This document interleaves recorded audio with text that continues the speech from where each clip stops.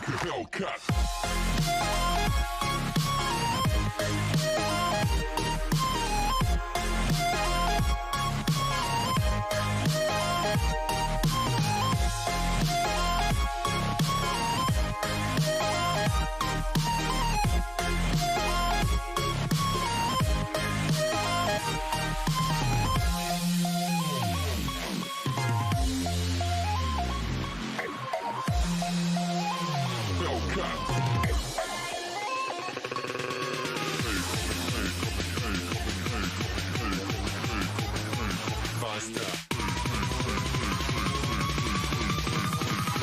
Coming like a Hellcat.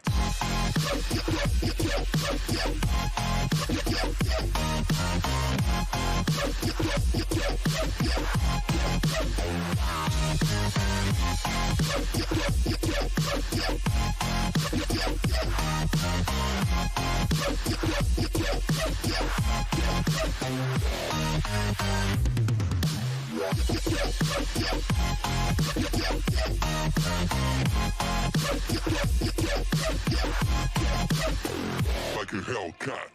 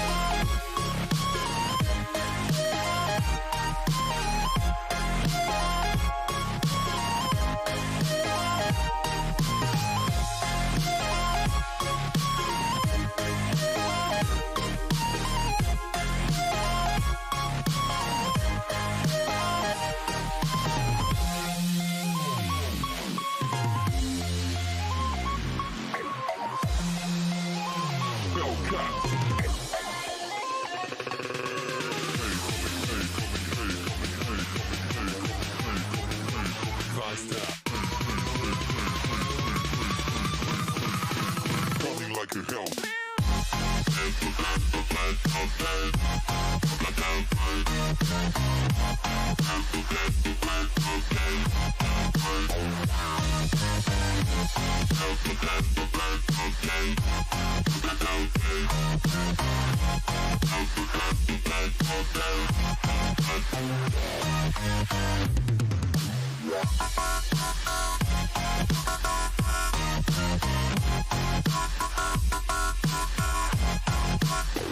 Like a Hellcat.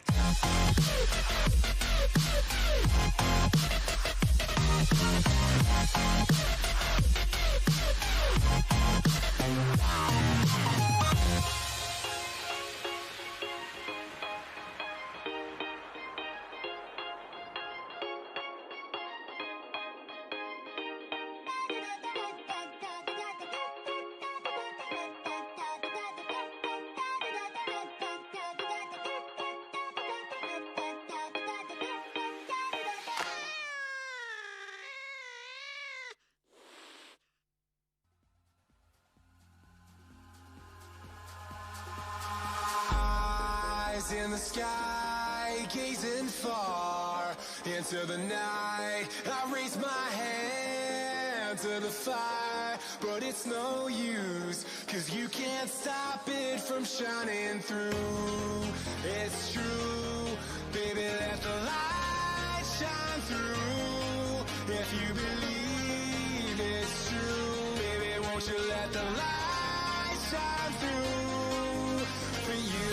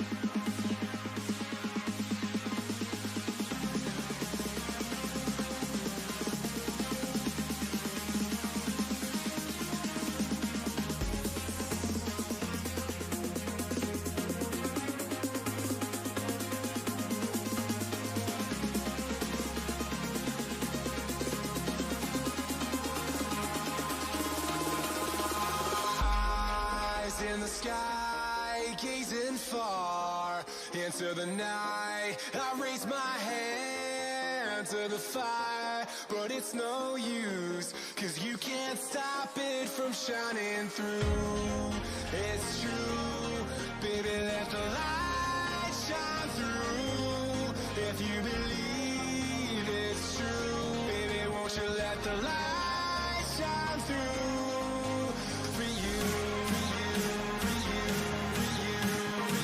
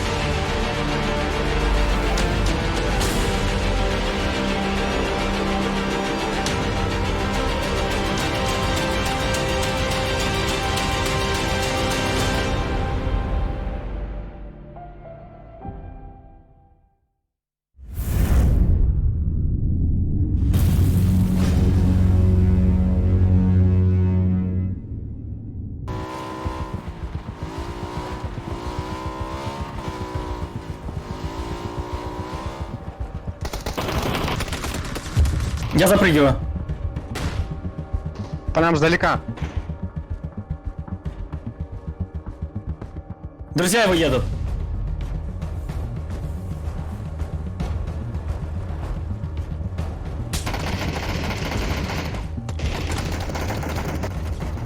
Добили, Добили? моего добили.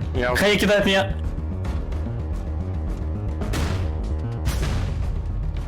День. Там Один на втором у нас. один в маленьком домике. Хае кидает, осторожно, что-то кидает. Я на второй им закинул. Первый этаж у нас, Аля, у тебя справа, справа.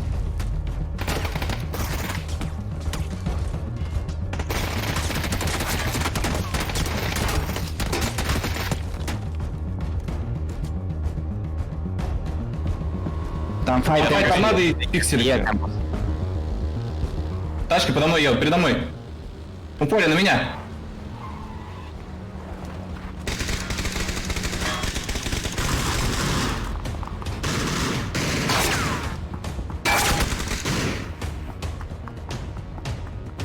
Я не могу подняться, мне сразу... Нас бетонку заняли нашу. Сверху фул уже заняты, фейзы вот так заняли. Окей. Метку же там. Пошли быстрее, темпусы, быстрее, сюда, на двойку, быстрее, на двойку. куда? Быстрее, на двойку, Много, быстрее, много, быстрее. много. Темпусы вначале еще убивали. Да я не Много. Там надо один или двое.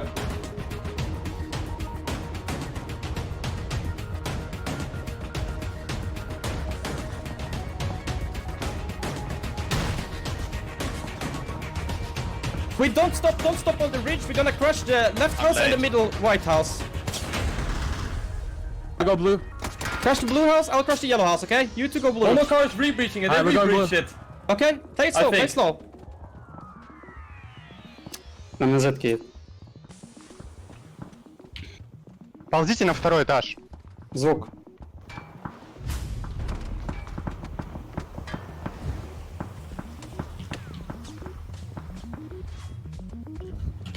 Ползи. Ног.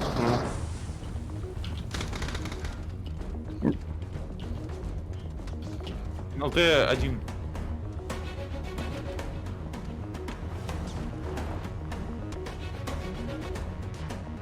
Не ползи. Тут, двери.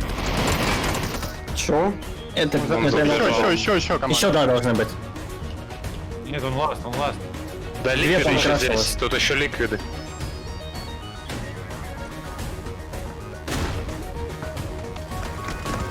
Почему куда влетаем мы, влетает весь сервер?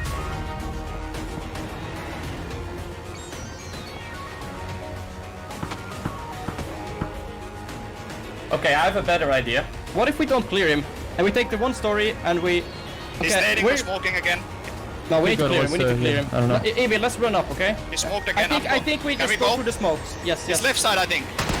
Dead. Nice. Good shit. I'm taking the barrel.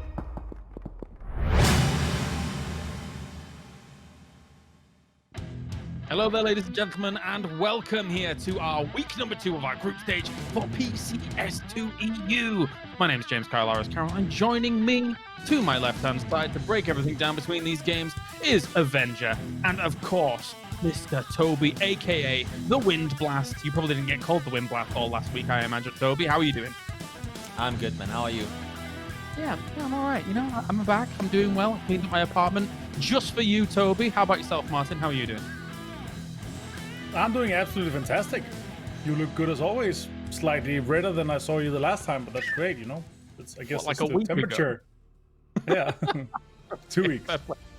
Well, I've got my AC on. It is heating up here, and it's also going to be heating up on the battleground as well here, as all of these teams are going head-to-head to try and get themselves as many points as possible and put themselves truly on the board to try and move into the final. Here are the standings so far. Northern Lights doing very well for themselves across our first week of group stage. And Toby, all things considered, Northern Lights, it's not really a surprise that they're in that kind of position right now. No, they've been playing phenomenally. I mean, they haven't seemed to put on the brakes at any given time. Whether they're the ones breaching, where they're getting breached, they seem to always have an answer to what's coming their way, and I think it's phenomenal. Like, really, really impressive with the way that they've been able to play in a first week that normally tends to be the chaotic one. And of course, when we look at group stages from our first week as well, Team Liquid and FaZe Clan getting themselves a second and third place here, Martin. It's two big names once again that we're expecting to put up these kinds of performances. But for Team Liquid in particular, with Clib as the new member of the roster, I think it's cool to see that consistency. He's got so much potential behind him. Yeah, and I think that's also one of the reasons why they picked him up, of course. We saw some really great plays from him, and he's been playing fantastically as well, even while not being on the roster of Liquid but on Tempest, being able to both IGL and play in a more of a kind of a flat leadership strategy. Yes, James, he does a lot of macro calls and rotation, but he's able to give a lot more information, also have a lot more insight to how they play. And I think that's one of the reasons why they are able to still have this consistency, even though this is a brand new picker. And of course, it is B and C today, as we have all of our teams in Group A grayed out currently. They will not be playing today. And when we cast our minds back to last week, Toby, B and C, you consider this the aggressive groups going head to head with one another? Yeah, I mean, there's less control for center spots and more maybe control for prio compounds. Not regardless of where they are in the circles, but more daring. I would say there's more maybe surprise attacks for teams that are used to the more calm or calmer surroundings. There are more odds for surprise attacks in a lobby like this with a lot of aggressive teams. Fair. Aman, your thoughts? Well, obviously a big surprise for me right now, while we're still on the leaderboards, is TSM is sitting in 20th place with 42 points. And one of the times that I really want to see them shine is, of course, when we're both both when they're playing against the other group as well, but in this group as well, because when you don't have NLT, Team Liquid, Navi, like these teams that are sitting very heavily at the top that are playing a style that TSM usually gets kind of countered by. I was hoping to see them really rise up in these kind of days. So I'm hoping to see them having learned from last weekend, and I'm really curious to see how well they're going to be able to set up, because right now they're actually 17 or 19 points, was it, behind 16th place, or breaking above 16th place. So it's quite a lot considering they had such a rough first week. We have triple Miramar, triple Erangel on the way. And speaking of Erangel, to start off here, Toby, when we look back at our previous week as well, the final day that FaZe was playing was a dominant performance from them on Miramar. We had 2 first places and a 3rd place, kind of, sandwiched in between those first places. But that was a brilliant thing to see from FaZe. They got themselves 73 points during that day, which was huge. Oh yeah, it was impressive. It was impressive to say these circles did go their way, sure, but they made everything they could with what they were given, and that was, obviously the wins in the 3rd place and a ton of kills with it. As we've seen before, as we saw last week as well, compounds and circles ain't everything. You got to be able to bring home the chicken dinners as well, and they did with fashion as well. So really impressive to see them be able to perform as well as they did in a situation where normally, FaZe ain't normally your group stage go out and slaughter everyone type team. So for them to, as I said before about Northern Lights as well, to be able to kind of find the control in a chaotic situation that was Group 1 of Group Stage, or Week 1 of Group Stages, that's a good sign for them going over. All right, well, let's talk about our predictions now in terms of who we think is going to be doing well throughout the day. I'm not sure even who I'm going to start with. I guess I start with Toby and then we work from there. Is that how this goes? We could. I think you can pick whoever you want, but I'll start. So as a contrast, while they're sitting decently on the overall leaderboard, I'm actually going with the team that had the, on paper, worst day in BC last week. I'm going with Omarken. Them sitting at 20 points on the day. That's way below. I saw some of their tweets, heard some of their comments after that day as well. I'm expecting them to be able to turn that on a dime and convert a horrible day into a really good one today. All right, Martin, your turn.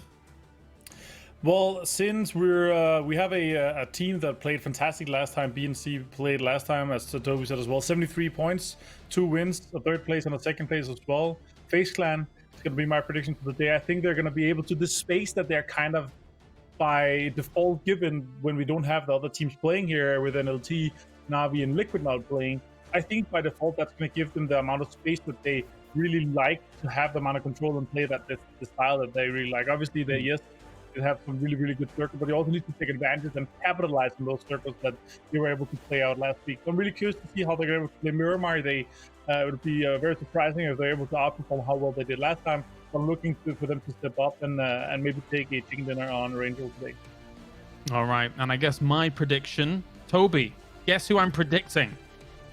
Does it start with a letter that my name also start with? It might do. It might do. do. Okay, yeah. Oh, who would have thought? Surprise, surprise, surprise. Tomaken Esports. That's weird. No, it's not that one. It's Tornado Energy. Hey. Yay! How unexpected. I must admit, whilst I wasn't here, Jursar did me proud and picked Tornado Energy as well. It's part of the host role, all right? You have to pick Tornado Energy. That's Fantastic. not true. You're lying. I mean, to be fair, they have been playing absolutely insane. They what is it? They have 19 placement points, I believe, and everything else is kills. I mean, that's insane. So while I think it's fun that you keep picking the same team, I also respect it because they keep showing up. So yeah, they're great. They're great. You, I mean, they had 5 placement points last time BC played, by the way. Right. Well, will we see the fight constantly between them as well as Better Luck next time as well? Because 3 points. That was interesting to say the least. I don't think if there was conflicting lobbies that will continue, Toby, because Tornado Energy kept on winning out that situation time and time again. That's what it does. It's just 3 kills early on, and Martin said it. I mean, they had only a few placement points on that day. They still got 5th overall. So what they didn't have in placement points, they got in kills. And if they can do anything to get those placement points with it, then I think Northern Lights got to be scared coming into tomorrow. Looking back at the first week here, Martin, who impressed you that you may not have kind of expected to do so well? When I'm looking at the names up towards the top, I'm thinking Win Streak, I'm thinking Bystander, Shift W, even though there's names in Shift W, of course, that have been in the PEL in the past, and we're expecting them to kind of do well anyway. Who's jumped out to you, Martin? Well, I guess I'm kind of taking this away from Toby, but I think Etiquette has been able to perform very well, especially the last time that this group was able to play. They were able to get 57 points, and they really impressed me. And it's not because they got free circles, and not because they were given a lot. I think they got a lot out of what they were given, and taking that into consideration is that I think they're going to be able to frag out, and that kind of space that is left in the middle. I'm really curious if the teams, because like Toby and I, we were talking about last week with Joro, and we were talking about this amount of space and kind of whole situation that is going on when we have some teams that are expected to be in some central spots that are not there anymore. It kind of leaves 2 or 3 compounds open. And for me, like coaches, analysts, even players themselves, like Battlins that are looking through the VODs and looking through all the games, they must have seen this. So this change has to kind of come into effect. And what I really, really love is that sometimes through a tournament that is long enough, when we've seen that this in the past, is that the meta changes throughout the tournament because you have such a long group stage. We saw it in some of our leagues in our last year, PEL, NPL, all this, that the meta changed slightly throughout the tournament. And this is them being able to adapt through the weekends and going from a center-heavy strategy to a edge-playing kind of strategy, and the teams kind of follow that. It has some balance to it. And the same thing happens when the teams are not playing against each other and they're missing some of these teams here. So I'm really curious if the thing that's going to happen today. So that was a long rant, but that was a really strong point. I think that it's going to be very, very interesting to follow today. That's fine, Martin. Thank you. We've got plenty of time for everybody to talk here as we get into our first game on Miramar here for our second week of the group stages. A huge thank you already for tuning in around the world here for PCS Europe, where the best of the best fight. We've got Group B, we've got Group C about to take off in the plane for the desert. And I couldn't be happier to bring you the games, but we've got 2 of the dynamic duo to be able to bring you them as well. It's Sims and Pansy. Take it away.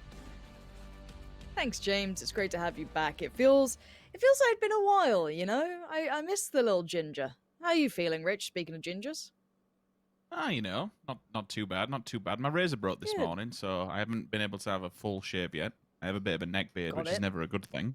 But it's you got stolen the Mrs. Neck good. razor, just giving it a go. Oh, I'm not using that thing.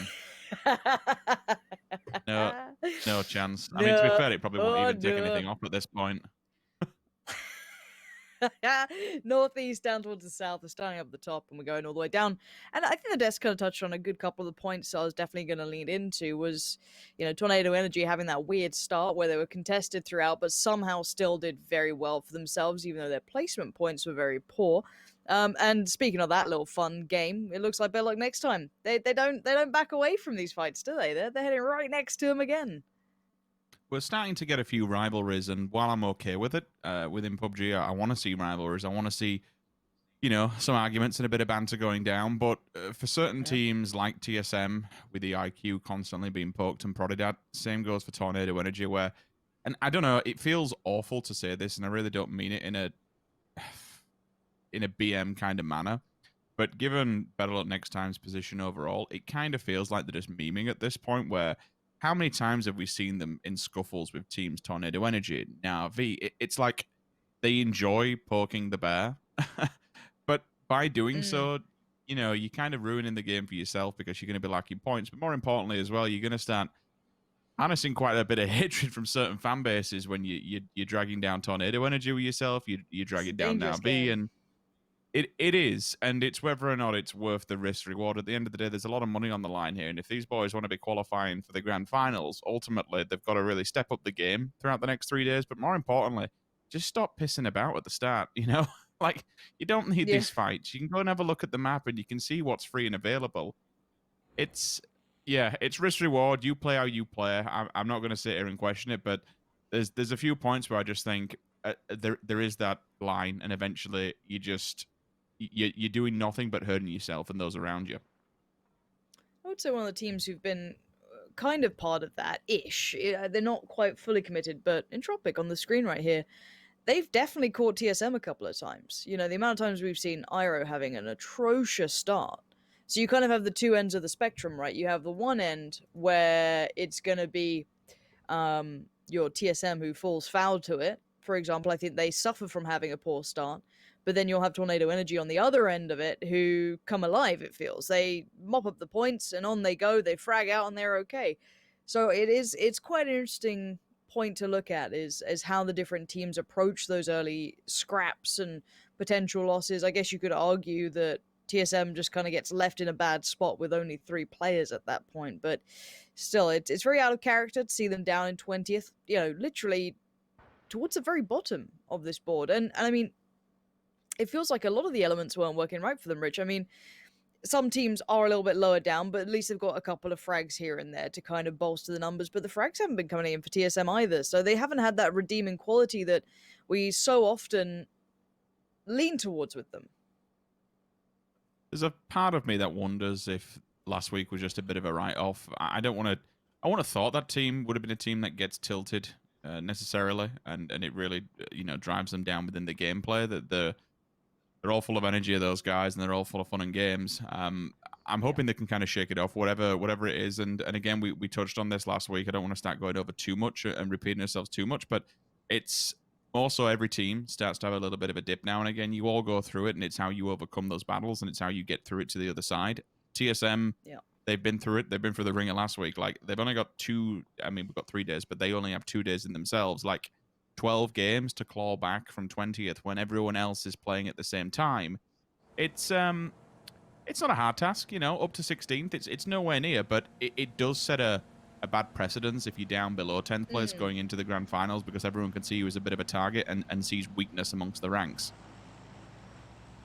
Yeah, I think that's a very good point. Now hitting towards a 5-minute marker, most teams going to start leaning towards where they'd like to be, some more likely than others, and DA getting a little bit of pressure from one of the fellow Turkish teams out there.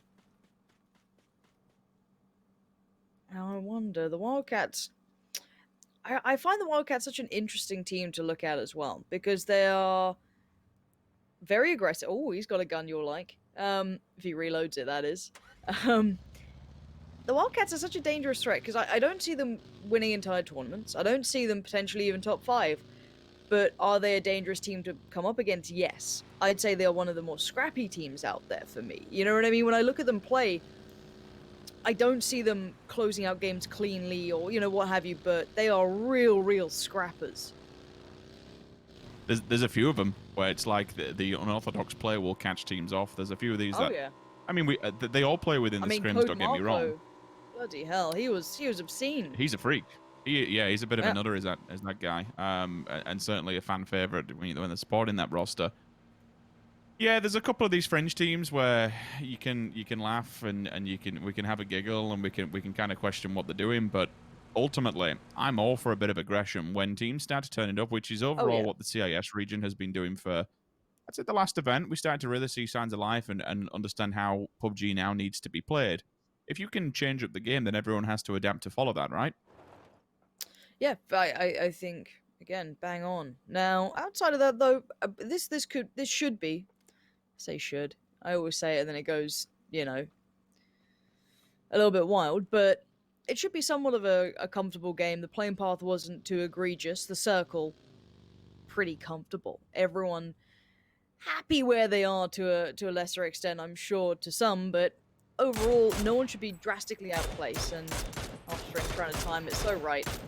Does it the tires, not the player? I guess we'll take the, participation award on that one, but at this point, I don't see anyone being in a bad spot. I always try and classify this in my mind of how do I want to look at this? If people lose players early in these sort of scenarios, I feel as though sometimes it's a lack of focus. It feels very unlikely to have a forced error pushed upon you.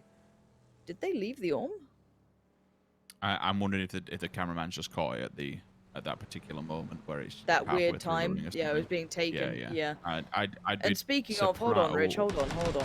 Petrelius, a very lackadaisical approach. It's comfy for Gustav, and Gustav's there on his own, right? So he needs to peacock like mad. The hornets of DA are going to start swarming if you're not careful, but that's a freebie right there. That's what you dream of, a slow car pulling up. Here's your Uber Eats, sir. Yeah, easy point for FaZe. And that compound, it gives them a bit of more of a step toe if the circle does either ship towards the north or even more so just towards the middle. Looking at something like this, El Pozo way, I mean, we've still got plenty of places and we're only kind of guesstimating here. You do have that hot zone below Pozo, the crossroads just above it to the north, and then you move over by the power grid. Two areas that we want to keep an eye on and look towards, and a lot of teams are doing that. EIQ are in a position for a really good scanning position, actually, top of the hill, so they can look both of those ways down to Monte and back to power if they have to. And then pretty much below that, Picado, in and around it from Enz's position, we swing down low, kind of in like a ball effect, go with the circumference of the circle, and then you hit FaZe Clan. DA there as well, so team's in a really, really good spot. One team we haven't actually really spoken on and kind of went under the radar, actually, last week as a whole is Raise Your Edge. We focused a little bit on Aduzi, obviously been the newest member of this roster. In this group in particular, they came 4th overall, but still, they're another roster where we hold to the highest standard, and we say it repetitively, unfortunately. So it circles up, but we can touch on that in a second with everyone already inside of it. 16th, so, they're only a hop, skip, and a jump from TSM's position, and a couple of rough games over the next 2 days, and honestly, once again, their position in the grand finals could be up for grabs by somebody else. I mean, I still trust in this roster, but I had trust last time, so there's obviously some trust issues there. Yeah, we need to see the proof in the pudding. And what could be quite the sweet little scenario for DA would be the trade frag, but I feel like that's probably not going to be the case. FaZe truly ready now. They aren't all in the same sort of building, but DA now have to peel away. Mert couldn't quite get there to save Sixmo nor apply the pressure at the same time. And DA look a little lost here. Bit of damage on Gustav, but that's nowhere near enough to equal out the losses they've already suffered. I think they boot themselves a little bit there. The second FaZe Clan turned up. I'm not entirely sure what the idea was behind it. Like, if you're going to commit to that, you would commit as a 3-stack and try and take control of it, especially if you know that someone from FaZe is already there and they're already pre-eyeing it up, given the circle. Yeah, essentially they also bailed on it, which did show they're a little bit scared to take that fight. If they realized and were scouting properly and watching forward and holding forward, they could have maybe hit FaZe earlier, took a couple on transition, and then had the even battle. Instead, they decided, nope, we're going to run away from this. You run to the back. All right, you've got the fence in front of you, but that's absolutely nothing. No hard cover. No support whatsoever, apart from moral support with his one player hanging back. Really, it's it's a loss for DA, and that leaves them. They're still in the circle. They hold a compound, but only 2 of them do, and it's a decent one. And so regroup towards the bottom side of Picado. This is what I like to see as a person who enjoys town fights. Ents and TSM. This could be a little bit spicy because you've got Code Marco and the rest of ETG on the left-hand side, just towards the hangars on the west of them. That's a funky little 3-way that could kick off big time, to be fair. You can't go towards the north. It's completely locked off because you've got Raise Your Edge, and unless Circle goes up towards Power Grid, then we're really in for a laugh, because those hills are quite treacherous to get up.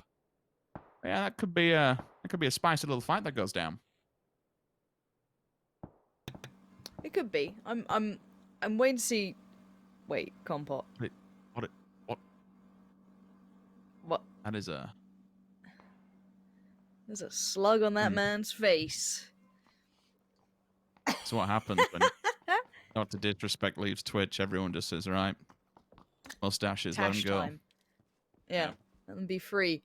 And here, the fight that we... I mean, I honestly expected it at the start of the game. I'm surprised it took this long, but it has more often than not gone Tornado Energy's way. This has been a favorable fight overall, but Kissick is rocking up Akira style, slides the bike in, ready to go. Alia's going to be trying to be on post, but he's kind of isolated from the others. They can't quite support him so easily. As you can see, the rest of them are desperately trying to help out before they get there, and Fate has fallen. So great work from Example to at least catch him, slow down that push that was looking very, very deadly. And they need to get in there. If they want to support Alia, they need to turn up.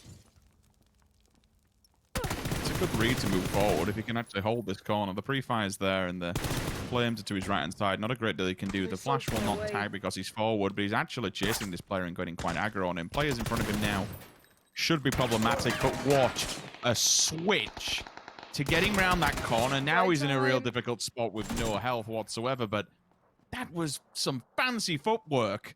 Example's also been answered, Lauren, so this just went from bad to extremely worse.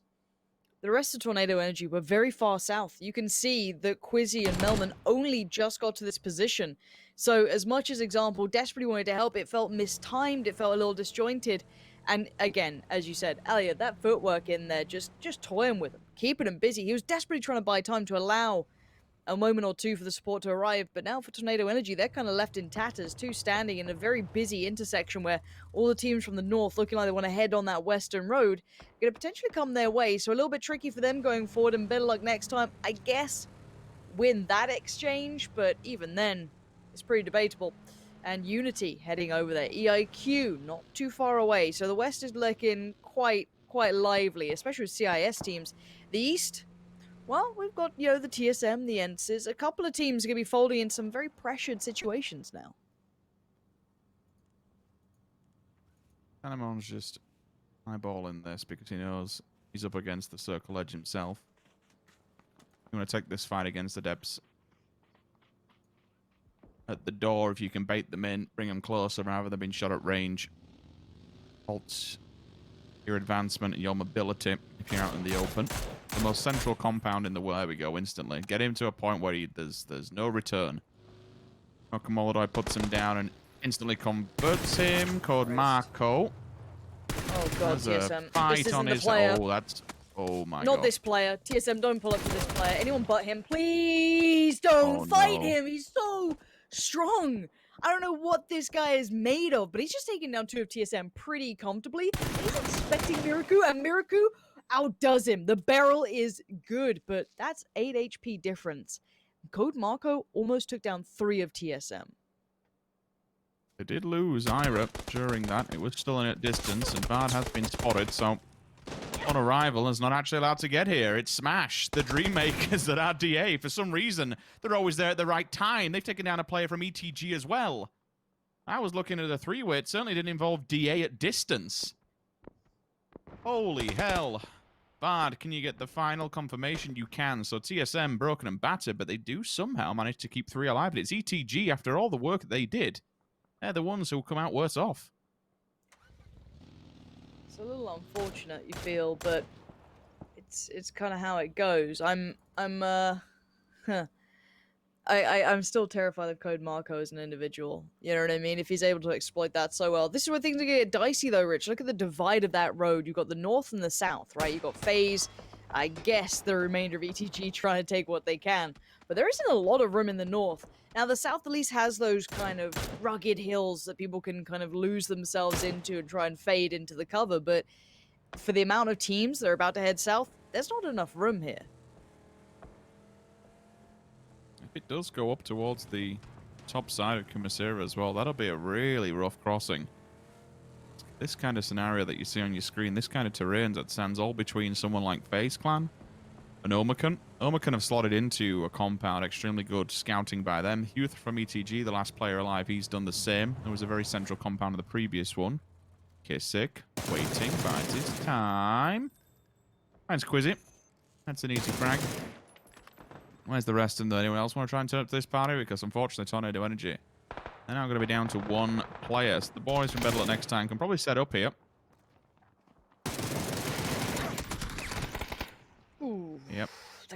they've had a harsh start. I feel for Tornado Energy. I mean, we've seen them succeed in those scenarios that we saw kind of come out before, that continuous battle with better luck next time. This time they lost it, and then they were left in tatters. Even with a great individual play from Alia, it wasn't enough. It is what it is. It's one game. They're still in a very good position. Up in 4th, of course, very, very comfy. And bear in mind, Na'Vi are not in the lobby today, so no one's in close proximity to chasing.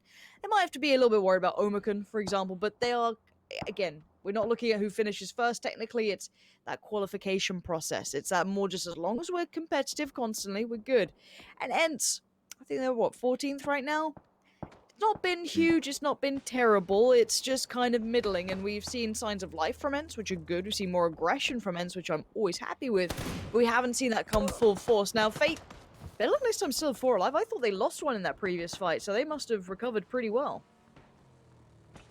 Well, they took the compound, which give them a couple of minutes just to regroup themselves, maybe share out some fever info, bullets, bandages, whatever. Get the gear, get back on your feet, and get stimmed up, because they knew they had a fight of their life, basically, up against the blue that compound was. They have to remove the safety net and then find EIQ. So you can hold for a second and try and scout out and get information as to where people are going to be lurking, listen for gunshots and stuff. She created, I can already see, is that basically holding the line here as everyone just comes flying down the hill. Unity are feeding IW here. If they can mop up, this could be an easy wipe. The Wildcats are one of those teams that could do it too. If they're on point of this, She created is a little bit on their own, so they need to wait to make sure the teammates have some angles to support them, or maybe try and make a mad dash across to the other side of this. Smoke's going up. I've got to feel as though that's going to be the case. Trying to evacuate the player, Black Hawk down style at this point. Got to make a bit of a dash for it. WS going to be finding a couple of kills here and there. She created, not being subtle though. To hold this potentially. Has them locked in, and yeah, here we go. TSM trying to pull up to the maybe a ditch there, or did Miraku land a little early? I think he did. Where are TSM trying to get? There just isn't room here. Where can you stand safely? I feel like Blaze can see you momentarily. FaZe are getting interested. There's no niceties in this one. I guess you just simply can't have 14 teams in the circle. That at least does a bit of damage back to him. No rest for the wicked, though. I can already see FaZe are sniffing this one out. They're leaving the comfort of their compound. May try and throw a few grenades their way, or just shoot them and eliminate from the lobby. One man standing, I believe, on the side of TSM now. Should be an easy frag for Gustav, if not just leaving him. Okay, yep, doesn't go for the confirmation, wants to stay alive. I'm totally fine with that. Apocalypse and Libsyn, there is potential that they do pull back on this. Bad now, left to try and hold the line against Blaze. I suppose there was really nowhere else that could go. Maybe they just didn't realize that all Blaze had gone into a 2-2 position on that side there. It's ever so slightly unorthodox to split your team like that. Oh god, bad. No helmet. Barely any life. Bugger's probably about to go down here. Flash up. See the arms flailing in the air. And we never want to count Vard out until it's done. Teams are getting so good at staying alive late game. I mean, we're seeing 15 teams, 14 teams in these sort of circles. I do wonder, so on Theory Crafts, how much value do you have having middling results towards late game like this and going down with maybe 1 or 2 kills rather than going for potential hot drops? That's a discussion for another time for now, because I'm sure the theory crafting will be done eventually once teams realize this is a common scenario, especially on Miramar, I feel. As adepts do go down, we're down to 12 teams. And Razor Edge yet to make a point. Looking to maybe get involved. Belog next time blocked out. Blue on back. EIQ in front. They ain't making it out of here. That's a death run and a half now. From behind, though, a doozy makes his name noted. So, for now, that's a banger too. That's a lovely shot. Razor Edge, maybe they're feeling warm today. Yeah, they can probably try and capitalize on this, knowing they're broken and battered, but by doing so, it puts them further up against the blue and further out of position, especially when Shiv is deeper inside the circle with a bit more of a ditch that they can play off the back of. Be noted as well, DA actually picked up a double kill while that was going down and took out 2 members of WP, I believe it was. I'm not entirely sure how he managed to do it, but he did. They must have just stunned him because it was definitely a barrel knock as well while doing so. WP are actually getting the players back on the feet, albeit it is in a very sketchy position, playing with a tin shack, and that's basically it at this point. Page and Omakan, solid position. Solid map read, more importantly. They scouted it well. No one was there when they turned up, and they weren't exactly there from the start. It was like circle 3 or 4. They moved into that. Your edge indeed. You can see a crate on there as well, so that's going to at least tank one of them up. But Look it's at that 2-2 split. How much room do they have? Whoa. If I'm right in thinking where Raise Your Edge are as well, that building's level 2 flat top, so they'll have vision and all those teams. Maybe I'm wrong. I'm not. You might be thinking a little further up. I'm not yes, sure. if so, it's still on an elevated position, so it'll give them something to look into those northwestern teams that do all have to come forward. I mean, look at what everyone else has to work with.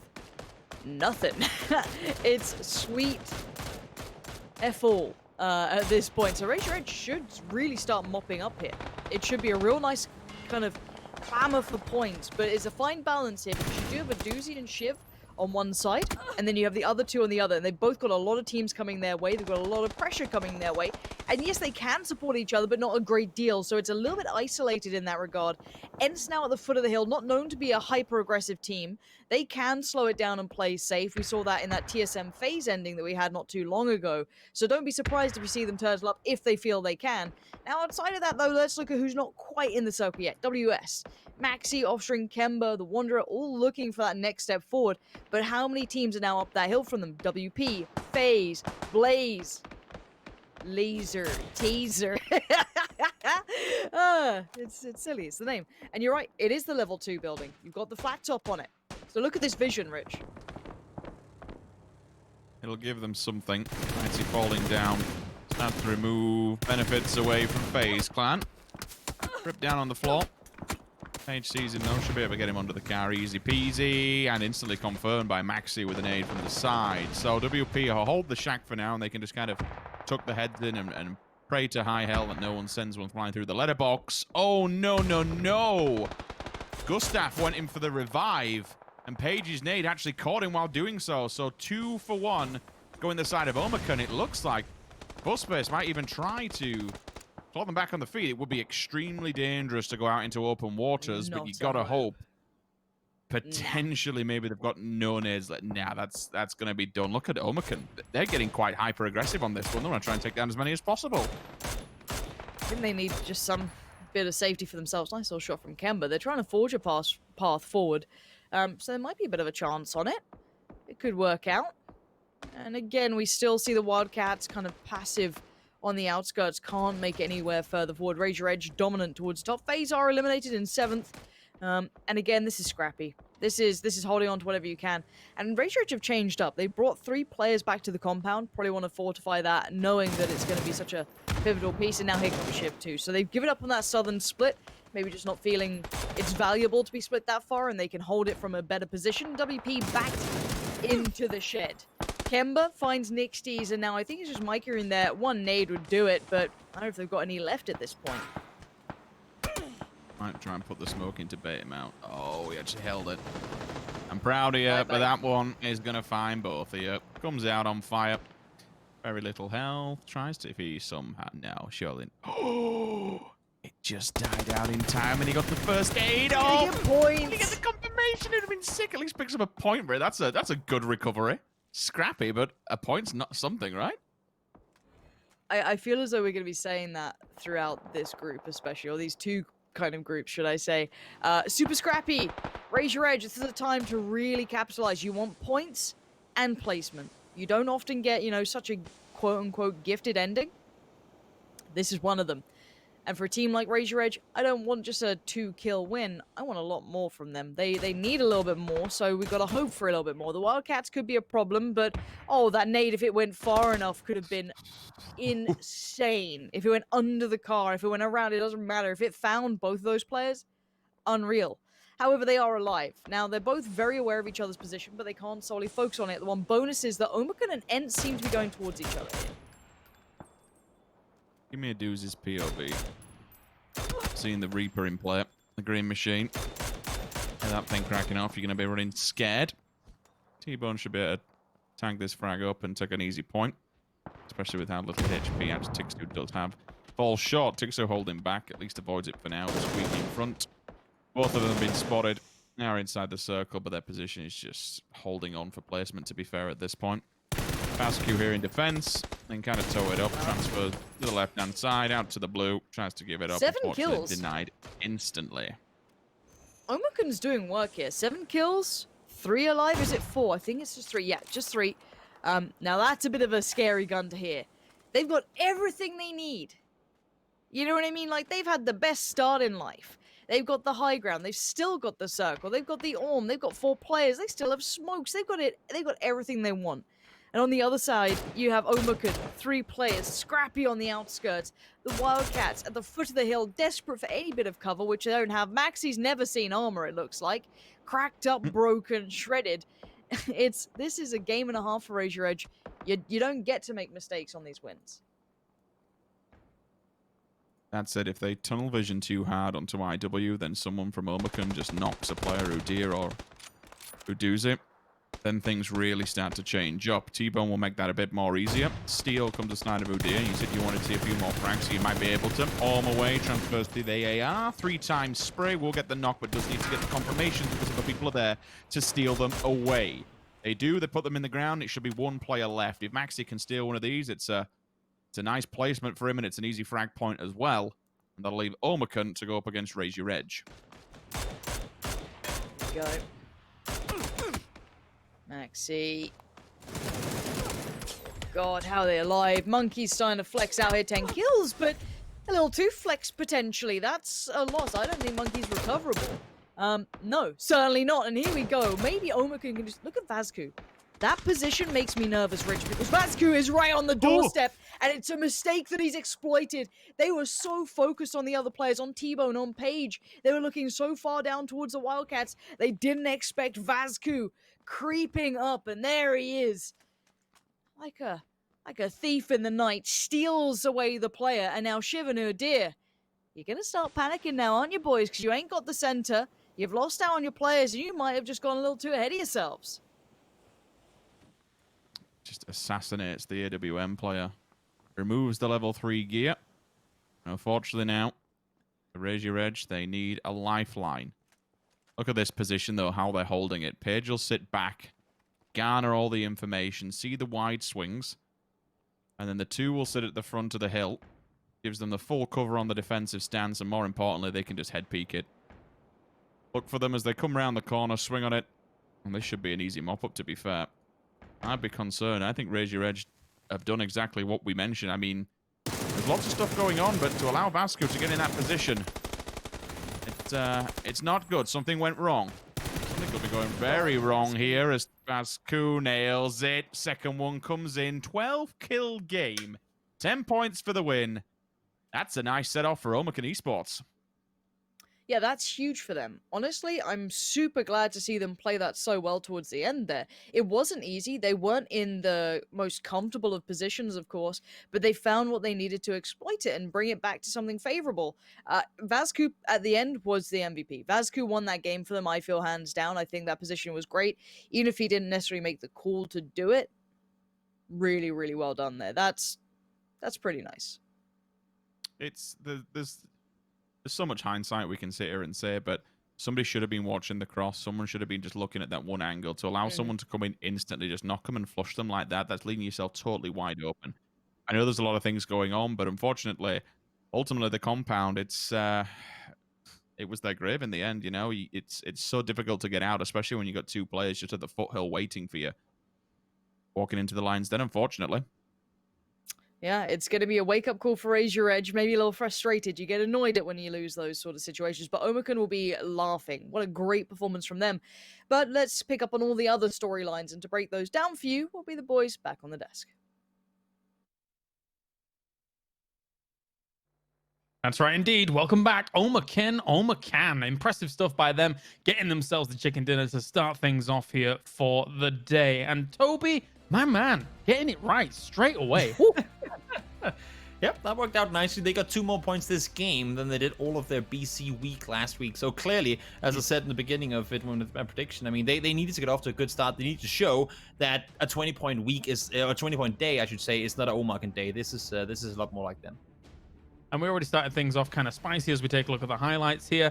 Tornado Energy and Better Luck Next Time found each other on not Erangel, but Miramar here, Martin. So how does this keep going down? I don't know. Like, I feel like they're just finding each other because of similar play style, and it's kind of unfortunate for them.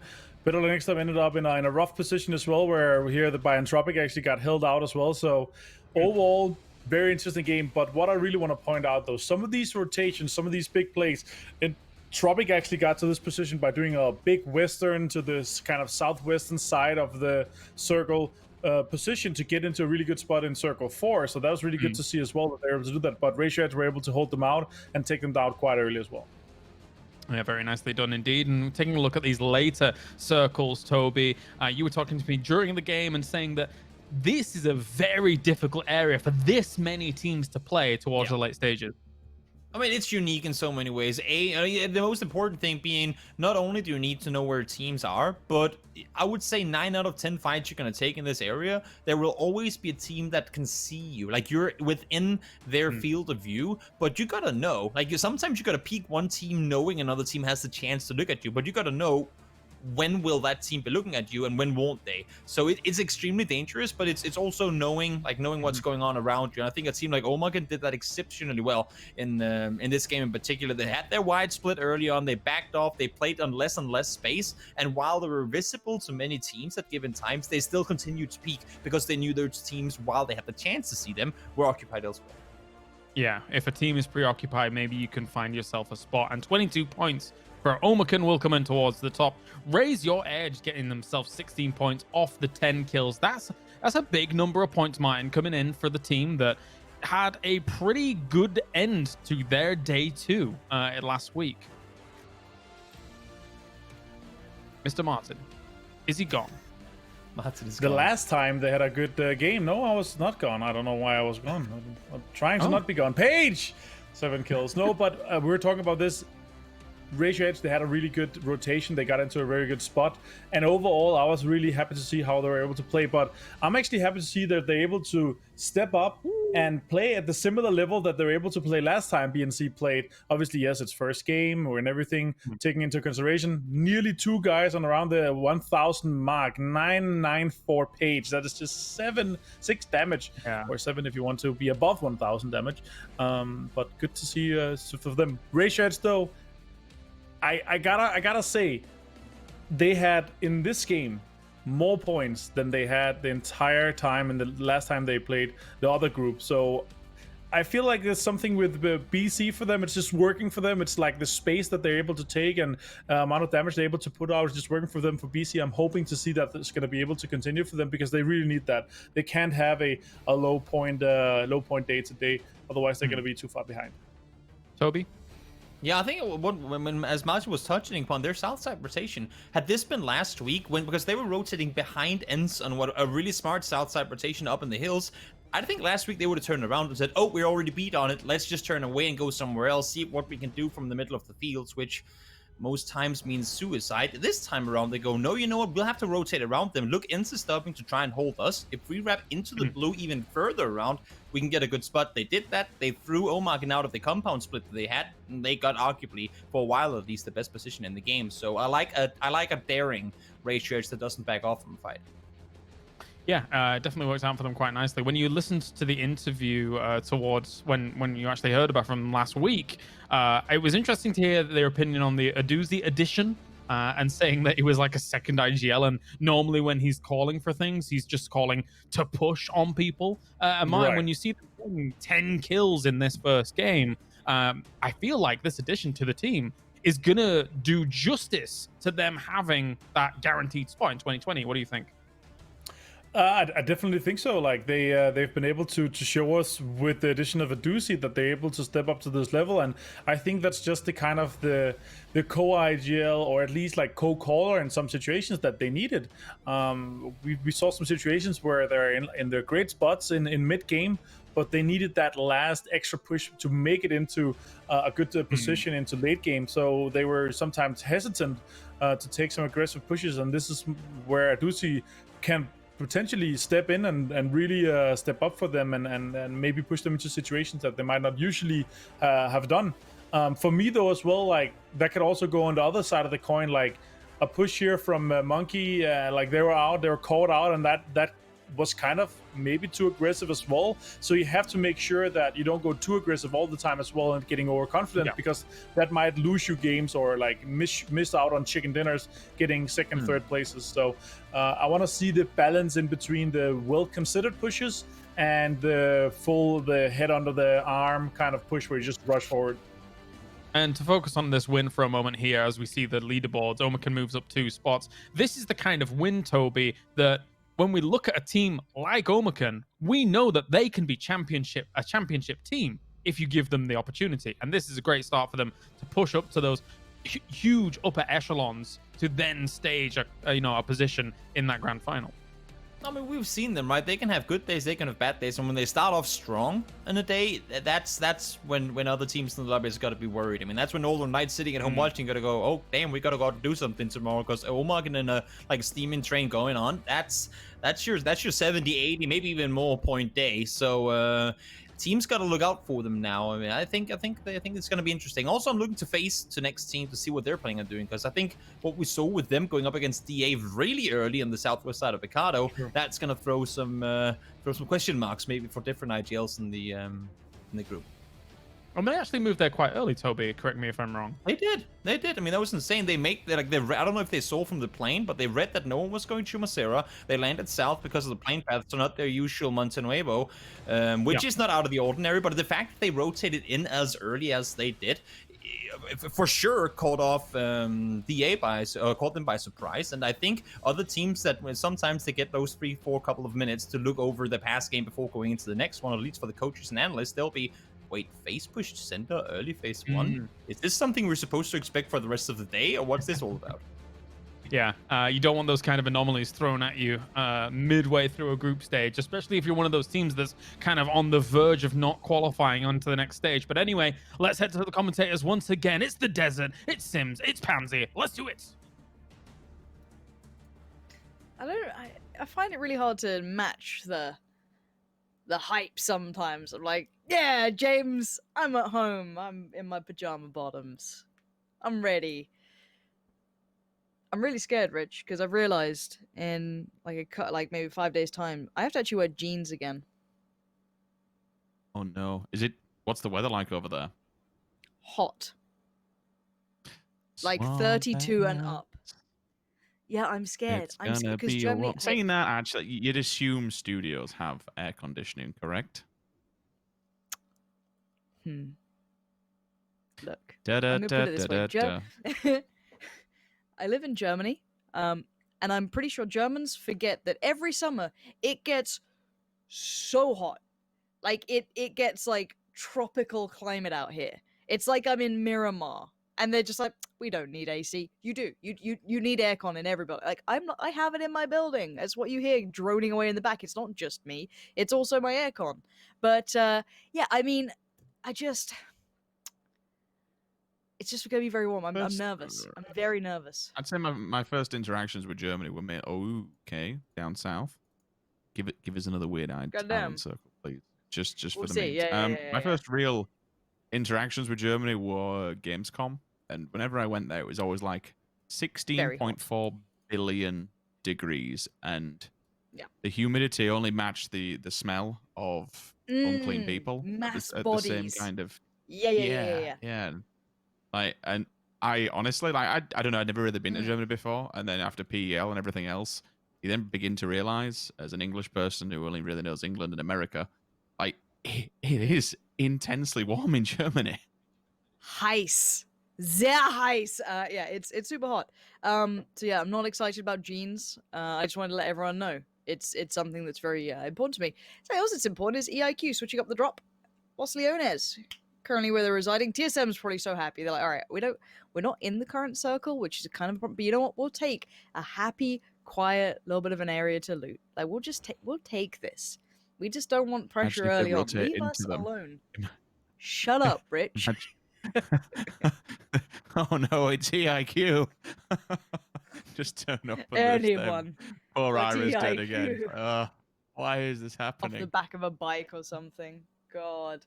It's actually, yeah, I suppose it has gone well for them with this circle being down outside Los Leones. There's a bit of room between them and IW as well. IW on the top side, which will keep them quiet.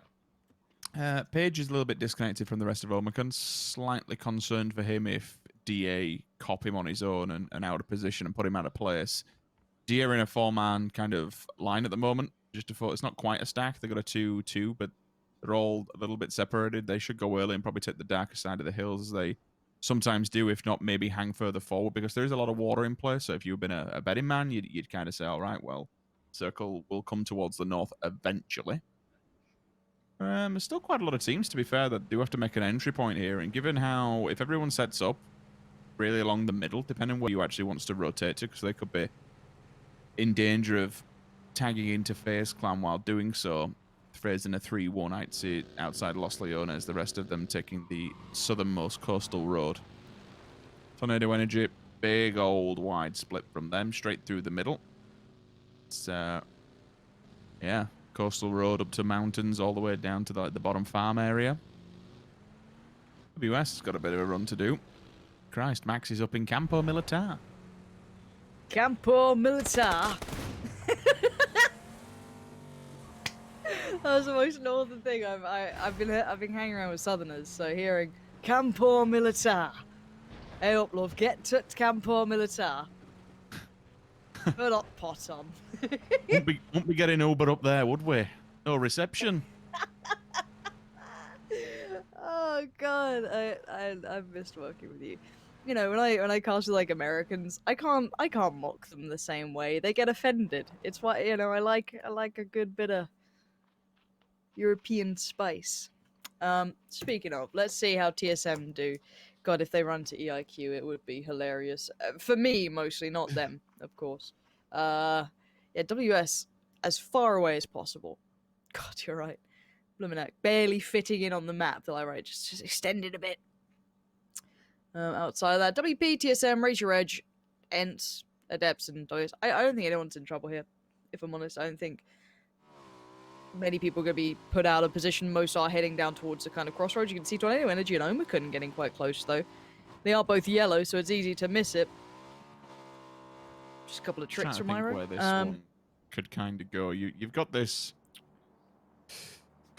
It's like a diagonal path that kind of runs through, and again, it all comes down to when I've plotted some of these circle endings myself, and you can kind of see like certain lines that do run through the map of where the circle flows down from hillsides and from inaccessible terrain. You know, it's not always perfect, and it's just a general guesstimation rule of thumb, but there is kind of like this line which goes from Monte Nuevo diagonally down to kind of where FaZe Clan is-ish.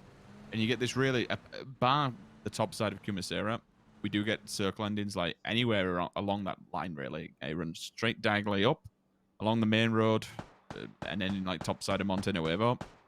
There's a couple of places you do want to be avoiding here. If you are a player, you'll be looking Kumasera area. We don't see too many top side of those. Bottom side, absolutely. You know, if you want to play around the big canisters at the bottom area, the oil drums, feel free. That's a pretty damn good spot. And it's a good plateau that you can wander around and defend easily. You go further out than that, you'll be looking to Omicron's territory. There's a fair amount of times bottom side of Kumasera between in and around that area we've seen them alive and kicking. But that's EIQ. They're going to be sharing it with them and Tornado Energy this time round. And then down towards the bottom, FaZe Clan, IW. IW, I did say they need to be careful when they rotate. They don't go into FaZe, but FaZe went early, went ahead of them, and they've stayed ahead of them, but they have magnetized towards them, so you do have to be aware of that. WP, wide flank, all the way Valdemar, West Coast, West Coast at the moment for those boys, hoping for the hard shift. If it does come through, it would be phenomenal. That should be amazing. In fact, I'm seeing Mika. He's on the other side. He's going towards Los Higos, so maybe they know something we don't right now. Maybe. You know? Maybe. We'll see. Oh, Kissick, ready to ruin anyone's date. Better luck next time looking for the next team to hot drop off. It's going to be their tagline motto, isn't it? Better luck next time. Pissing off the entire lobby. That's the the plan for now. Unity. Gotta be careful. They are dangerously close to a very volatile team, so... Oh no. You know what? The Welsh Most Valley. perfect way. It's trapped him. Volatile. That's the perfect way to mention some of these teams where you just... Honestly, like, some of the stuff they do is so wild and so unorthodox and unexpected that it works. Stupidity, and it just works. Like, not stupidity, that's a bit more BM than what I should be, but more so just uncalculated, you know? You think, yeah. God, why have you done this? But somehow it's worked.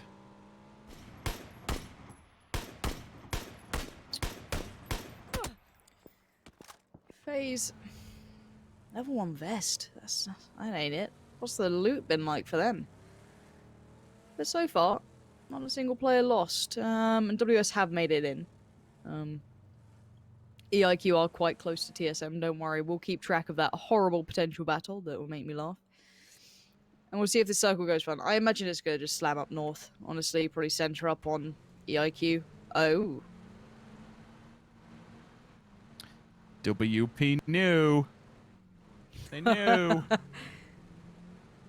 Hey, you know what? You get a south shift there, Lauren.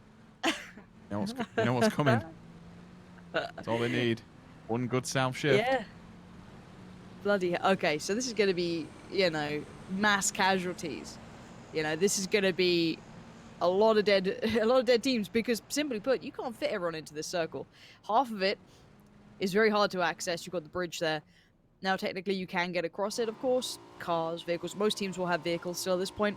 But my god, it is tough to do so. And look at this just mass migration, Rich. Where the hell did you just see that body on the screen? Yep, that double. I don't know, but someone clipped that. It was just like a body mid-air, just like flopping down. Whatever it means, it doesn't really matter. Right now, T-Bone's been lost. This game is going to be so manic that we're just going to have to see how this unfolds more than kind of keeping you as best informed because, as said, it's going to be so many deaths on transition, so many players being picked out of cars, so many pull-ups potentially, so many snakes coming through. And here comes the push. Nice entry from Page. They didn't check the corners. And Kessick, easy punish. Easy. Oh, we asked who better luck next time's day they would be ruining. And it goes from hero to zero, potentially, as Jempty's the last man standing here for Omicron. They want it as well. If they can catch him out, push him on the 2, even if they just go for the trade and the refrag, it's an easy, clean wipe. Faultlessly, I'd expect him to get him on his feet first. Hold a little bit of time here. Fate can just hang back. Squeaky goes down. Not out just yet, but Alia's pretty good at finishing his kill, so we'll see if that does happen. Best position at the moment, to be honest. And talking about Alia, it is Tornado Energy. Like, they have such a priority position within themselves. That is, if it does come their way, that's what needs to be the biggest factor. It needs to come towards the north, and in which case they control a large portion of that land, and more importantly, a large compound that has a fair amount of vision. Squeak is still begging Tixu to actually revive him. Jempty's got one. Okay, now here's something, because there's the follow-up as well with the molly. Jempty sometimes wins these, and if he gets this, this would just be absolutely pure insanity. Nope. Shut down. The dream is dead, and unfortunately, so Romacan. I mean, from first to last, how many times does it happen? But the point is, it's a horrible circle. I'm not going to put too much into it if you lose on early life here. I think that's where even the best made plans can go terribly wrong because of the unprecedented circle. I'm pretty sure most teams are going to avoid going to the south. So they're going to try and avoid going across that bridge towards the southern island simply because it's more likely to go northern side if, you know, it goes towards the land ratio. Or away from quote-unquote water ratio. There it is. Like when we went to that camera shot, I was like, there's a body in the air. That ain't it. What the hell? And Hawkeye, as ever. Oh, right, no. so as I said. Look who it is! Yeah, Christ. But of course, that's still... so let's kind of take into account why we get so... not nervous, but excited by these circles is because it's basically 50% playable of what it should be. So when you have 15 teams, they've all got to fit into that northern portion. Very few of them obviously want to commit to the south. It's... yeah, Blaze? Yep. It's fine. Just beetling it down a hill, yeah.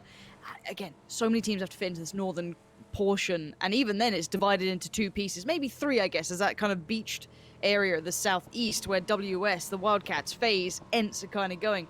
The northeast side, you've got Blaze, Tornado Energy, EIQ, ETG, TSM, Raise Your Edge, and then northwest, Unity, Adepts, and so on. It's so busy out here. There's only one real place where this circle's going, in my opinion. It's where ETG are actually moving to. It's somewhere between Blaze and Tornado Energy. Like, Tornado Energy took this for good reason, is that it's a solid spot and reminiscent of many a circle that we've seen up this end. It gives them a hop, skip, and a jump for everyone else, basically just to die around them and then eventually come out and claim more victims. ETG losing 2 players back-to-back simultaneously to 3 different teams is a telling story of how this is all going to go down. Ira at least answers back to Tornado Energy, and the more players they can take out from that position, the more of an entry point they have and potentially a really solid spot. Code markup, slowly but surely, scrapes it upside of the hill. We'll try and hold ETG in this competition, or excuse me, in this lobby for as long as humanly possible. FaZe Clan's gone for a big old split. Uber Gustav 1-1, Itzy and Fuzzface, 2-man little forward. WS down by the coastline, not too far by Gustav and Uber, actually been held at 2 different angles, so that's a good preemptive read from FaZe Clan to be able to watch and monitor, track where WS is making some kind of move. Go south. I don't think. Come on. I'd love it to, but I just don't think. When you look at that, it's probably 60-40, right? Yeah. Ooh. There's it. Ooh. Ooh. Ooh. There's so many. Look at this horrible position TSM are in. You got Tornado Energy in front, Raise Your Edge on your right, and then EIQ on the left. And normally, I'd be like, yeah, go on, crack on. I don't think TSM are playing to TSM level. They've got to get in there, though, Lauren. That's their only. That is literally the only place they can go. And if they do, there's a very good potential, in my opinion, they could win it off the back of that compound. It's so damn strong, given this current circle. Maybe. Code Marco, the one-man band we know is good, but probably doesn't want to be in these situations, is dead. Noki's going to do that for free. And I'm with you. The viability of that compound is certainly there. My fun has left the building. But at least we kind of get the, I guess we can call it a T-bone. It's near the pork chop, but we'll call this the T-bone steak. We've got the kind of meat on the left and the right and the sinew in between. I don't know if it's sinew, I'm just calling it that. It's kind of the bone in between, but you get what I mean. The point is that it's very divided in this. All this area is super divided and pretty polarizing too. And the issue then becomes, look at the teams who are not in this circle, Rich. Like, ENTS, EIQ, Tornado Energy, TSM, and Raise Your Edge. They can't keep avoiding each other. I feel like teams are getting so good at staying alive on the most minute areas, but you simply can't do it anymore. And TSM gonna fall foul to it. There's no way they get away from this one. Iro down, Vard is flushed. We do have Raise Your Edge then diving in on Tornado Energy, but while that happens, Iro's been flushed too. Miriku's been knocked. TSM are in tatters. It's just Vex. And they might be able to get a revive, maybe, but that's depending on if Raise Your Edge actually gets there in time. That nade is looking close. Delicious for a 3-point, that's for sure. Novik will not be turning that one down. Vex responds onto Shiv. The push is coming in from Raise Your Edge. No quite confirmation just yet. They will at least put down the preemptive mollies. Deny some kind of rotate further into them, and that's why they've not gone for the full flush yet. Maybe trying to bait more players. Eventually, they'll just kind of occlude themselves from Shiv's vision by putting him out of his misery, which they do. I'm sorry, Hockey, but you don't get away with running that open and that brazen into Tornado Energy. They've been watching this one. They've lost a few players while doing so.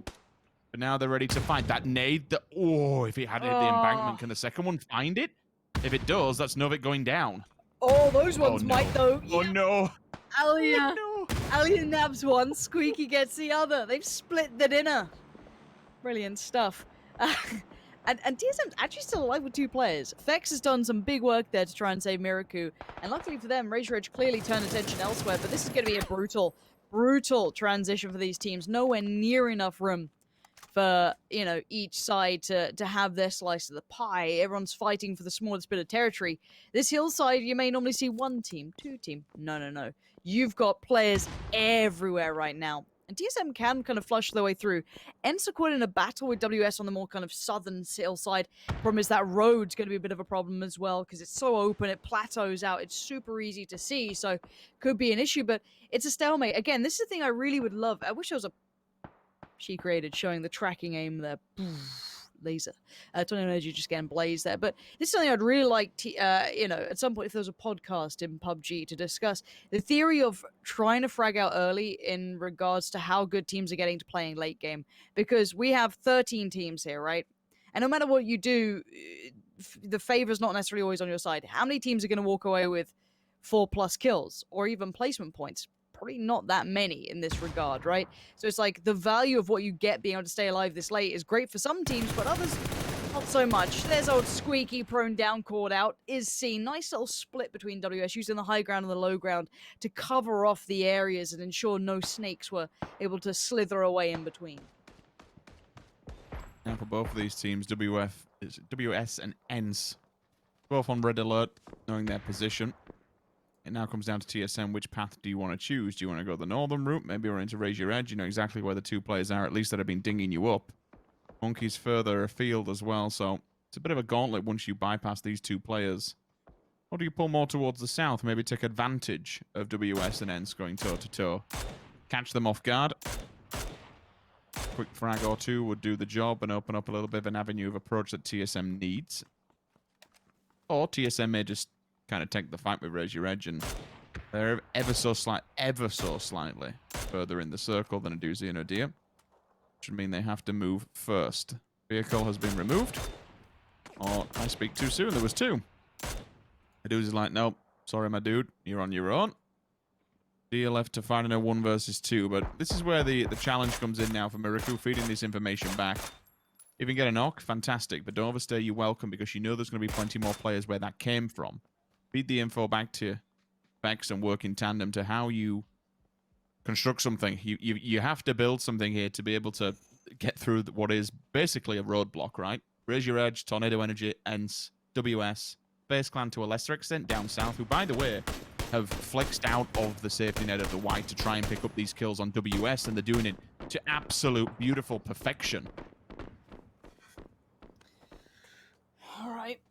Down to 13 teams. So many clutching onto the tiniest bits of land. Smallest bits of safety. Fuzzface, they have lost out on Gustav, but AT and Uber still there, and Gustav can still lead the pack pretty well as is.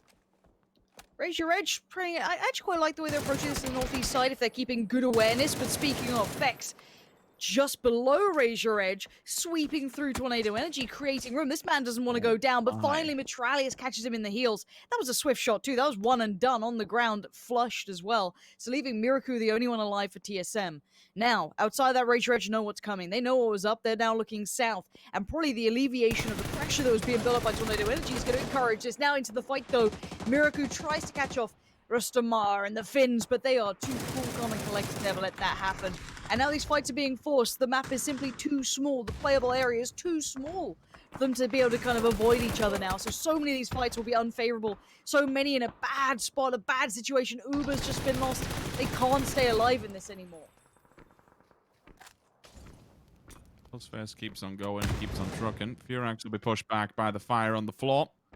The Molotov does at least spread.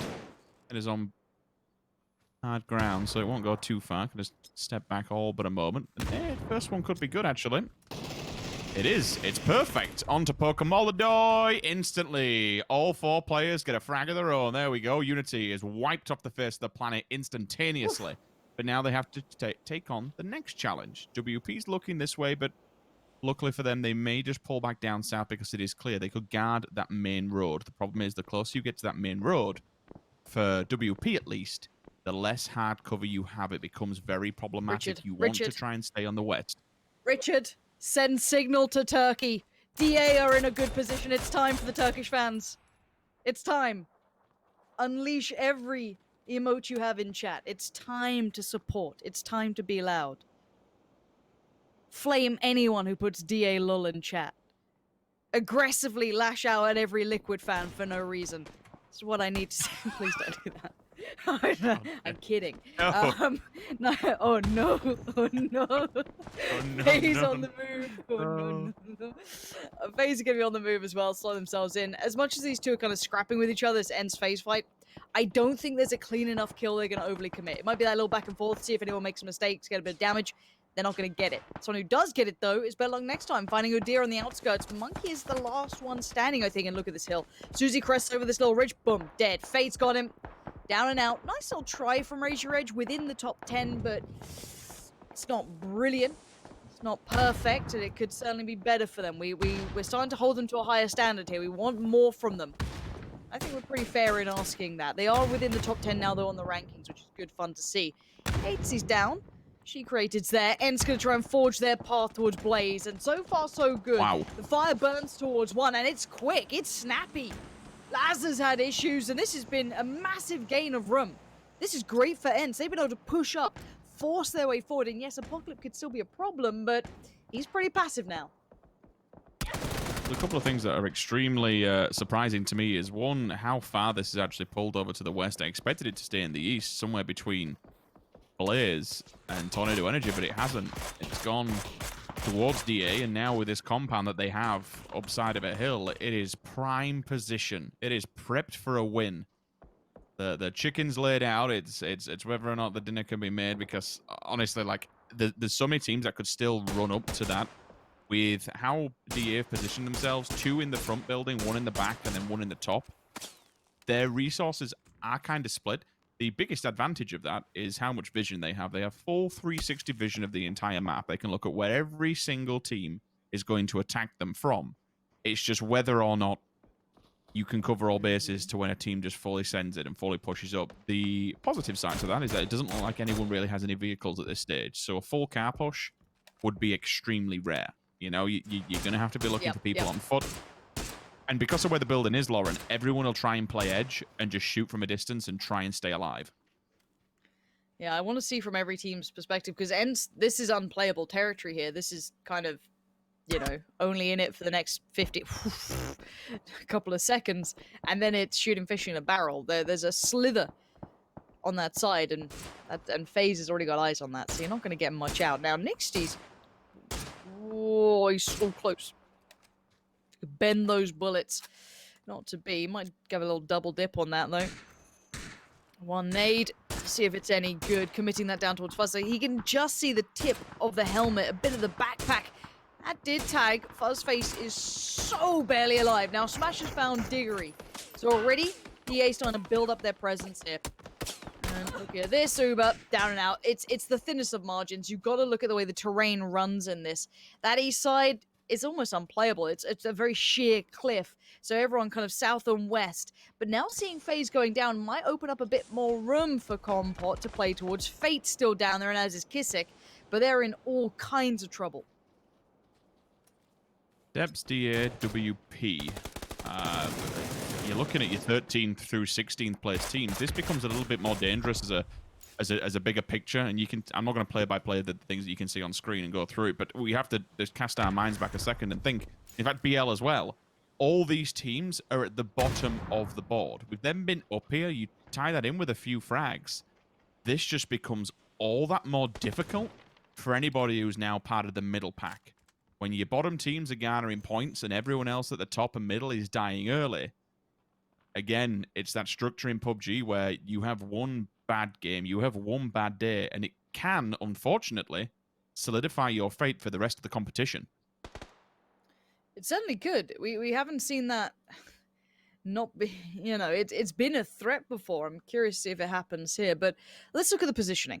I actually quite like WP's position just because of the hillside and the way it goes, and the depths aren't necessarily in bad position either. The problem, I guess you could argue, for DA is the fact that they are cornered in. They can't really leave this any which way. Now, obviously, ideally for them, they are pretty slap-bang central. Adepts don't have that much room to work with. You know, it's not bad, but it's not a lot. And if they go east, they probably get spotted by Compot if he starts considering that, which he is exactly as to now. So yeah, the terrain's way more favorable towards Compound. You can see him already starting to flex out a little bit there and take control of the south side. Gotta be careful, though.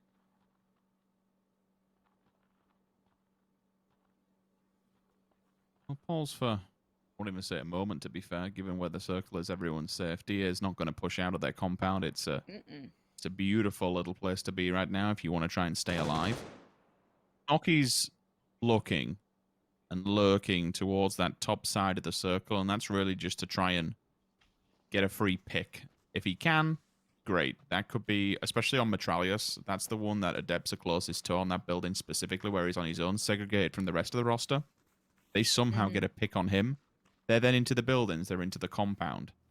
I'm intrigued to know if anyone's actually picked up the AWM. They'll definitely got the level 3 gear out of it, but whether or not you go for an arm at this time in game, changing out weapons can be rather sketchy. Compot watching the lower side, and that's just to try and track Adepts and stop them advancing this way, keep them safe, keep them secure. The danger, I suppose, for DA is that they become the last team to make it into the circle and the furthest away from the center, right? Everyone else starts to encroach there. Utility run through. Because I don't know who's got what. I think we had a little look towards WP. They've got a fair amount, but they need a decent amount of smokes to stay safe on that little bit of a plateau, that open area, just next to Compot on the left. DA themselves need a couple of smokes too. I don't know who's got what left at this point, and that becomes a really quite deciding factor. Adepts have a lot, it looks like. At least on Philo, he's looking pretty comfy on that, so they can definitely do well here. A couple of deadly grenades still left with WP. They could do some damage with this. Nade, Molly. It's not a great deal. They're using it quite early.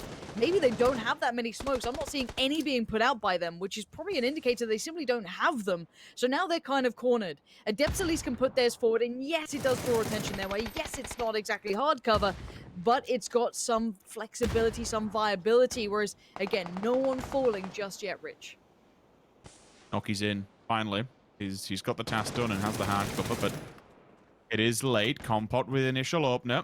That gives a bit more of a go sign now and a telltale sign for DA. They're all still staying stationary, which kind of scares me. They're probably hoping this fight goes down before they're allowed to do anything. 6 more flush, but Metralis answers back. Filu, first one to fall. He himself follows up as well, but there is that instant trade-off. Noki does strike. It's the right time to do so. Now DA being capitalized and crunched between two teams. Everyone's got casualties on all 3 of these rosters. Come on, Smash. Smash has been a big player for the Turkish team in the past. He has been incredibly good, but he needs a little bit more of that. Oh, he's been found! Oh. And a mistake from DA. It puts him in 3rd rather than potentially 2nd or 1st, as now Noki, 7 kills to his name. He has had a beefy performance, but he's going to bow down to the opponents. And, well, with potential, walk away with the win. They do, and I kind of understand that one a little bit when you look at WP's position. Given they're 14th and Depths are 13th, you're kind of weighing it up. You don't want to give them an extra frag point, because if it comes to that point where you're going to jump over them in 16th place, if you were 1 point behind previously, then that may not have mattered. So something like that, we all do love a final, clutch position where that one player just goes off and wins the round. We've all seen the squeaky moment. We'd all like to see it happen again, but I kind of understand it when you're doing the maths in your head and you realize who you're up against and where they are compared to where you are on the leaderboard. I'm fine with giving it up. Disappointed with DA. Again, we were hoping for the win. We were all rallying behind them. Yeah. Sitting inside there and being too stationary, ultimately, that's punished them. They were all spread out so far. They should have just all got together, gathered the resources, and pushed on. Picked a team to push onto at the right time when they were firing off for the third-party effect. Get involved, get the job done. But unfortunately, sitting around, boys, it ain't going to cut it. No, a little unfortunate. I really would have liked to see them capitalize on that, if I'm honest. That was a good time for them to do it. But it is what it is. It was a very unique ending. It wasn't the teams we normally see towards the very end. So this could definitely shake up the standings, and to take you through them eventually will be the boys on the desk. That's right. All of these teams fighting for big points as they try and get themselves up the leaderboard just a little bit and get out of that danger zone here before going into that grand final. Joining me, Avenger, as well as Toby here with potential, getting themselves a decent spot as we see a man fall off a bike. A great split to start things off, Toby, for them to be able to eventually seal the win from these circles. Yeah, I mean, this was a tough one. You have that whole valley with the road and teams trying to, well, either fight their way down or up it on each side. And the thing is, you can't really commit too hard to trying to go to one side before you know which side of the road is going to go to. And unfortunately for everyone, the game wasn't being really nice and telling before the very end of the game. So it was a tough one for pretty much everyone, except for, I want to say, some of the teams on that west side, because at one point I think we had 13 teams alive. There were 3 teams on the west side of the road and 10 on the east side of the road. So obviously a tougher break for the teams trying to make it through from the east. Martin? Yeah, and on top of that, like with this whole how late game come down, how you're playing the circle becomes so important as well. Like you could see how well these teams are knowing, like they know the terrain, they know how to kind of navigate around this area, and being just a few steps ahead in terms of your positioning and what kind of area you should take, making sure that you kind of have a foot inside the next circle is so important. And you can see how well Adepts was able to do that, with potential they're able to hold down a southern position inside this circle here as well, and making sure that they got by far the best position in the 8th circle, making sure that they actually took this game home. So yes, they didn't get that many kills, but still they outplayed the other teams with positional knowledge. Let's take a look at the points coming in then from match 20 of our group stage, as we have just a few trickling in here and there through our 9th 16. The big numbers are going to be up towards the top, though, of course, as our top 3 doing a lot of work, to be honest. 16, 16, and 12 points coming in here. And when you look at players like Noki on Adept, for example, Toby, putting in huge work, 7 kills for Noki, and even Metralius on DA, 6 kills for him too. Yeah, but this is massive for them, and as Pansy was saying in the end of it, all the top 4 teams here were sitting 18th or below coming into today. So, I mean, while it might not be massive, oh my god, they're all going to get into top 5 now, it's still going to be more pressure on the teams who are maybe not within the top 16 yet, but close to, saying, oh, we can beat these teams. And all of a sudden you see them all going out and having good games. Maybe you didn't have a good one yourself. That's pressure on your shoulders for sure, because we're in the final week now. Some of these teams don't have more than a couple of games left to play, right? So it's going to be pretty hard. Those numbers were very interesting, because if you looked at the damage done, neither Noki or Metralius were actually on those boards. So they'll have done at like max 450 damage each. So obviously they've been able to, you know, with their team, pick up those kills. Of course, there's a full team effort here. But of course, whilst you guys are at home, you could be involved as well here in PCS2. If you use the hashtag PCS2fan, which is down there conveniently, be on Twitter, Facebook, Instagram, or YouTube, all you need to do is film yourself cheering for your favorite team. Martin, why are you pointing at me? Don't film me. No, don't reach into me either. And basically, yeah, film a video of you cheering for your favorite team and get that sent with the hashtag all important. Martin, it's going to be a good time. We want to see some videos, right? Yes, hashtag PCS2fan. Make a video. We love to see it. Tag us as well. Like, you guys see our Twitter just below. We love to see when you guys are rooting for it. I still remember some of the funniest times. The coach application to Liquid, like some of this stuff that you guys are making is absolutely fantastic. So keep doing that, and tag us as well when you do it, because we will give it attention and obviously watch it as well. So thank you so much for tuning in as well. I like to see some of these crazy stuff. I think it's by far, like, this community is such a positive kind of environment to be in, and you guys just make it so much more fun when you do this kind of content. I feel I should make a video as well for Tornado Energy, but I should like wear a disguise. Yay! Like, not really me, but it is me. Anyway, we're going to go to a short break, ladies and gentlemen, and when we return, we have more PCS2 on the way. Our last Miramar of the day. See you in a few.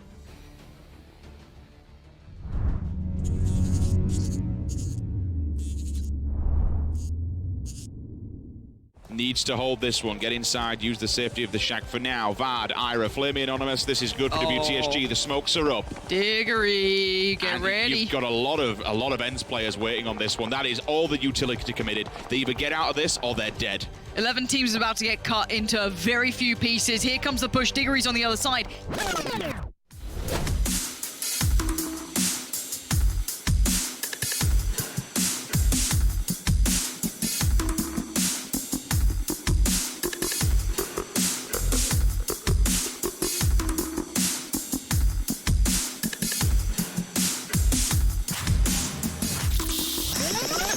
They're running the smoke wall. He sees one emerge. He punishes them. Is there a follow-up? He doesn't need it. He's got his teammates beside them. Squeaky's there. It is a real slaughter here. And now suddenly, the man on your screen, unable to do much. What is that nade? Was that from Na'Vi? Diggory is lucky to be alive, and this might buy some room. It does! Tragedy strikes at the worst time for Rent, and I feel like I say that far too much. Diamond Dogs are about to lock TSM into this. Fex is about to be challenged greatly here to keep the other two safe. All the others have a vert nade and hopefully some lucky timing to maybe get a fight back. Gemty looking at options. They're going to see Ent. Or did he? He might have not noticed that Ent's just started to leave the building. They can get some fire through. Tomo found Fex. And yeah, he's out on his own. This could be TSM going down. This could be their hopes dashed. Unless they can do something here. They need these kills. They cannot lose this.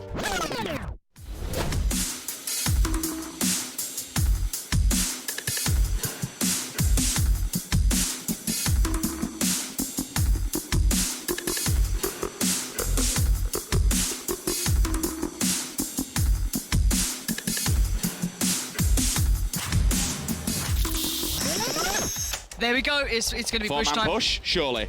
It has to happen. Gemty holding the corner. He's going to hear the steps. Michael smoke in hand. Now's not the time. Get ready for what's coming your way. Can TSM survive, or will this be the downfall? Tixu just helped him. Oh my god! And now maybe there's a chance. Maybe it's slim, but Gemty wants to hold it down for them. Michael's been knocked though, and now fire from afar from the Finns comes through. TSM stay alive with one. Simsy's still there. Gemty. He might do this. Imagine. Simsy might do him in. Here we go. He's making the push for it. Can he find him in the end? Michael's knocked. Oh no! Gemty! They're not seeing him at all. Out of the He's right. way. Oh no! Here we go. 1, 2, 3.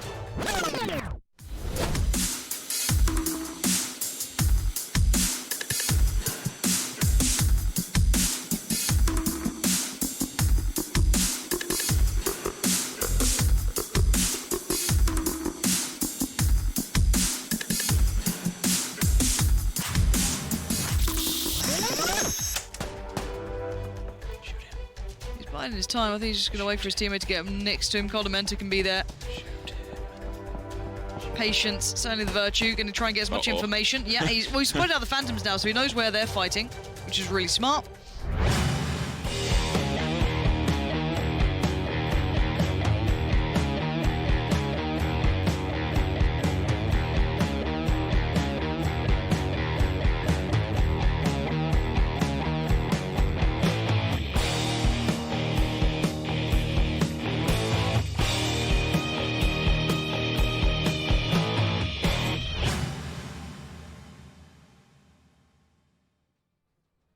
One of these days, via the wizardry of technology and editing software, we're going to get one of these outlandish options actually come to light.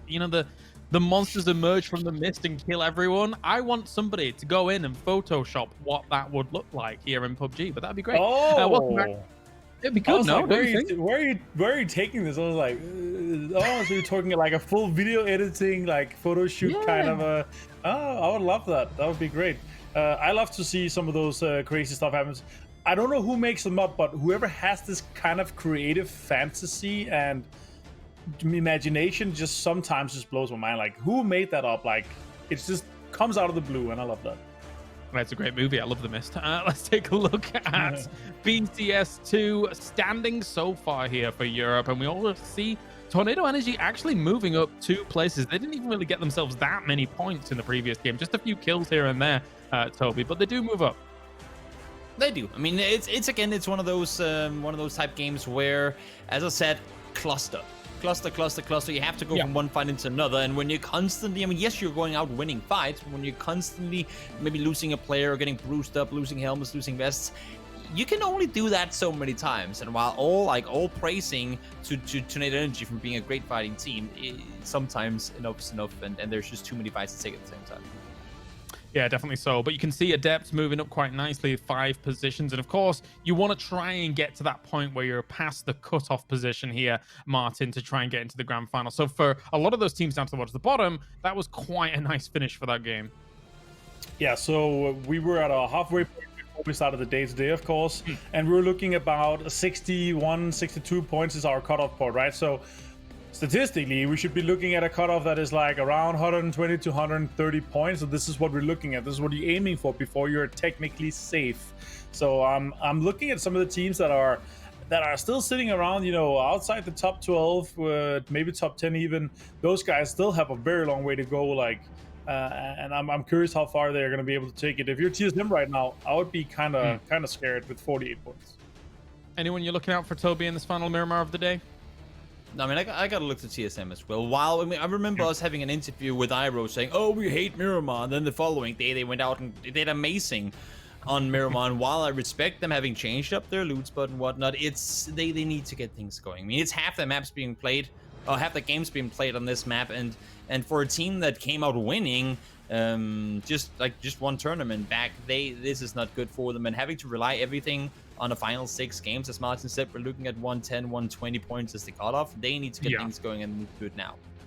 All right, it's time for our final Miramar of the day. It's Pajamas Pansy and Sims only in his socks. Let's go. Christ, I hope you're wearing more than just socks. I mean, you saw me wearing a t-shirt. Everyone see me wearing a t-shirt. I don't know how good green screens these days are. You know? Who knows? Who knows what you could not bit of green body screen painting. Oh. the paleness of this skin. I assure you, there's no blanking that out. All right, so northwest to southeast, slightly pretty nice playing path. I don't think anyone's gonna be too upset by this. Should be pretty playable. To close out Miramar today, what are our key teams we need to look at? Because I think honestly it's been quite a tricky first couple of games, specifically towards the ending. I mean, a lot of the way the rounds have kind of closed down has been pretty manic. Is there any team you feel could really do with thriving in this, trying to garner those last couple of points, maybe? Really, honestly, with this group B and C as a whole, I mean, because there's still for all of these teams a full 3 maps to play after this when it comes to Miramar.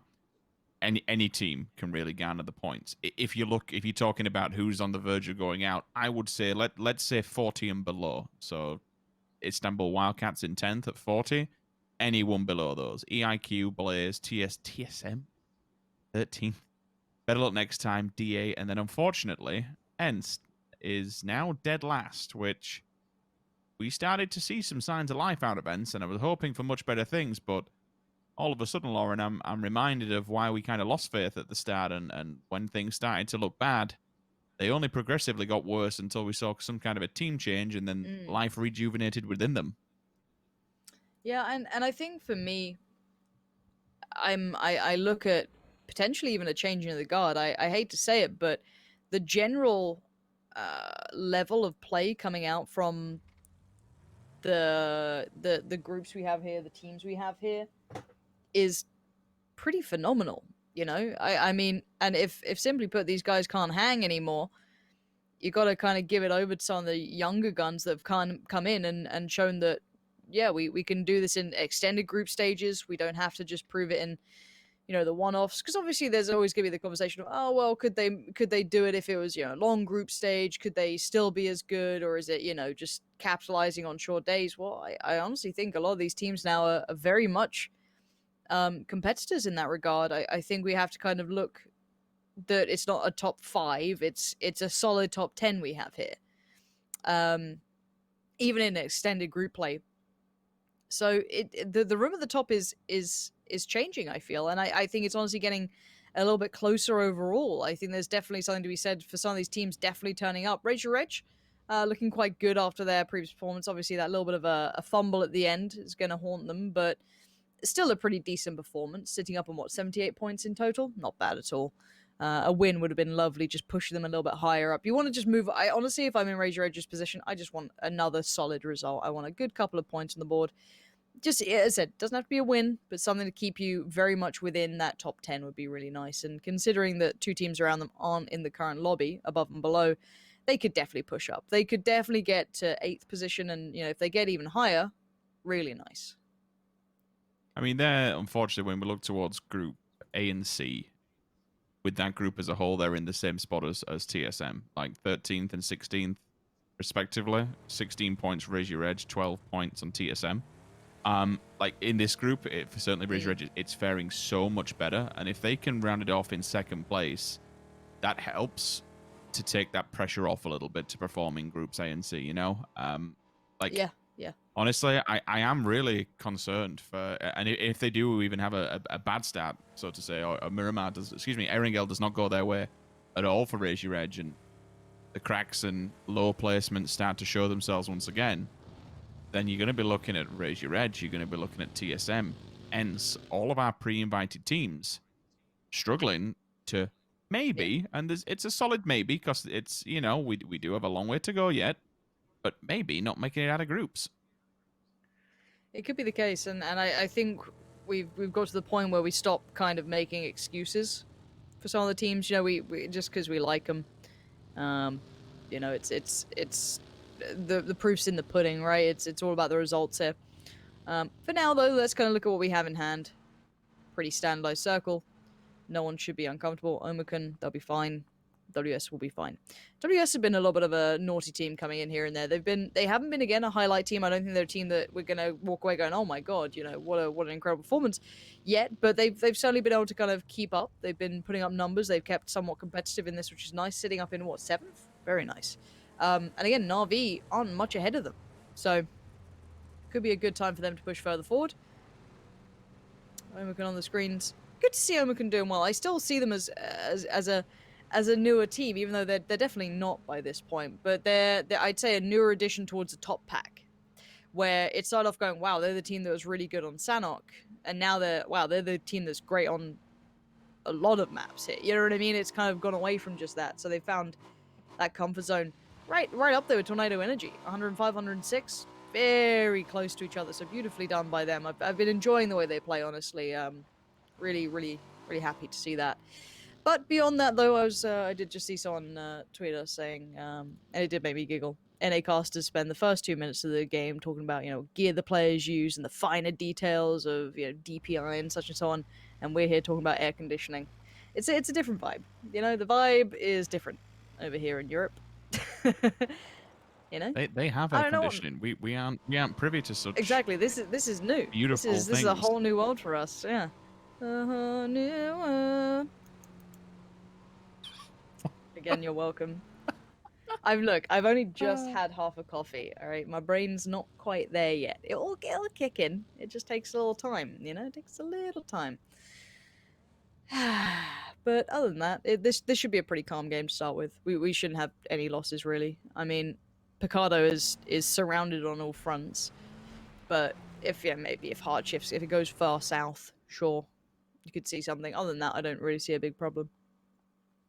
Yeah, for sure. This is one of those circles where we kind of say, right, sit back, go grab a coffee if you do drink it. If not, whatever, glass of water, stay hydrated.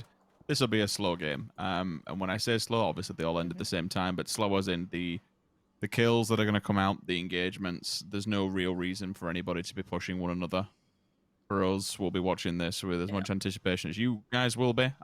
We can go into the circles and where they're going to be shifting and teams that are most likely to be clashing into one another, but ultimately it's one of those games where everyone kind of take the foot off the gas for all but a moment, find a decent place to scout, and really read the terrain, read the map, see what's hot, see what's not.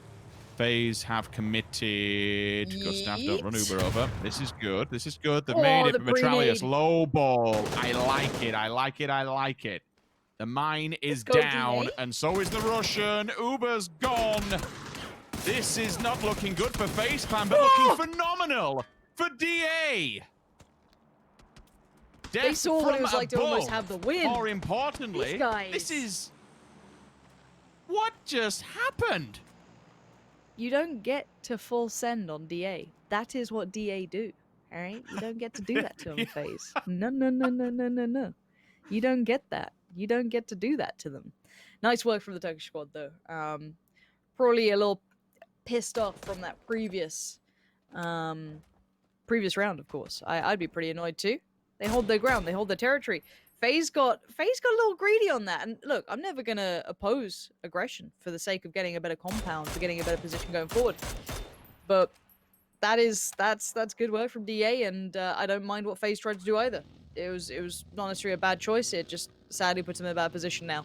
We do see a bit of a shift here, Rich. Now, it's not going to be as bad as if it was a southern shift, in my opinion, but the kind of hillside that rolls around the north portion of Picardo, those rocky hills, are going to make it slightly harder to transition away. So someone like TSM might have to opt to kind of be the mountain goat, or you're going to have to see teams scouting or skirting the edge all the way up towards Hacienda, all the way around, and kind of using those very far extremities. Tornado Energy and Omicron probably going to do the same thing. So it does change things up a little bit. It will go north towards the south side of San Martin. 180. I'm going to be honest, but when I look at this kind of circle, all I see in my eyes is Power Grid. It's in such a pivotal position. It's in...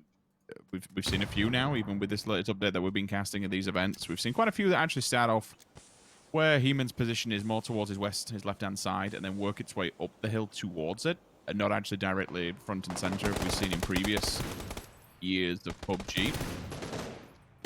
Stick small, first one to fall from DA. Instant spin, though! That is disgusting. Fender, the defender himself, takes down 2 members of DA. Mert's gone now, and all of a sudden, the bloodlust may have got to them a little bit. They take down all but 1 player of FaZe Clan, and then unfortunately fall victim to ETG out in the middle of nowhere. Well, it's not going to be only DA to stuff for Razor Edge. Looks like they're going to fall foul to a similar fate. Yes, Tundo and Noki going to make easy, quite light work of these two. And the rest, Udir and Aduzi, turn tail and run. They don't want any of that. So a couple of teams losing some players very early on. Code Marco, though, getting involved, and that's a name you don't want to see in the kill feed if it's against your team. Better luck next time, want in on the action so they kill one of their own. And we're seeing Raise Your Edge being kind of pulled apart here. It ain't great. Some of his bigger names now dropping early, and I love how they kind of just throw everything we say. Oh, it's all going to be chill. It's all going to be calm. No. FaZe explodes or implodes, whichever way you want to kind of look at it. You were touching on Omicron earlier on how they've really come together and been a solid roster. I also think it's nice to see someone like Jempty, a player of that caliber, land on his feet. You know, bopping around, FaZe Clan, Liquid, been there, done that, played with a few teams now, and he's found 4 that complement him well. They all enable one another to get the job done, but for someone of that standard, you think, Christ, falling off a phase, you know, and Liquid, where do you end up and where do you keep going down?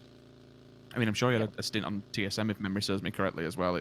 It's done a few rounds now, but yeah, it's really nice to see that he's fallen and landed on his feet, and with a team that can kind of stand up to the same caliber of what he's used to playing at. To be fair, it's there's a few times across esports where players begin to start the drop off. They've peaked early, and then they begin to drop off.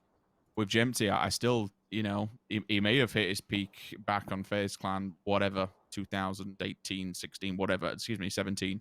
But I still think he's playing to an absolute A-grade standard, and the 3 players that he's got around him are living up to that same level. Yeah, I think he's found a good couple of players to bring together for sure. With the circle moving towards the west, does kind of keep Power Grid in, but it does move away from San Martin. So a lot of the teams who are kind of over towards the eastern side will now need to get themselves on the move. Where do Ents head to? I mean, what have you got at this point? Leading the way, yeah. There's not a lot there. You could have a crack at the top side. I say top side of San Martin, the more just to the left of it, where you go through the little rough area. Ouch. Oh no. Okay. Well, that's an early bath on Miramar. Yeah, you could for them. You could maybe scout the. Oh, just make sure he's dead. Ex-teammates going up against it.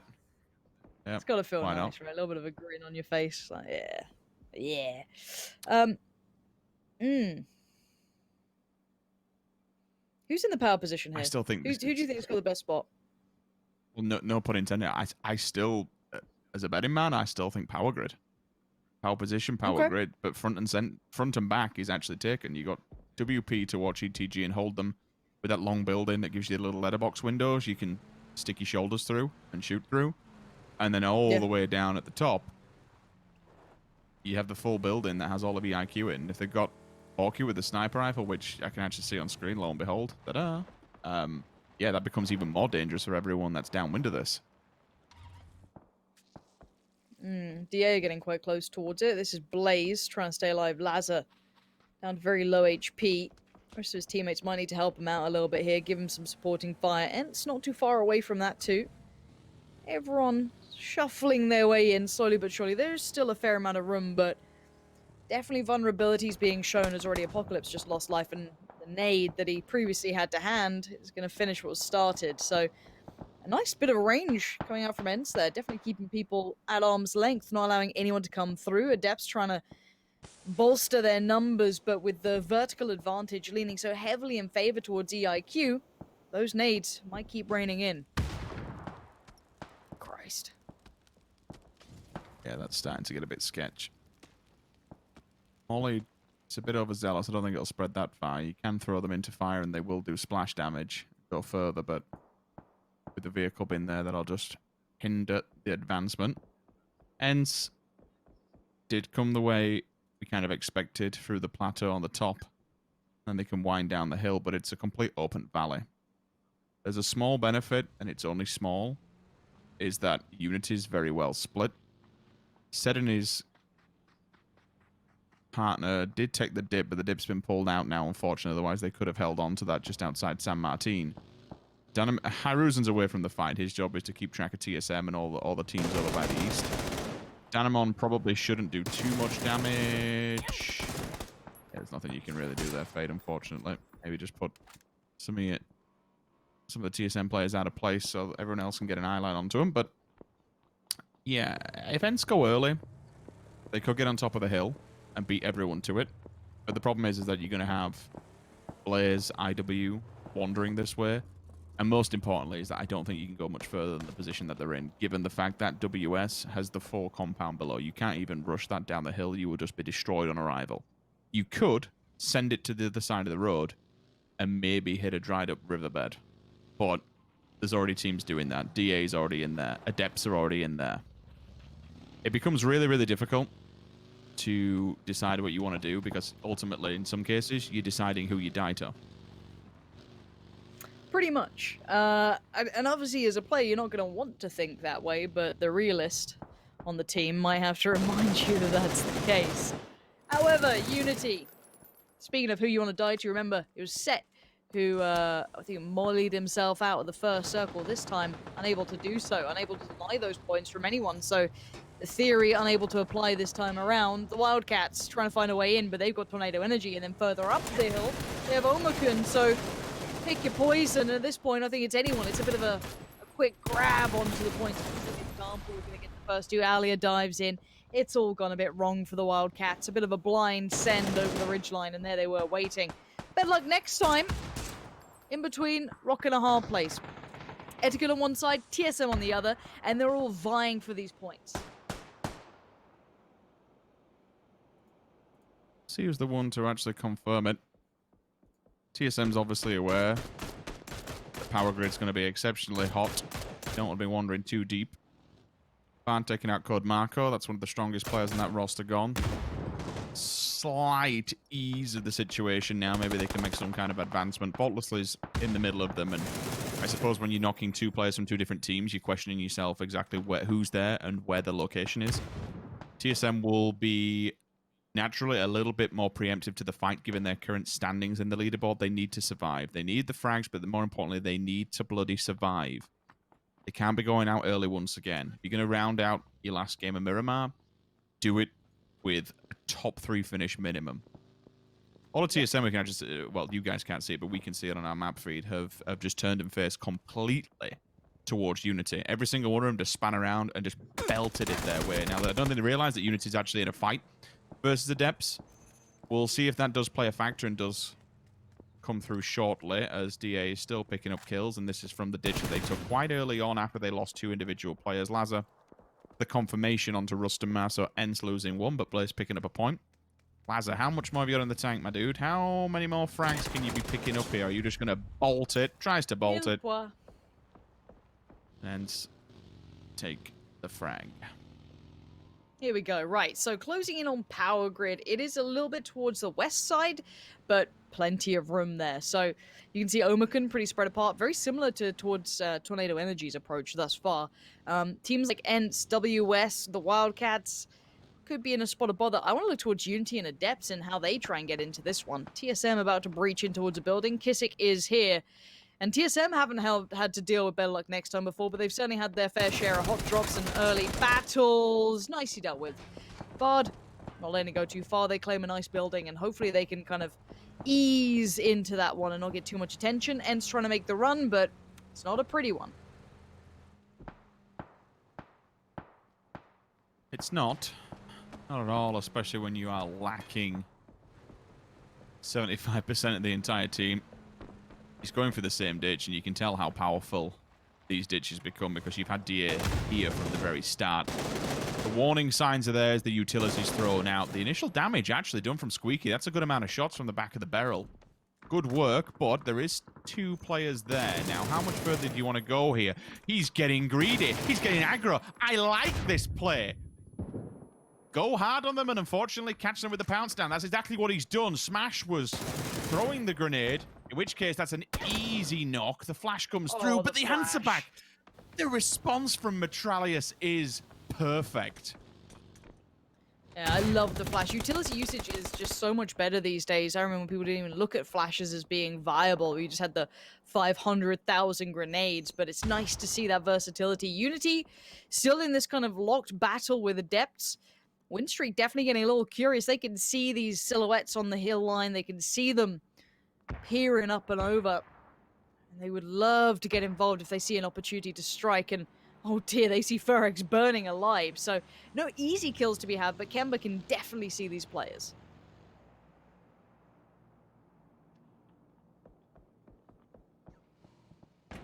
I'll just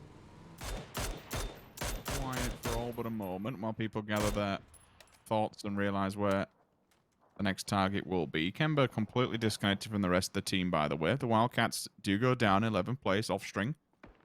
Finds Levent. 4 kills in the bag here for WS. A win would be even better, at least put them up into the top 5 and a challenger.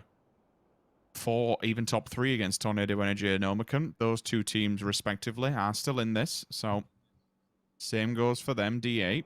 Central map.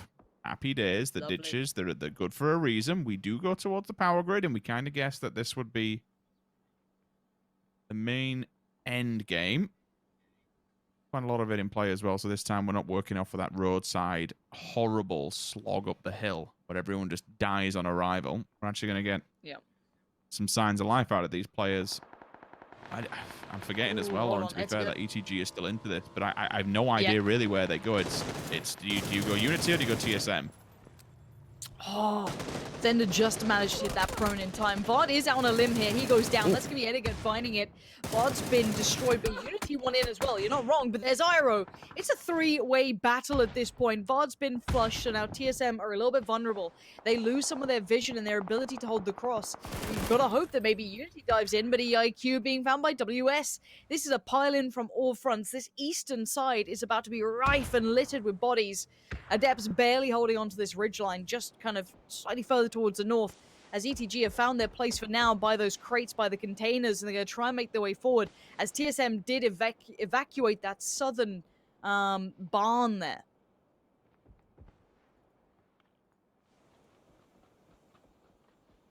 Unity on the push-up. Slowly but surely, TSM is focused on everything going on around them because we've still got 5 teams within this region. ETG joining them in the hangar next door, so they have to be very careful. But now, as they move forward, which I can see on the map, they will have to be aware that Heman & Co. and WP will have line of sight on everybody who moves away from the hangars. Page onto Quizzy.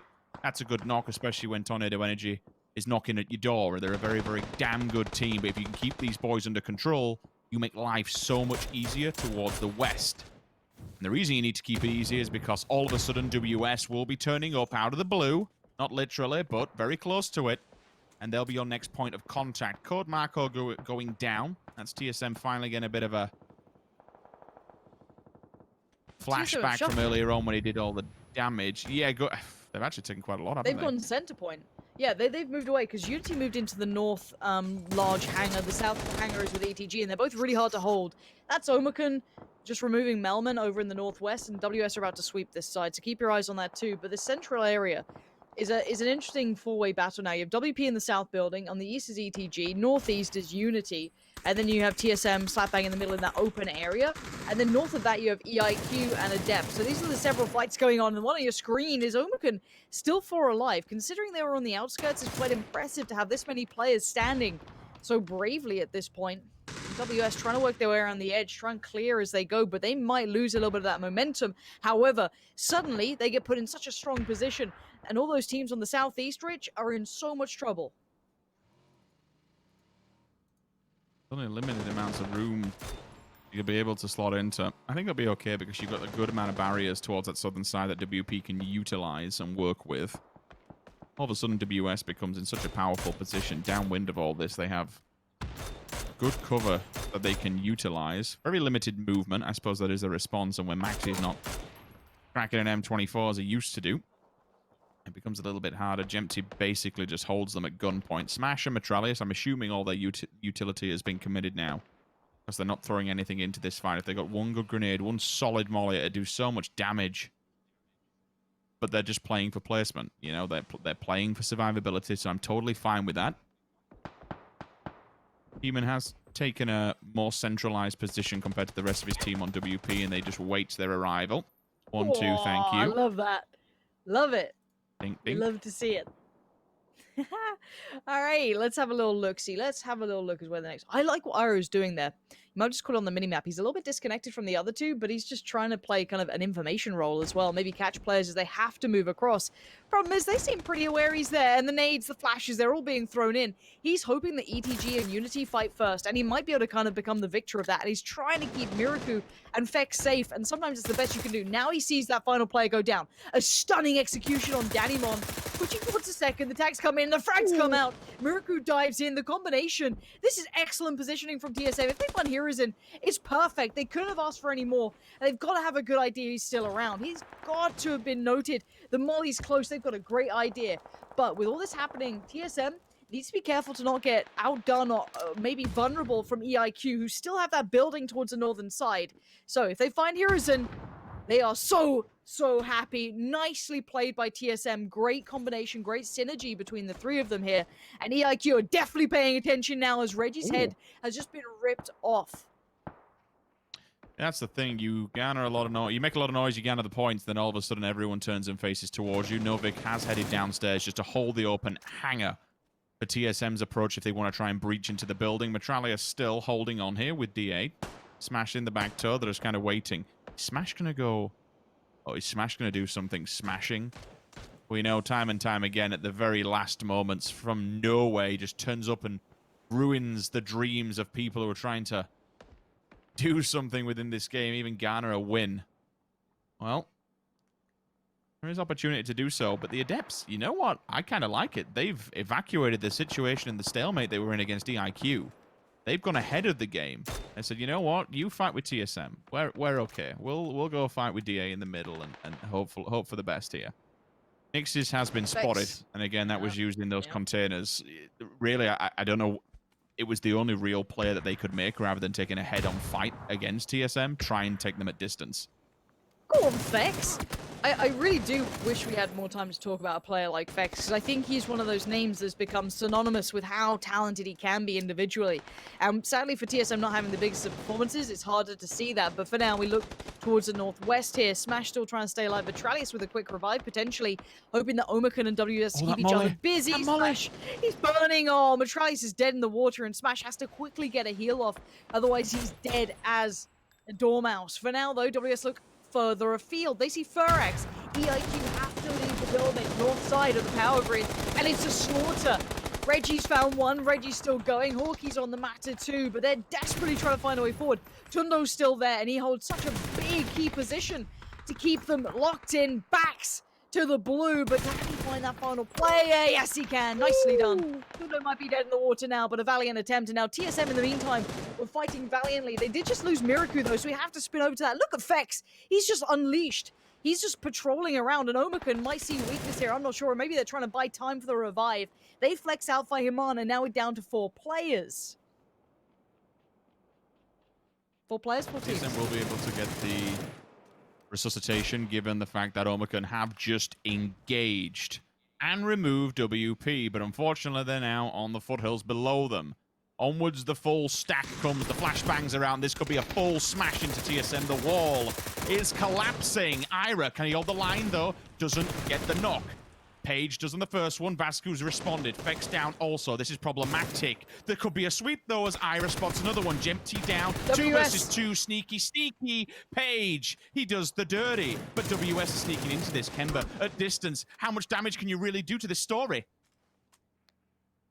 Iroh is just trying to not move a muscle right now. Page has to find this kill. He's going to push for it, but he has to dip into the blue. No, he finds the angle, but it was Kemba to get it. And now we're down to 3 teams. Smash is still alive. The sneaky player himself still manages to stand Page with a banger. He's going to push this. He knows they're vulnerable. He's feeling confident, but he's got to be careful. There's still another threat. There's still another player, and he doesn't know where they are. Flash towards one. He's checking and looking for Smash. Does he see him? No, he definitely doesn't now. He's fully blind. His back's towards Smash, and there he comes. Smash around the side, and now we're down to 2. WS, it's Offstring up against Smash, the last player alive, and Smash would love this. 2 kills for him, 6 for the team, barrel to hand. And he's got a good idea where Offstring is, but he's got to find the shots now to make it count. No more snaking, no more hiding. The flash comes in. Smash has to push it. He can't sit back, and he doesn't. Great play from Smash and DA. I thought the last map was going to be their win, but no, it's this map. And it's great to see DA be able to make it count when it matters. It does make you laugh, doesn't it? Like, Smash just seems to be always that one player, the key player that they need to keep them alive in the entire fight. He's always there. He's always the last one standing, and he is the dream breaker. We saw it twice last week. I think it was once with the IQ, once with Tornado Energy, where he just arrives completely at the correct time for him, at the wrong time for everybody else. Same scenario here. They get involved. I mean, even from in that game, start to finish, completely obliterating FaZe Clan to go on and win the entire lobby with 7 kills. Credit where credit's due. They're playing an orthodox game, but you know what? I love them. It's great that they're still alive and kicking. We've seen them from day one of PUBG, and they're still here. And I want to say in that game, finally looked like TSM were waking up a bit there.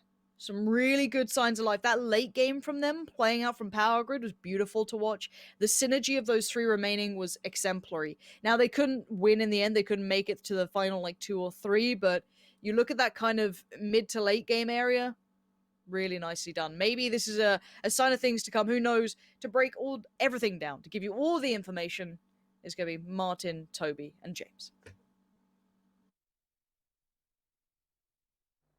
Wait, that's me. Oh, thank you very much, Lauren. I appreciate that. We are back. We see DA getting themselves the win. Brilliant stuff by them after getting a 3rd place in the previous game as well. That was quite the sneaky little win there, Toby, to get things going. I like it. I like it. I mean, I gotta say, DA, they are the masterminds of either playing at a speed of 1 or 1,000. It's either they go full DA, as is now a term, or they do what they did this game, have 2 players prone in a dip with 53 people alive in phase 2, and not have to move out of that dip before there's 2 people alive. I mean, that's both things work, and this time around it worked really well for them, getting themselves a win. I mean, it's not just the control of the dip, Martin, as well, from Smash eventually getting himself the win. It's also Metralius putting in work, not from towards the end of the game, but also at the beginning of the game against FaZe. It was amazing. Yeah, his play on the compound with their underhand nade to kind of get the whole starter thing, like with the peek on Uber, jumping out as well, winning another 1v1. Insane. Super well played by them. But of course, before we actually break down everything that was going on in Game 3, we want to speak to a team that's done pretty darn well for themselves as well, with potential joining us here. We've got Nixty from the interview. Nixty, how are you doing, friend? You good? I'm alright. We had a decent start today, so we're pumped to see if we can get some more points. Yeah, fantastic. So first question first. Obviously, you guys won the 2nd game in that kind of 3-team situation against Adepts as well as DA. Talk to me about that situation. You had a great spot coming into the circle, so talk to us about that. Yeah, I mean, we had people above us the whole time, but they ended up fighting on top, so we knew we had a good way into the circle, and they're just gonna keep fighting, and they were getting shot from far away, so we knew we had a really good spot, so we just wanted to get close and make sure we were at the center circle from the start, because we knew DA had to push out, so we knew we just had to hold them and make them fight, because one of the DA players fought one of the Devs players as well, so they helped us as well. Too bad we couldn't get the last guy who denied, but we'll take it. Yeah, still a lot of points. Martin, questions? Yeah, Nixties, I actually want to talk about this just this game here. You guys are in a situation where you're 3 players left. You have a decent south position. What is your plan coming into this late game here? Like, what was your plan to action? How did you want to try to get as many points from this last game here? Try to walk us through that, can you? I mean, the first thing is that we lost combat early. We wanted him to come first, but he died on rotation back to us. So we knew we were gonna have some good circles from there because it looked like the circles were gonna be really good for us. But losing him really made it a little bit harder to get in. And we saw some good circles we had, but we needed to get in, and there was a lot of people holding around us, and we needed to get into the dip where Human was, where he was alone. He was really good there, but it was really hard for us to have an entry there. But that's how it goes. We got a few points, and I guess we should be happy for that. Right, and when you stick with it, like in a, can I ask a real follow-up? Sorry. When you're in a 1 and 2 split, when you're in the south there, like, are you guys trying to get as many points from that? Like, instead of taking, so there's kind of 2 ways to approach it, right? Either you try to go full 3 guys, try to get a good position in the circle, or in my opinion, sometimes you like make sure that your back is safe, like Toby and I was talking about, or you try to get some more points because you know that fights are going on the east, and you maybe knew that the south was free. What was your decision to kind of hold this 1-2 split for such a long time?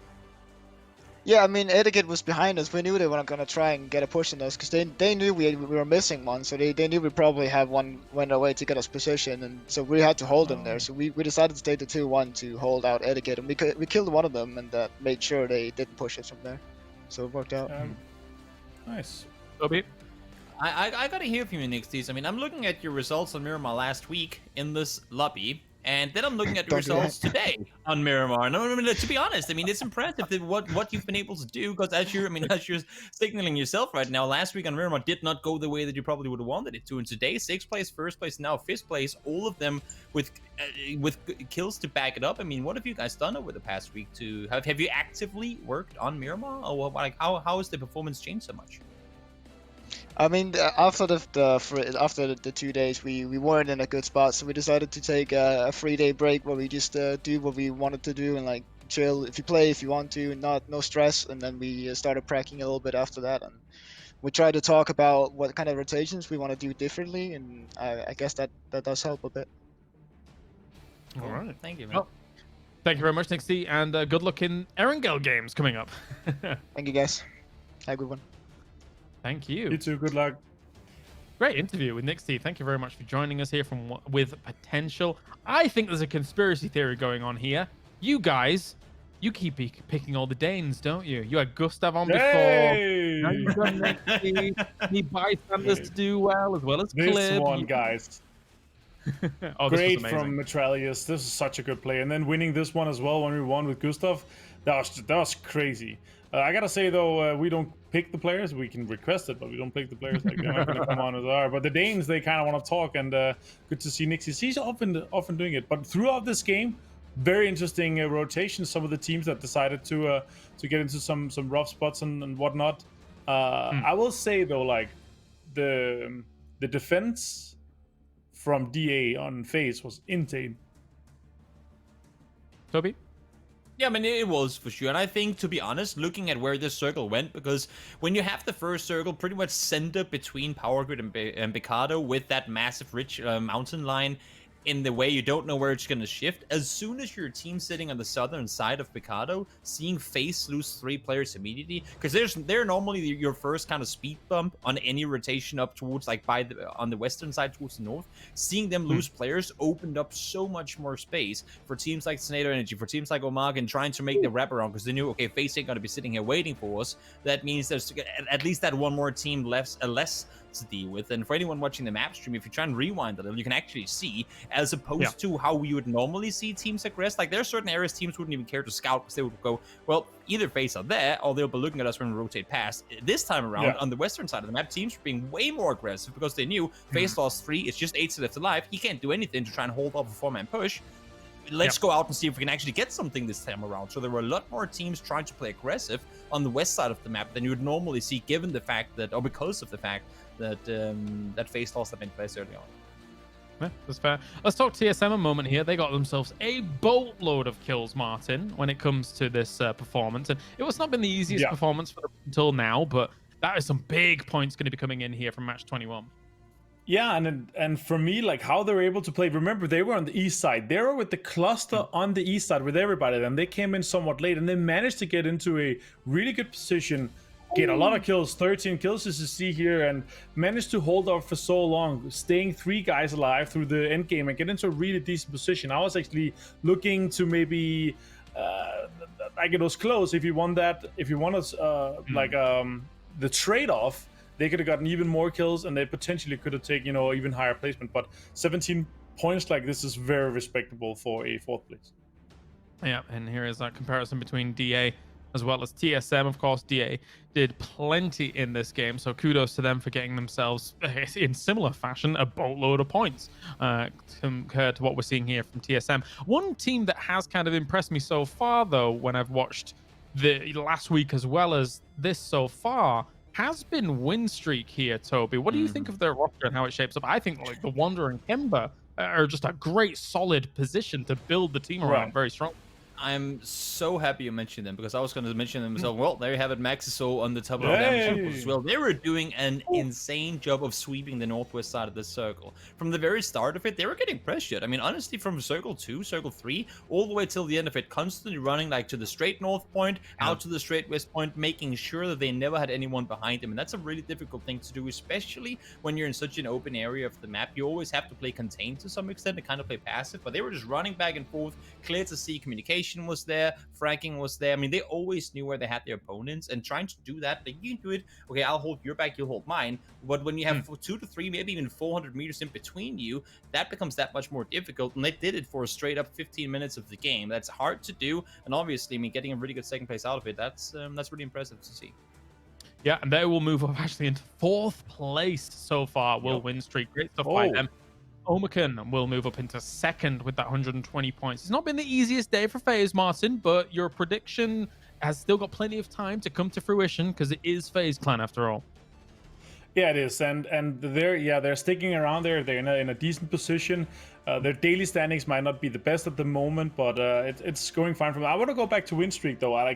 This is a roster that is kind of maybe like underlooked, but the roster has so much depth. Like Kemba, Wanderer, Maxis, Offspring, they have so much firepower, so much experience. These guys are really able to step up and play at this level, I feel like, and I'm so happy to see them already in such a good position. Yes, other teams are not playing and so forth, but still they're looking very, very good, and with 11 points or so what they were on at the moment, they probably already are qualified for the Grand Final.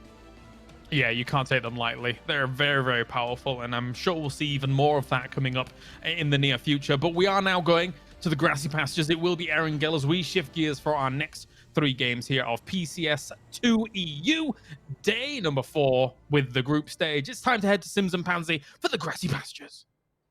Yeah, indeed. And I always love Erangel. It's a refresher. It's a look onto something we've known and loved for many a years, and we get to see some of the best play it out. So always happy to see this, but plenty of teams are going to need to find, I don't want to say form, but some points, to say the least. So looking at this one, FaZe heading over to the Millie Island.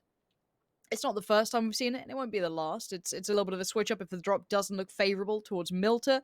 They fall into a more comfortable position, and they can play a similar game style, but it can cause issues. Now, the issues I want to look at are Better Luck Next Time and Tornado Energy. These two have been clashing horns the whole way. And Better Luck Next Time, well, they weren't really backing away from this fight. They stuck this out last time around, and oh no, Fate's had a bit of a mare. Don't know what's happened there. He's over by the petrol station, but to lose out on him early has probably quelled any potential threat we might have seen. So maybe hitting a tree or two, having some parachute problems But what it does mean is that Tornado Energy get a much safer route to loot through. They'll be much more comfortable with this. Outside of that, though, somewhat par for the course. We see ETG pulling the liquid. We love a bit of it. Does Kemba spot him? No. Surely he sees him and just drives back. Surely he's spotted him. Yeah, I'm seeing that arrow heading directly towards him. Run him over. Go on. Hit the free frag. Should be easy peasy. Circle. Very standard. Wouldn't say he's actually got out to beat him. Okay, never mind. There we go. Spotted at the last moment. Lovely. Finally Fate will die. So nice free point coming the way of Kemba and Co. Everybody else, this will be a very simple game. And by simple, I mean you shouldn't have any hard rotations. We shouldn't be seeing any. We haven't got much water in play. There's a lot of land to be going with. You can take up residency where you see fit. We've got some time to play this one out. We've got some time to have some really clean rotations and good scouting. We say time and time again how many times you'll see a team just bow. Okay, go staff. You're holding. You are holding, and more importantly, you're monitoring and feeding this information back to the rest of the team. Now, Pokemon will be doing the same and saying, okay, boys, nice and clear, all clean, go through. For Gustav, it's just gathering info for his team. Now he knows that 2 have gone by, they will definitely think this is safe. Maybe he gets into a better position to try and attack them. Next one's a little bit wide, so he waits for the last one to go by as he counts the numbers. Maybe try and take out the tires. If so, be spinning off the bridge. One of them has gone down, and that's what's caused him to just ram the barricade. But everyone else will be completely scared away from that.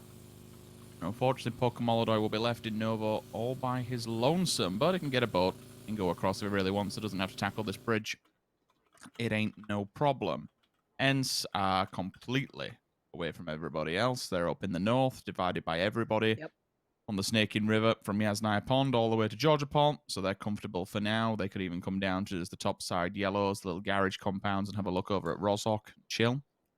Yasnaya, Omikan, stand-up position. Again, all clean, all secure around them, no real competition. They can go out to the fields and maybe stretch the legs if they want to, just hang around, hell, even Heavens within reaching distance if you really want to try and take control of it.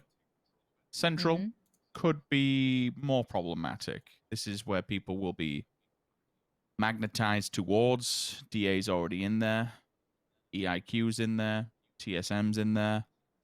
It's whether or not this moves back to what you mentioned about some of these teams being explosive. And what Toby touched on the desk, like for DA, you can go and now you're in the central area. Just go and take a compound and sit here the entire game. I mean, the L compound they control, it's decent. You can stop rotations. You can catch people in the fields if you really need to, if they want to pull up.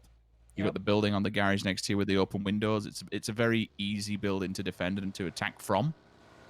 So yeah, they could just now go into standby mode and wait until the final circles to really show the face. EIQ, I don't know. I really struggle with EIQ sometimes to kind of tell what their thought process is. Like a few teams, we understand compounds that they want to scout, compounds that they want to go to.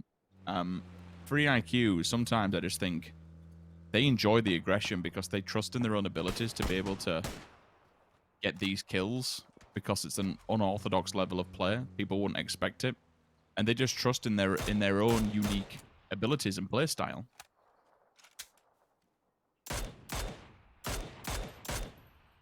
Good luck next time not having a fun start. Uh-oh, Miraku's just been found. I think he's quite alone here. He might be flushed if he's not careful. Yeah, there he goes. Well. We see it again. EIQ and TSM. It feels like such a constant battle. Whether it be Iroh, Lost, Miraku, they are not happy with each other. Battle Eckstein could be losing their second player, unfortunately. The car is moving, but there's no wheels left. Oh, there's one wheel, maybe two.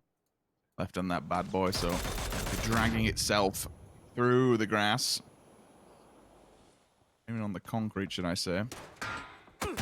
He's held down at 2. There's nothing else to say apart from better luck next time, Artix, unfortunately. 2 players angled in such a triangular formation. Yeah, that's a big rip. So, yeah, finally getting a bit of a taste of their own medicine, even if it was on their own doing by probably hitting a tree and dying. Losing players early and having early engagement with other teams. This is how other people feel when they crack on with them and push them on compounds. You now have to play the entirety of the game out with only 50% of your roster. Ooh, Melman on the pull-up here. Lazar's in this compound. I don't know how much information they have, but the rest of TE are turning up too. So Lazar could be in a potential position to do quite nicely. Apocalypse there as well. Middle of the open though. That's a comfy one for Alia. But that could raise alarm bells that we're not alone here. It's a really solid compound this as well. Think how much information you can actually gather. So if you take control of this, you have the 2 back buildings for defensive stance, and you can look straight across. But that molly, actually, initial splash damage does a ton. Damage over time is there. The bombardment continues. This is just God damn, a removal. This is a removal. I don't think like there was a that. single response, was there, Lauren? Not a shot fired back. There wasn't a chance. There wasn't a chance. I love that. The use of the Molotov to deny the peeks off the windows, and then they use that to get up close.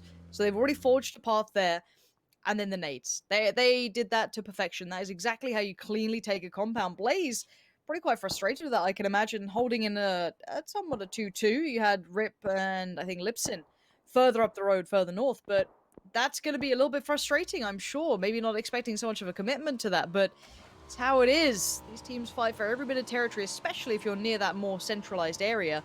You know, all the way down to that Potato Hill, up towards Rozhok, wherever it may be. Now, outside of that, this circle is very, very maneuverable. There's certainly plenty of room for it to go pretty much anywhere here, Rich. I don't think there's a centralized ending that we see so often anymore.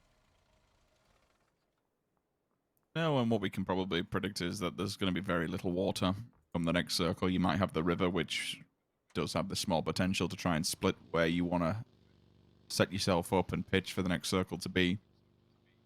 We've had a few of those Yasnaya field endings, and again, with the topography of the map being changed up for Erangel 2 or new version of Erangel, whatever way you want to cut it, it's much more playable and much more fun now to watch them fall because you don't just die for no reason whatsoever by hiding behind a bale of hay. There is some ditches that you can play off of. There's some trenches. There's some blown out areas of the map which you can pretty much just not be seen by anybody, but they are a very easy target for grenade. With yeah, it's one of those safety ones. We said everyone should have a really good read of where they want to be and what they want to do. Most casualties so far actually is just Tornado Energy committing to the cause on Blaze, to be fair. Okay, a little bit more eastern in this. FaZe with a lovely read. They're going to be very happy with this. Same for Unity. They'll be pretty comfy. Tornado Energy can take over that big compound that they crashed early on. Who else? Omicron. Nice spot as well. Obviously coming from Yasnaya, they know that this area is clear. They probably only have to worry about Ents further north from them and maybe late teams who are going to come around. They'll be very close to DA though, but yeah, teams towards the west are going to have to crunch together a little bit here. This is over by top side of Pachinki Hill with ETG. Battle on next time the remnants of what's left over from the previous fights. The 2 players, they're just kind of down low in the farmhouse compounds on the opposing side of Pachinki Fields. ETG, EIQ, again, top side. Oh, ETG take control of that Potato Hill. That's theirs in full integrity, 360 vision, because they have all 4 corners covered by a player. Everyone's on a base and everyone's in position to feed back any kind of pushes or assaults that come onto that area. TSM in the little small broken shacks that are opposite school and uphill and go onto a little plateau. We have the burnt out cars there as well, so you can play off the back of that. Really good spot, really good location. Just in and around apartment area. DA have come further down from the L compound. They've just moved opposite Omicron. I'll take the little shacks and play off the back of them. It's okay to see if distance is correct. As scouted. We'll be scouting and moving more towards heaven. As Fuzzface actually take a mansion compound, so they are spreading themselves out. Holy hell, okay, 8's on his own at heaven. Everyone else is in and around mansion area further down from him. If Ents push on to 8's, which up here, he better move. It's such Look a how much dangerous damage place. has I been know done to you him, Lauren. can fall away. Exactly. It's like the players these days are good enough just to 2-tap, right? So like Ents will get the compound. I guess FaZe were just trying to contain map control for as long as they can, which I understand. But it's very, very fine with the talent you now have, right? It's very, very tricky, especially in such an isolated position like he was in. Again, I don't mind it, but it's just very dangerous. Gustav might have to fall in with them as well, maybe, because as I said, you've got kind of Fuzzface and Gustav a little bit more isolated, Uber and 8 kind of close together. This fight on the south side, I don't know why you'd commit to it. Both these teams should be able to disengage. It's kind of a needless one in a weird way with WS and the Wildcats down there. It's not prime enough territory to commit for, in my opinion. Yeah, and the Wildcats are going to head right through. So, good to see that. No need to go for unnecessary fights here when you're playing the late game. It does get scary when you get shot at on the way through, but they should be okay. Yeah, they are. They're fine. Unless some crazed shot comes out. No, they're okay. They're safe over the hillside. And we did have a look towards Razor Edge and TSM. They're still by the apartment buildings, so quite close by to each other. Made up. Potentially Marco going down. It is damage done on his side. TSM will kind of spread the wings a little bit and just ward off people from this area again. The reason they are getting pushed, not necessarily pushed, just getting neighbors, is the area that they're in is pretty damn good. That's actually complemented really well by Fex holding the apartment block. It would have been even better if the circle had been favorable to them, but it's not. It centralizes. Actually, I tell you what, Tornado Energy, taking that fight at the start, my god, how this has paid off for you. Main compound from the L compound to the secondary one, that's opposite Volcano. Oh, ram him. Yep, do it. Okay, so Nanamon actually inadvertently kills himself with his own car. Fair play. Whatever works. Get the job done. I mean, Gustav almost got him too. Gustav just went in there and almost killed Fuzzface. Look, it's a bit manic, but FaZe committed for this. This is something that was a high priority for them, willing to fight for, so they've gone for it. And, I mean, it's removed a good chunk of area away from Unity. And this compound that Unity is in is a wonderful one anyway. They should be very happy with this. They can kind of create the boundaries, and I don't mind FaZe's position. It's kind of the backup one to that. I'd say the second choice if you must, but it's not a bad one. Outside of that, though, we're going to look at Ents. Raise your edge. Better luck next time. Mostly Adepts can fold in. There might be that fight in the southwest if ETG push that way.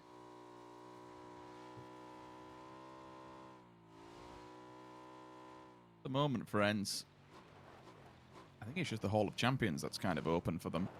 If they can take, like for Squeaky, if he can flex off the back of this and maybe just give them some information that no one is around there. It is a big warehouse, the old warehouse hangar. It's a big old place, so people can just sit inside and not show the face, and it can be always a little bit sketchy to try and push onto. Raise your edge, you're actually going to play edge, reminiscent of a PEL Phase 1 a long time ago. TSM's actually running parallel to them, so if they hear the vehicles in the distance, especially with the buggies and the noise they make, it's very distinctive. You can maybe just track this. Forever's in front of them as well, so as soon as they hear these... It might not be Forever, to be honest with you, because we've got a bit of a three-way coming.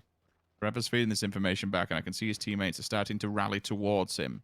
He gives them the info, raise your edges here. They'll hit the flat area, and the uphill struggle. I would say battle, but I think it'll be a struggle. Will begin especially when they're so split, unless they can get an early pick. Yeah, this is a horrible fight. ETG will probably find TSM first, and that's the case. Vard is the one to fall. But then the final blow comes from Raise Your Edge when they swing in, because they have to. They are backs to the blue, so I don't know if ETG are fully aware, but they've probably got a decent idea. Better luck next time. Probably going to be forced out here, considering they're so isolated. The two players are in a bad spot when it comes to it. But the fight in the west seems a little bit more interesting to me, as these two are probably just dead in the water, as Kissick might be able to snake in, might not be, but these... They can't snake anywhere. They are being hunted down. ETG are looking for this one forever. Fender all holding the high ground, waiting for these guys to rear. And there we go. They spot one, but a beautiful bait off the back of the car. Car comes in. The other two players instantly get contact. Beautifully played by Raise Your Edge, whoever made that call, but they have to sustain still. Etiquette had 4 alive. They took down 2, but... oh no, that's not good. What happened there? Was that one of them potentially going down? He'd run over it, maybe knocked him when he was actually cooking in his hands, but Aduzi does step up to the challenge this time round. Marco down Death from behind, though. This is problematic. Oh, dear. Look at them. Both It's him and doable. Aduzi. Very little HP. If he gets this, he's going for the flush. Is that the danger thing? Was that the right call to make? No. He went for the flush and instead was punished for it. There was an opportunity to take the 1 versus 1 fight, but if he went for the points instead. The greed took him over. TSM going to sweep through that, and they'll probably get those kills, considering they're all going to be healing and trying to get the reses. DA looking for where to crash. We know this DA. We've seen this look before. And it looks like they're heading right towards Ents at this point. The compound can be crashed, and we do see the sweep come through. It's Adepts to find Razor Edge first rather than TSM. But now Iroh finds a doozy, so they know there's someone else there. This is going to be a fight on 2 fronts. Yo, the bombardment. That's rather unfortunate. We said about this warehouse hangar itself. It's open. You don't have to show your face. If you want to sit inside, it can't be scouted properly. People don't know you're in there unless you're just hanging around the doors. Squeaky with a double nade. Finds Mert and 6mo, and instantly Uber strikes at the last time to sneak one away, and DA, as quick as they turned up to the fight, they have been removed from the server. TSM forced to go north. They don't want anything to do with that because the hardship for everyone over by the west, it has been devastating. A rather large blow here, and a good amount of ground that they have to make up, although the saving grace is they don't have to run that low ground anymore, because once you do that, you have that one huge dust road, that dirt track that runs through the top of the hill. Like, if you were to go south, it's extremely rough terrain. So that is the saving grace here. By the circle hard shifting away from that, you don't have to play the downhill battle. You can take this one head on, move up the north, and try and play it safe. But I tell you what, one thing that's lingering in the distance, and in my mind I have to just to bring up here, for TSM, what is problematic is Olmekan's positioning. They've put Page outside in a little compound on his own. He's there to scout. He's there to watch and keep a close eye on everybody, or anybody, in fact, that wants to make the crosser across the road. For TSM, that's exactly what they need to do. He'll be able to keep them at gunpoint, and the rest of the team can just collapse and wipe them out. Depths finding their way forward. There's no easy way there, but the Wildcats trying to find Melman. The angle's so good.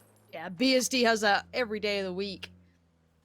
And Melman was very isolated from the others. Polar side to the circle. One towards shelter, and obviously Tornado Energy were still in the compound that they snuck away from Blaze. Now TSM, it's a horrible position to be in here, Rich. Do they even make it across the road? Well, they're making a small attempt, if that's what you want to call it, but ultimately with 2 of them here, and Olmekan already set up for it, I think it's a lost cause. Vex is just reloading his gun in the distance. They've got some kind of idea. If he can pick one off, send one out for the heal, then maybe he can do something, but ultimately he's probably just going to die to the blue. That's exactly what he does. Point denied. And also another point picked up for the IQ Adepts. Yeah, a bit of a rolling road, to be honest with you, and they've turned up, unfortunately, to a very hot area. Yeah, and FaZe will be grinning ear to ear.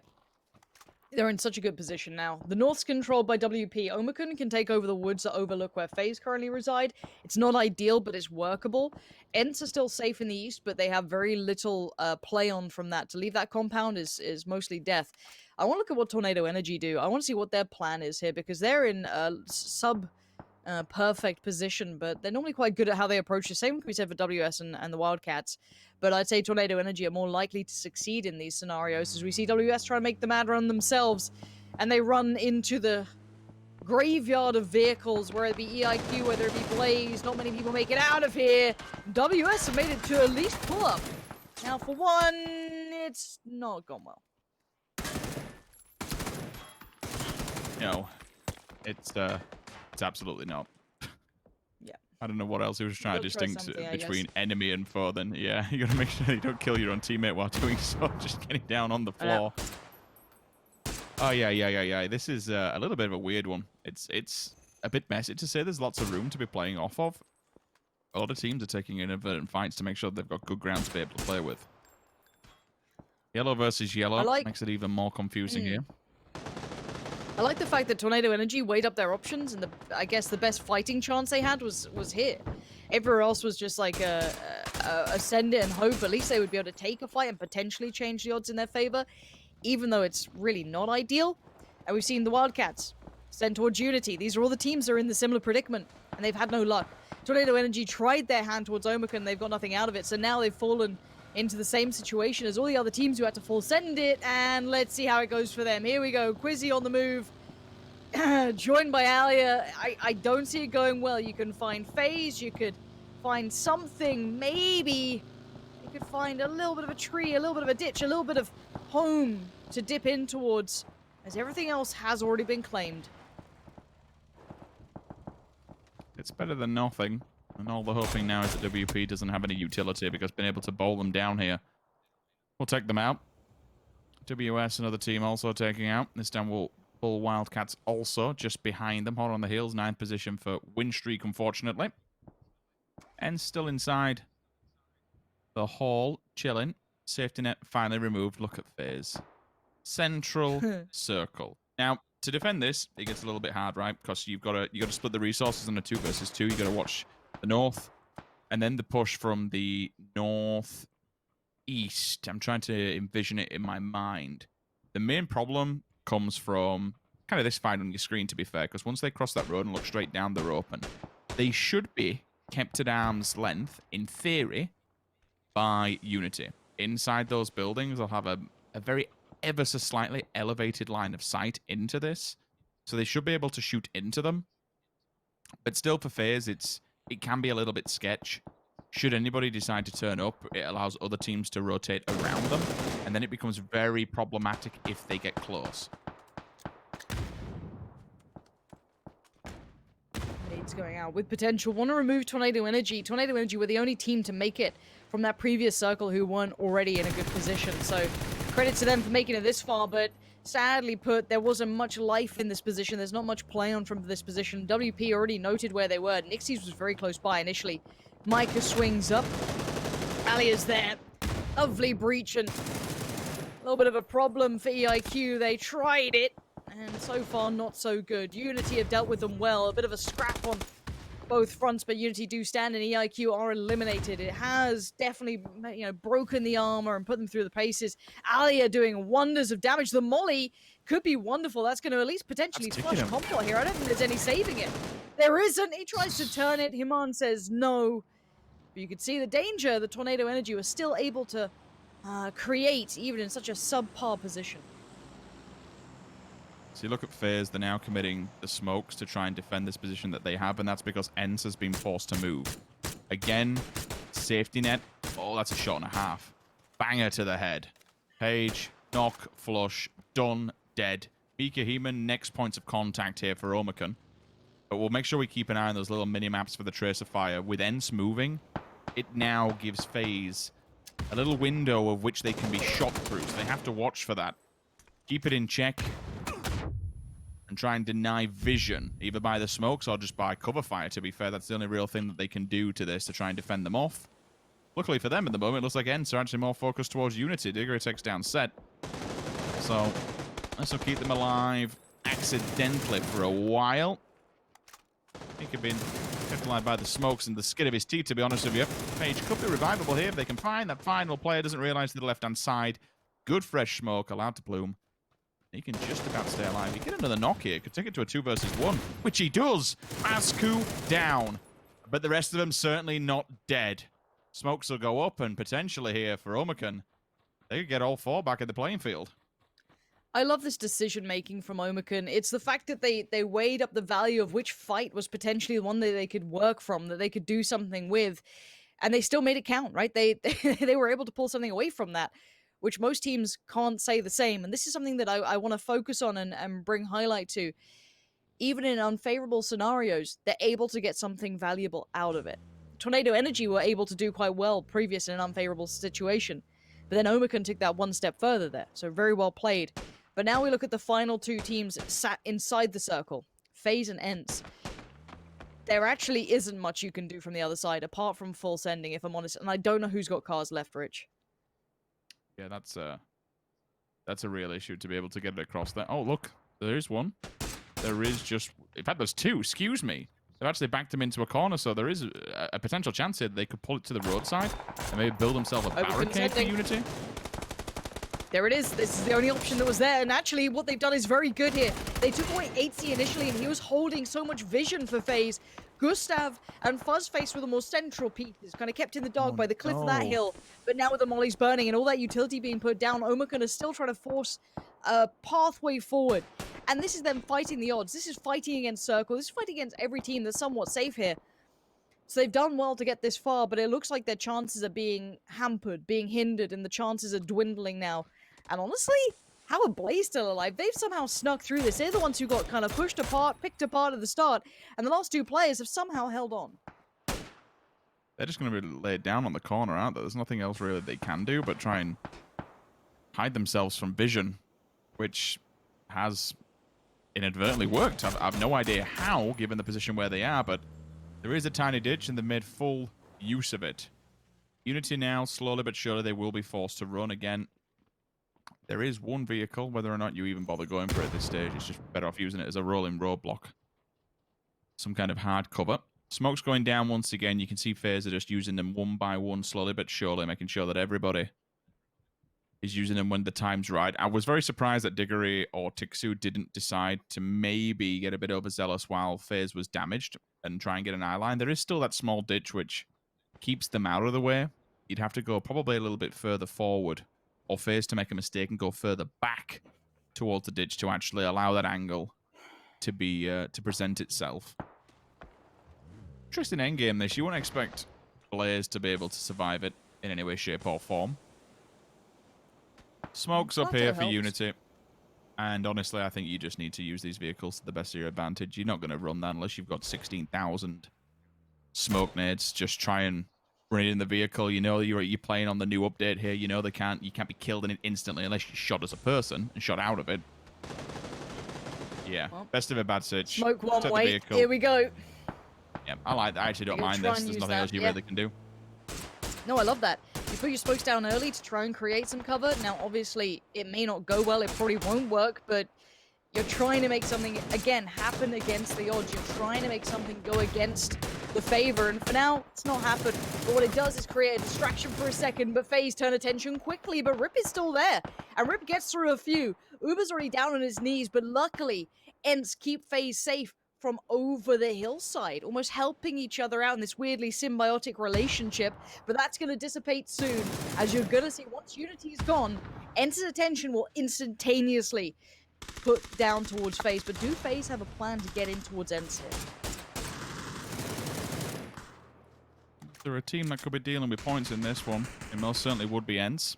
And that's a good start up against FaZe Clan. Gustav falling, off angle found. And now the punishment will continue. This time it actually comes from Set. I'm pretty sure Fuzzface was heavily tanked there for the fight that Squeaky did manage to take, but still, it's Set who knocks him and gets the finish. Ents could do with as many points humanly possible as said before, so being able to flush those and finish is a key priority. But Set seems to be, as a one-man band, actually throwing this one into the wind now. He's a watch problem. yourself. I'm not. He is, because they don't have enough smokes to. I mean, they do have smokes. They'll have to put them down one by one. Excuse me. Deal with him, then you don't have to waste it. Otherwise, you're going to be wasting him on the wall. Okay. What's this? 2 versus 2. One thing I like about FaZe is, though, they'll fight everything. They fight till the very end. Now, Uber gets picked up and flushed. Gustav, I don't know if it's time to fight this or give it up to the blue. He's going to find Rustamar, though. The nades are coming through. He's already off HP. Surely he's dead in the water. He is putting up a valiant fight, grabbing at the points he can get here. That's another one in the pocket. The man will not accept that his fate is sealed. Diggory on the push, pushing up, 3'd up, geared up, grows it to hand. Trying to play the timing, and Squeaky does it for them in the end. Ents with a win, 9 kills to boot.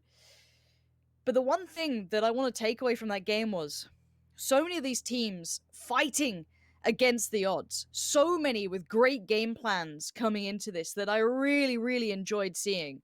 It's one thing to have a good position and play out from that.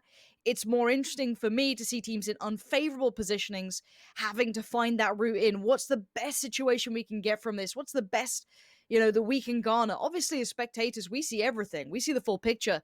They have to put this together themselves, and I think it's credit to, Tornado Energy did that very well. Omicron did it very well. And even, I guess, Blaze.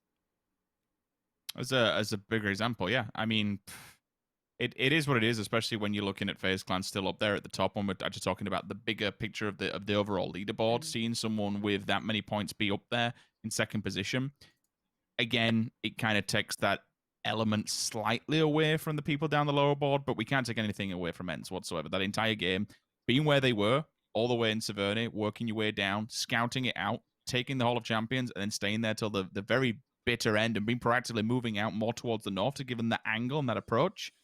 It's a good play, and when you're down in 15th in this lobby, that's a much-needed 19 points. It is. Let's head back to the boys to break down everything and see how it's shaken up those standings. That's right. Very nice, friends, to get themselves the win on the board here after that fight. And going through all of that, of course, the circles were very favorable to some teams as it was kind of going towards that kind of museum area, Hall of Champions, whatever you want to call it here. Toby, Avenger, joining me. Let's break down the highlights as well. Starting with yourself, Avenger, of course. ENCE getting themselves a decent win on the board. Yeah, ENCE in a rough position in Circle 3, getting themselves into a good position. They saw this was free. We had some hardships to the east where ENCE and FaZe was looking very, very favorable for this, but they managed to defend this area on the eastern side, hold it down for a very nice time. Also here on the west, like third parties on third parties, very unfortunate for Rayshad. TSM also ended up only being 2 in this game after the quick flush we saw from the top. Etiquette actually came out in a decent position, and we saw more third parties with that, and TSM was just ending up to be held out here by Omakan. Omakan played a very nice game though. I like the decision to hold the top side of the street to then third party the fight, the aftermaths of the fight with potential and holding the whole top side. Unfortunately, they got pushed out by the blue and they were not able to take over the face dip. So very interesting game overall for me. Toby? I mean, I think when you force everyone to fight in the open from, I want to say, mid phase 3 closing into 4, you know it's going to be a really difficult game. And gotta give kudos to FaZe Clan. I mean, they must have read some of the DA playbook strats. Find a dip, phase 2, and then just commit to it and get locked down. Find yourself a top 3 guaranteed. I mean, that's not guaranteed. Gemty did make a good effort of trying to wipe them in the dip, crashing it in with the buggy, but sometimes you get circles like that, and it's really difficult actually to find proper kills, especially from the situation like that. You saw multiple times they wanted to go up and peek, but everyone knows that dip is playing and being played. ENCE did a really good job at containing them in that dip, and as Martin was saying in regards to Omark, and they did a really good job reacting to knowing that FaZe couldn't leave that dip. They knew, wait, technically we're out in the open, but no one can actually pay attention to what we're doing right now because the only team that could potentially be a threat are being kind of subdued or being contained by the team out on the east side. So as Martin said, really impressive from Omark in this time around. There were the numbers coming on in here, and Gemty actually will steal the top spot along with Set and Kemba for that first place in terms of kills. Gemty, as Toby mentioned, Martin, really made a good effort down towards FaZe. It was just too much of an entrenched position. It was, and they prioritized taking the fight and getting the points on the west side, which I completely respect as well. I think the plan was good. Maybe with a bit more utility usage or maybe a bit more like available utilities could have made the difference. You know, a few flashbangs and overall, like, I think they could have gotten better from maybe more utilities, as I said, and the execution on the breach, or what you can call it, which is the ENCE as well. Yeah, Diggory's face in the darkness. You know, let's just finish things, I suppose. It's not even winter. It's not even that dark. It's currently summer, so it's like light, 23 hours and 55 minutes. Yeah. How bizarre! How bizarre. Anyway. That was our first Erangel. We'll talk about it a little bit more in just a few. Time for a short break here for PCS, and when we return, we've got 2 more Erangels on the way. We'll see you soon.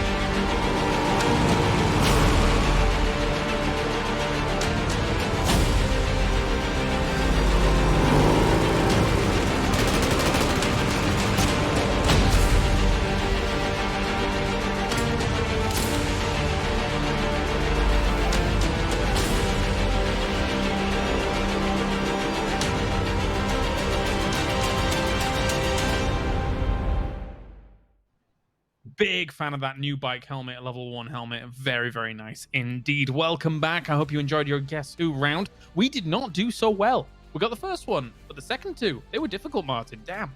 They're rough. It's rare because we know these players so well. So well played to the production and graphics guys in the back. Like that was, I gotta say, I did not expect those coming. I mean, we saw teams pretty early on. 2005 teams with neon techno kind of style. I like that, but I did not see the Spyro hiding behind him. So that was pretty interesting. Oh, cheeky. All right, Toby, let's talk about how things are going so far. Omakan will take #1 spot. Talk to me, Toby. Well, it's working out for them, and as we said, I mean, Martin did a good job of briefing us through last game, how they played, like how well they went about it. It's, to me, one thing that is impressive, because all these teams can play PUBG. All these teams can hit their shots, and what really separates the best teams from good teams, to me, is not the teams that can go out and get 10 kills in a game where they're getting all the circles. It's the teams that can go out and get 10 kills in a game where everything is working against them. And for a big portion of this game, that was the case of Omakan. They had to fight arguably one of the best up-close fighting teams in Tornado Energy. They made them run off scared in a situation where it was a pretty straightforward 4v4 for a big portion of it. Now they get them away, then they gotta go, okay, we haven't had time to scout anything. We have approximately 15 seconds to do that before we get killed. They realize that they're containing, and also in the middle of that, adapt to taking the fight to the north, knowing that the fight between VP and Tornado NG had finished off up there. I mean, there's just so much going on, and I think it's hard for a viewer to really grasp how much you need to be able to do at the same time in terms of feeding info across, processing the info you're given from the game, and also reacting and actually playing the game physically yourself. And Omak in this game, despite not winning, still had a segment of, I want to say, 3 or 4 circles where they played very, very close to perfect PUBG. Once again, it remains amazing that Northern Lights is still second place, but not playing today. Martin, final thoughts before we go into the game? Happy to see Ents coming up there. They're sitting at 97 points. They jumped up, 6 places with that win as well. 19 of their 33 points from today is from that game. So I want to see them continue this kind of form on Erangel, and let's hope that they can continue this so they can really push themselves ahead there into the grand finals. Let's do it. It is our penultimate game of the day. Sims and Pansy bring us the grassy pastures. All right. Plane doesn't want to, but we'll do our best. There we go. Yeah, it was good to see Ents putting up some numbers. I feel like every time we're like, oh, Ents aren't doing so well, they'll pull out a win out of nowhere, or you know what I mean? Like they always seem to be able to come back. They always have a bit of an answer, which is great to see. I just wish we'd have more consistency with it. It's hard when I personally really like the Ents guys, and it's I obviously don't want to be seen as rooting for them, but it does feel like we're so harsh on them sometimes because we know how good they can be. So it's good to see them getting some good results. We do see old Batulins in chats. He's watching his points and everyone getting close, like, go away. Get away from my points.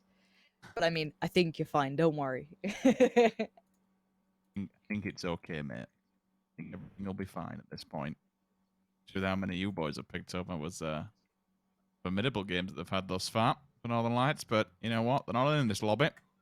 He's got 2 days to play yet. But again, watching, seeing what everyone else is doing, understanding the performance. I mean, hell, it'll come tomorrow, and some of these guys, they won't have that opportunity to be able to fight back come Sunday. They'll have to watch the games much like Batulins is, and that might even be a point where, unfortunately, your fate is decided by another team's performance, and that's not what you want. You want a decent amount of points. You want to be crushing, that 16 mark threshold and be clear of it, and not going into the final day wondering if you've made it to the grand finals. We've seen it happen before for PCS1, where teams are kicked out the last day.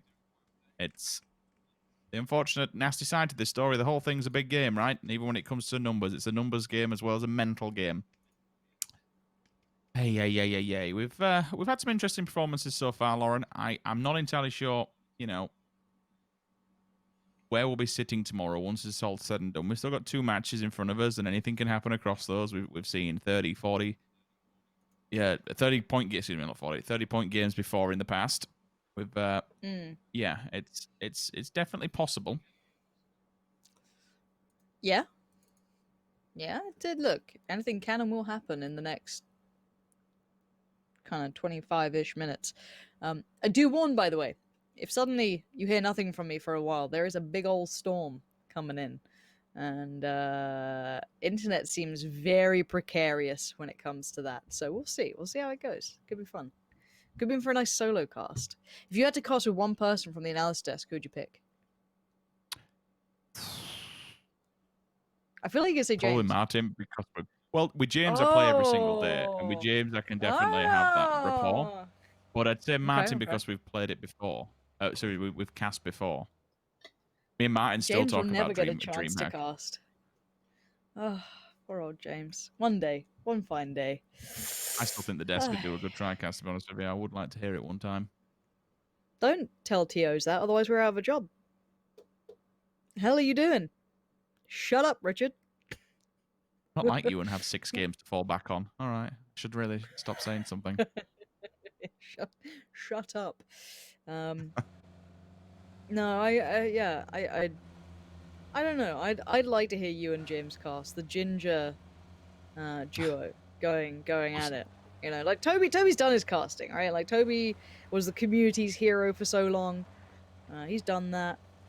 Martin is the superstar stand-in more often than not, but you know, I'd put James in the limelight, see what he does. You know, I remember James when he was actually a caster in StarCraft. You know, I used to sit there and listen to that guy go. He was very talented, so it'd be nice to have a little bit of that. You know, all of that notion aside, though, because I'd like to keep my job, if you don't mind. That'd be 10 out of 10 of you. We do see an Eastern Circle, so sitting very close to, you know, the FaZe home territory, Unity, the Wildcats, Blaze, Tornado Energy. These are the guys that are kind of shuffling and tussling around down by Milter-ish. Farm, Milter, a little bit further east, you know what I mean. So, all around that sort of way. I'm sure Lumberyard and Prison will be the next very occupied areas. EIQ, this is very dangerous. Easy now, boys. Are they pulling up? They are. Okay, 3 towards Lazar. Apocalypse is on his own. And honestly, it's the correct call for the pull-up. Lazar is on the outskirts, so isn't an instant danger. Angle. Lovely little peek through the window. Rich, have you not known about that? God, you still play this game all the time, and you're still probably losing to these things. Nicely dealt with. I actually like what EIQ did here. Whether or not they scouted it to the full extent, but Blaze were in a 2-2. Now, Rip's turned up. He's still in the vehicle. That's a little bit dangerous. I'm a little worried on this. This feels... Blaze, you might need to cut like your losses on this one. Yeah, committing the rest of them to the calls could just be basically giving the lamb to the slaughter here. While they've got some players still left on the battlefield, they could just try and run away. That's exactly what that's the better call, in my opinion. Regardless of how down EIQ is, they'll still put up a damn good fight. Apocalypse is unrevivable. Look, you've done the task at hand. They've taken some of your players. Just fall back. You've got a decent enough compound, especially given this circle. We've got some water in play. We're down towards the southeast area. Milter Power on the corner. Probably never gets seen given how much water's in here and how much it'll be bouncing around, and everyone will more than likely commit in and around the areas that you were seeing on your screen fighting already. TSM are not too far from the fray as well. They can control this hillside and just monitor the situation and monitor the circle to see where their next step will be. Unity, FaZe, not too far against one another. FaZe just coming down from what is the Monkey compound. It has been called that for many a time, and Monkey is actually still playing within this lobby himself. So, an old reminiscent of a time where he used to hang around that area and remove a few players now and then. Tornado Energy in the thick of it as well. ETG, left-hand side, Unity right. And IW front center towards the farms. Definitely a distance away from Tornado Energy, or at least a safety distance, should I say. The question is Example or Quizzy scouting the main road behind them? Because if they aren't, we'll see WS unexpectedly turn up off of Sosnovka Island. And that will really throw things into the mix, because you'll have a, 5-6 team standoff within Milter itself? Yeah.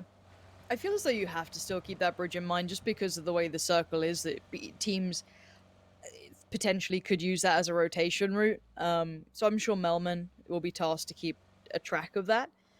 They aren't completely beholden to players coming across the bridge either. They will get a good notice, and of course WS will probably just send it to the left side into the field, or become more of ETG or Rage Your Edges issue. But they'll definitely get a warning from, as I said, I guess Melman. And Ents making their way down. Tixu, I saw that driving. Yeah, Ents going to be heading down through Milter. I don't think there's any troubles that way. I think FaZe have already kind of shifted across. DA would actually be in between them and Ents if they did go down that way. So here comes WS. And it looks like they are turning a little far right. I was hoping they'd kind of send it towards the left side fields. This could be an error. Kemba could get very isolated here because, yeah, there you go. Everyone else is going over towards the petrol station where you can make an easier attempt maybe to those houses or into a compound on the left side. Here, the terrain is horrible to play off. Maybe Kemba just wants to try and allow his teammates to cross, or I don't know what the end game is. I don't think you really want to be at the petrol station late game. Not necessarily. Not given that you can actually be shot on your legs and feet. If you're going to be laying down from other gunfire, you're completely exposed then to your arms and neck area. It's not the best place in the world, and especially with the circle being so close to water, you want to move away from that as fast as humanly possible. And you are completely right. I'm very surprised they didn't all commit to the left-hand side, take that little bobbly ditch, bobbly field, run alongside the ditch. Hell, even take the coastline to avoid gunfire. ETG was lingering around there, and so is Rage Your Edge, actually, towards the shark fin compounds. That's a really solid place to be right now. Again, you are talking into a brick wall, unfortunately, when you have ETG and WS, so trying to move onwards from this will be a problem. But as you can see on the map, Udir and Aduzi are actually off scouting, maybe trying to find another area, maybe getting ready to full send it to a bit of a hard shift more towards the north. So it blocks out, even on phase 2, it takes out a load of water. You know what, Rich? I'm just happy we're away from farm. I've seen so many endings that way. And actually, a bit of a turn of events. Blaze were in the initial 2-2. This was the other stronghold, and actually the crossfire is holding for now. Lipson needs one more! Oh! Outstanding crossfire hold by Blaze. They all focused towards the stairwell. Lipson was able to get away with murder. If they'd come from maybe a bit of a split from the other direction, using the main entrance, they'd have seen him. But no, all going through the doorway was an error, mistake. But credit to Blaze for capitalizing on it. Now all these teams that are kind of posted up by Milton want to move further east, move away from the farm, move away from the road. It's not where you expect it to end. So you start considering prison, lumberyard, you're looking maybe mill to power. You'd imagine a bit more in. But honestly, the hillside around shelter, that's a pretty beefy spot. And that was a pretty beefy shot. Goddamn, Lipson is now just feeling it. That's revenge and a half. EIQ turn up for a second time to have another chomping at the bit. This time they get completely pushed aside. So, and it's Blaze, I think, removing all 4 members. They took one earlier on. They had the initial scuffle, but damn good job from Lipson. It's questionable that they never even checked the corner, and where was the communication for the second player that got shot in the back, or why didn't you, just all pushing through like that? You put yourself at such a bottleneck, and we see so many teams. Uh-oh, I'll hold for a second. Ira, engine off, but FaZe Clan isn't that stupid. They're all holding point, nobody moving. Everybody just jiggle peeking. Knows where Gustav is. If that nade's primed, on his head he goes. Bye-bye, Gustav. And now the fight can commence. Instant flush, and that's fine. Remove one player from FaZe Clan and let the rest of TSM rejoin you. Uber's out on a limb, trying to get back on himself. But by doing so, he will expose himself. It's problematic, but there are shots from the side. Oh, if that just licks his feet, he's in trouble. On top of the car to 9,000 IQ from Ira to get up and out of the fire and completely out of harm's way. He needs the rest of his teammates to help out, like, a little bit more. Because right now, as much as they can help, they can only help from maybe one side, and that's not enough. Vex leaping, bounding through the hillside like a little sheep on the Welsh hillside. I don't know, I always have to mention these Welsh, I can't help it. He's dead. It's gone very poorly. Iro is the chimney sweep who's had a little bit of a tumble. And now the rest of TSM can't do much. And as I said, I liked what I was doing, but it was quite individual. And as I said, TSM could only hold off this very kind of small coned portion. They could only see this side. So when you had these players finding angles that were deeper on Iro, they were kind of in a bad position. They'll beep beep.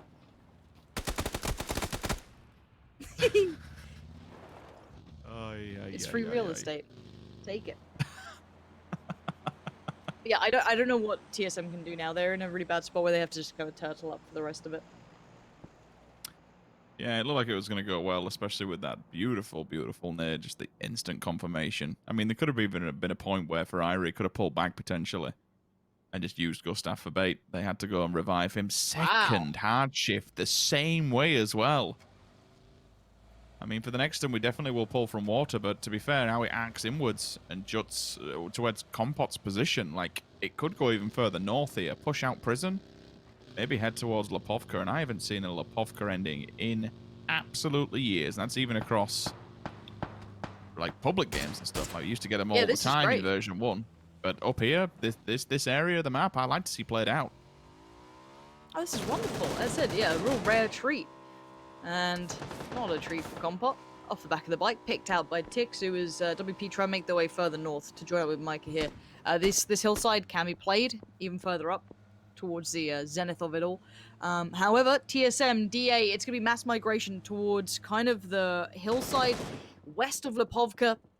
Is pretty much the big territory, but there's land grabs all over. Omikun and I think it's ETG right on top of each other. Yes, it is. Etiquette right there. Who wins this one? It looks like Etiquette are there before Ents, so they're able to set up on this. Omikun are also around that side. This is going to be a bloody, bloody battle. See how it comes out on top. Youth want to Gempty as well. That's a big scalp to removing. It looks... Oh, God. Jesus. Close the door. Run. Run, my dude. Get out of there quickly. Still got people outside, though. They want some revenge. It's only T-Bone, last man standing on his own. 13 HP. Get inside and get healed the hell up. Faultlessly comes in. Better luck next time. They ruin the day for Code Marco and Co. ETG, they fall. DA. Over by the one tiny shack. 2 players in, 2 players out. Make that all 4 players in as 6mo. Probably wants to regroup the rest of them. He's just looking and wondering where all these bullets are coming from. There are 2 different angles which are holding them inside here, but the vehicles are in abundance, so there's options not only for mobility. If you can actually pull a vehicle back, you can build yourself a little entrenchment. We've seen it done before where you can then bop between the 2.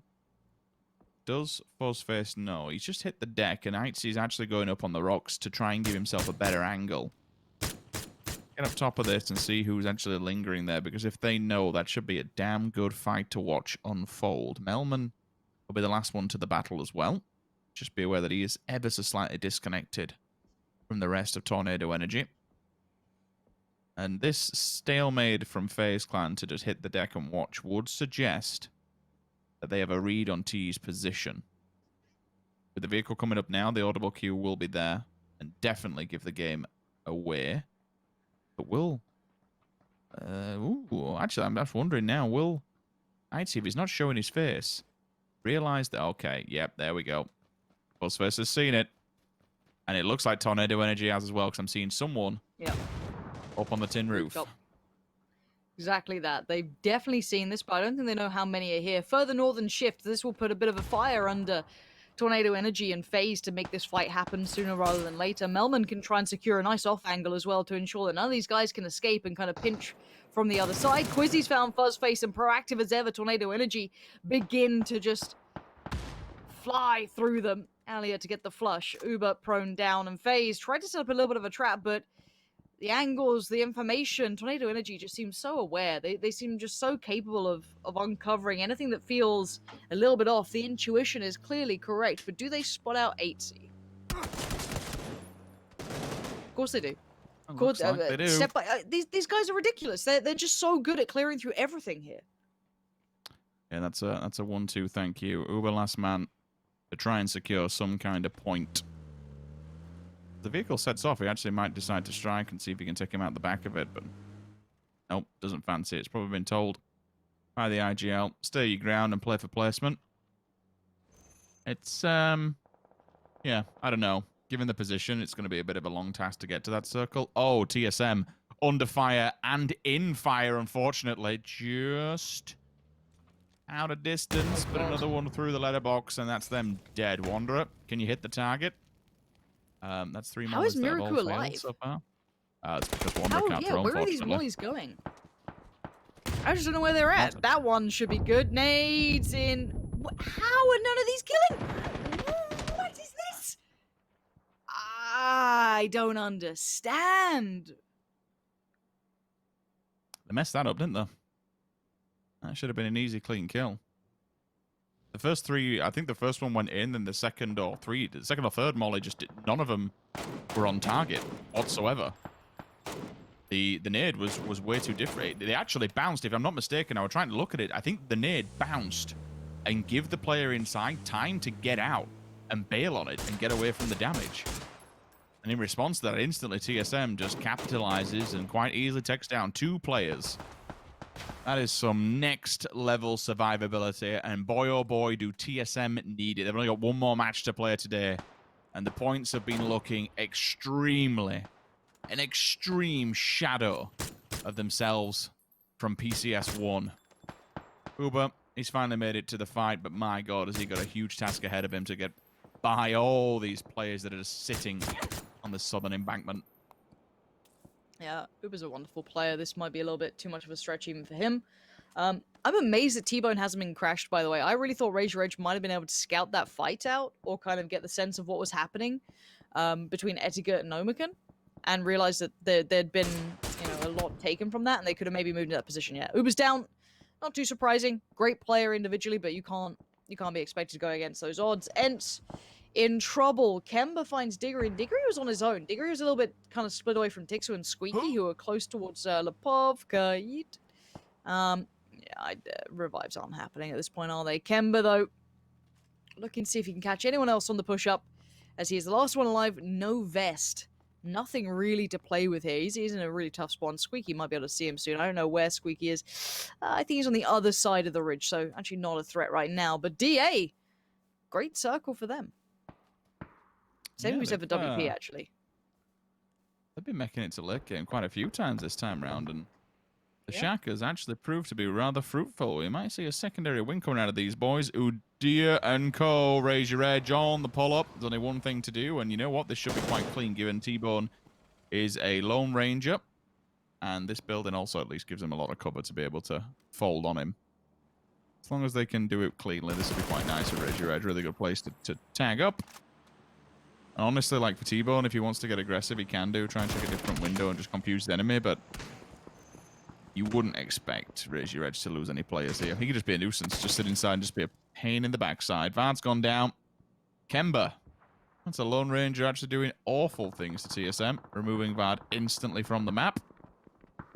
That puts Miracle begging for a miracle to try and make it into the top 10. Okay, 13 teams, 32 players. The South side might have now gone as far as it can go. I love the fact that Razor Edge finally got in here. I think this could have happened much sooner, but I'll take it.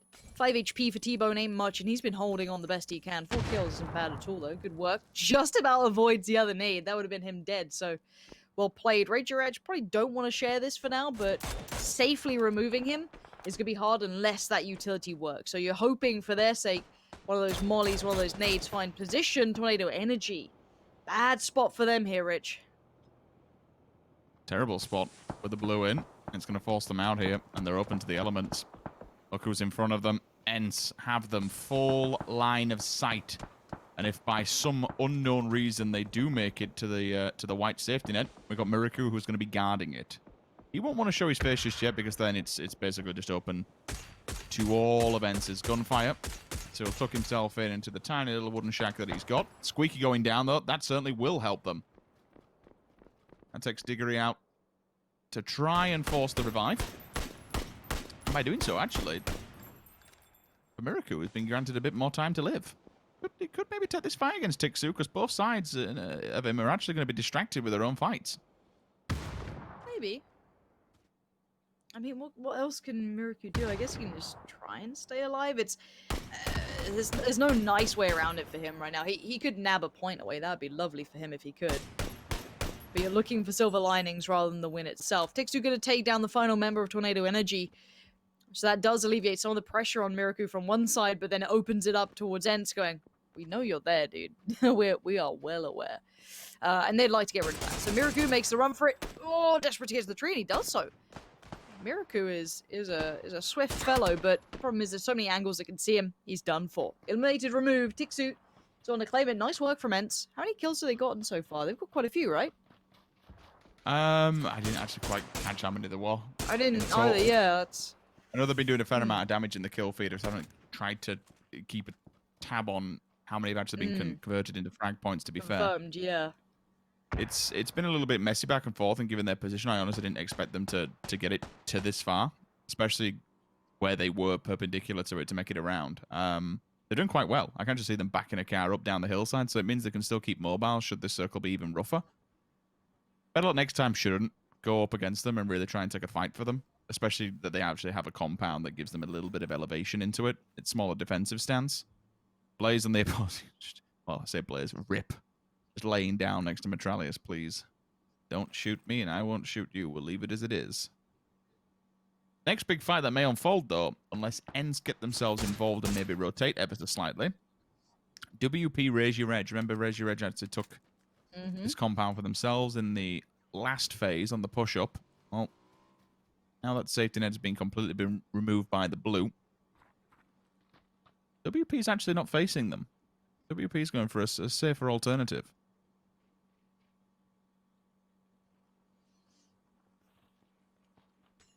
The one bonus to where WP currently reside is it's high ground, whereas Raise Your Edge is on the lower end of it, so it's a lot easier for teams to look towards Raise Your Edge than it is for WP. WP going to go through the motions of clearing that northern side, just to make sure no one's coming out of like Lipovka way or there was kind of like lingering around there.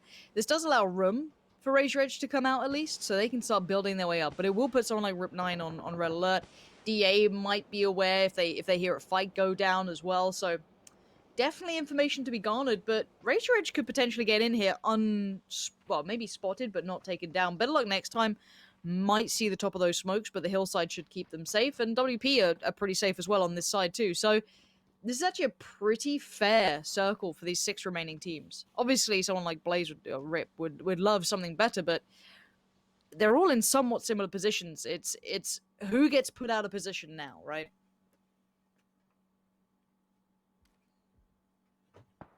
The question. Everyone, again, just playing edge if you're not inside the circle towards the center. Nothing Rip can really do here. Maybe play a spoiler and get a knock onto a team which actually forces a fight. DA will probably just work the way back to smash his position, given that he actually has a shack. They can play off the back of it, but it's Metralius who'll have to do the biggest amount of ground here. Maybe him moving will be heard by Rip and fight unfolds. We shall see. Udyr, front and center of all this. Looking, does he catch him? Okay, Rip. Yeah, surely he's been spotted. Yeah, definitely. Look at that. The nade's been cycled. It's cooked. The pin's pulled. Target acquired. Not dead just yet, though. Okay, Aduzi. It's fine. Just need your teammate. It's all good. Accidentally cycling his pan. You know what?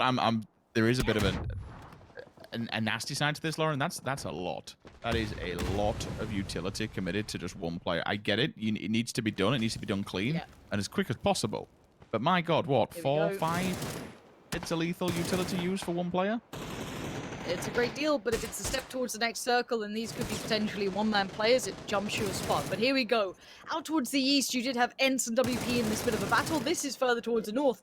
DA heard everything going on. They just completely bounced off the back of Blaze's final player going down, and they knew exactly who was there and what they were up to, so DA get to hold a wonderful position. The team who's gone under the radar, who's kind of flown silently in the night, it's better luck next time. They can play it cool, calm, and collected in the kind of southwest, whereas Ents have disengaged. DA start to look towards WP, and this is a lot of big teams, 4 players, 3 players, alive late game here.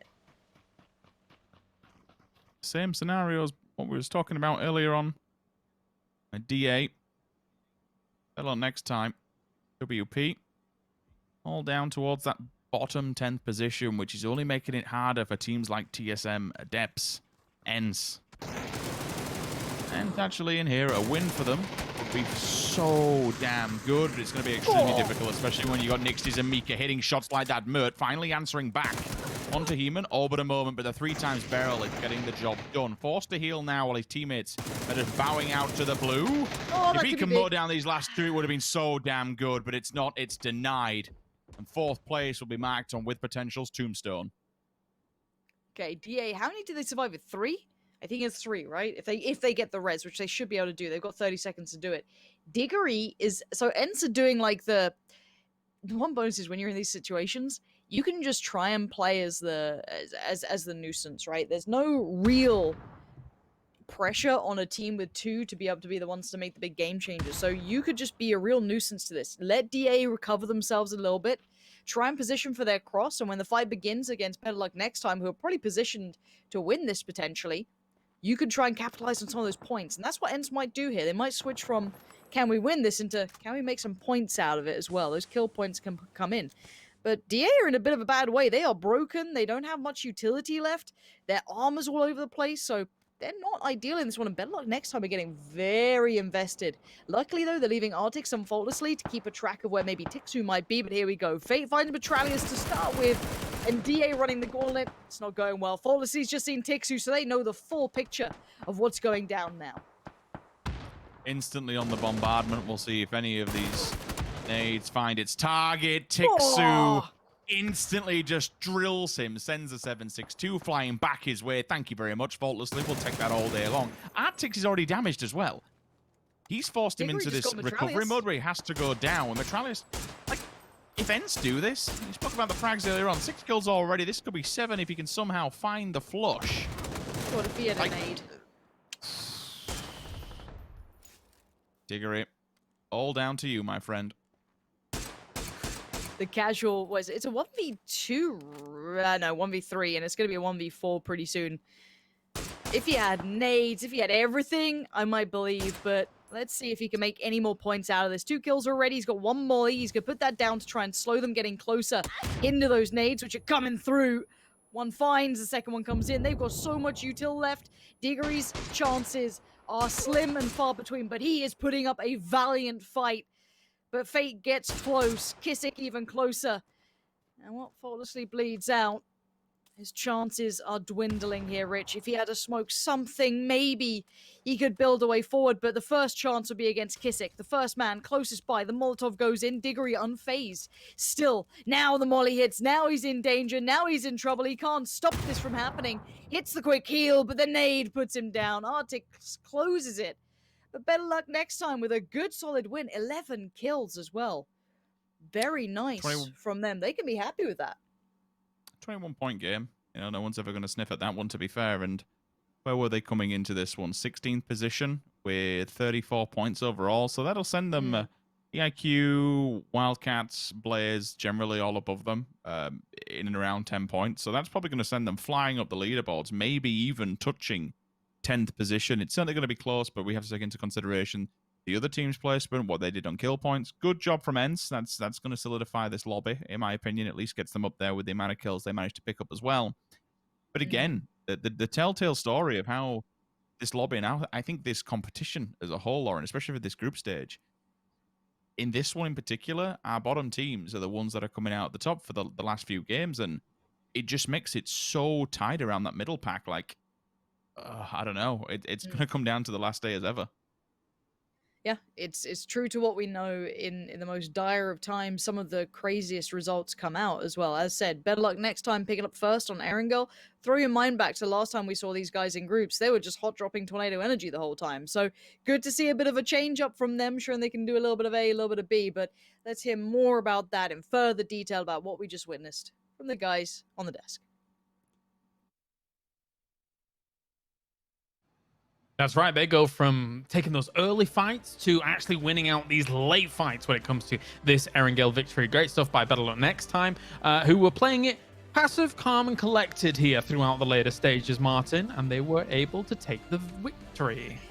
Yeah, they were able to take a good position early. They had a nice split in third circle with taking the prison and decided to stick with this compound here. Yes, the later circles did kind of favor them a little bit, but they got the best out of it and managed to get a lot of kill points with as well. I was kind of surprised with the amount of kills they actually got, but they have been actively out there making sure that they could finish some kills, steal some knocks, and get a few guys finished off. But overall, a quite hectic game. Like, we had a few circles that went north a few times, and that meant a lot of our teams had to go through a big migration from the south, basically all the way up and on our western side, and where the mansion was free and all this. So it was actually a really interesting game from a macro play perspective because a lot of the teams make some really interesting and clever choices. Other teams decided to go full send and everything. That happens as well, especially in those Hail Mary situations. But I loved how ENCE was able to position themselves. They were around Milta Power when the circle shifted north, and they managed to get a few points from that as well. Toby? I mean, I think Martin is undermining the whole a few circles went north.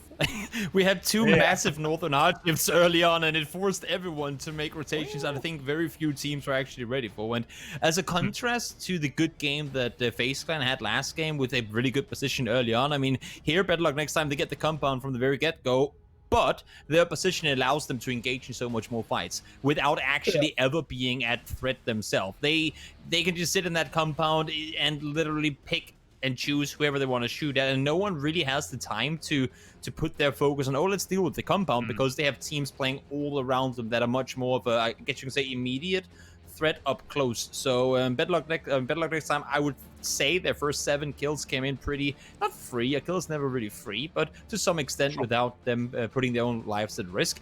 And then, I mean, in the end of it, of course, they do win the game. It's an amazing feat. I would have wanted to see, because we've talked about many times how the compound ain't never getting you the win. It's what you do with the position that you're in. They were playing it, to me at least, scary passive. In the end of it, you have 4 guys alive, you know there's 8 players in total, you know there's other teams fighting, you do the math, you're gonna have the numbers. And they were seeing DA losing players up against VP in the top of things. I would have wanted to see them in any other scenario try and go out and see if they could find something there, take more space, make more room for themselves. Because I think had ENCE been 3 up, had Tixu had someone down on the south side helping him out, I don't even know if even with 4 players that better luck next time would have won that game. I mean, it's a scary prospect if Better Luck Next Time went a bit more aggressive on their side of things. They already got themselves 11 kills, so 21 points go their way. ENCE with the 12 points overall, and DA 11 points for our 3 teams getting double digits.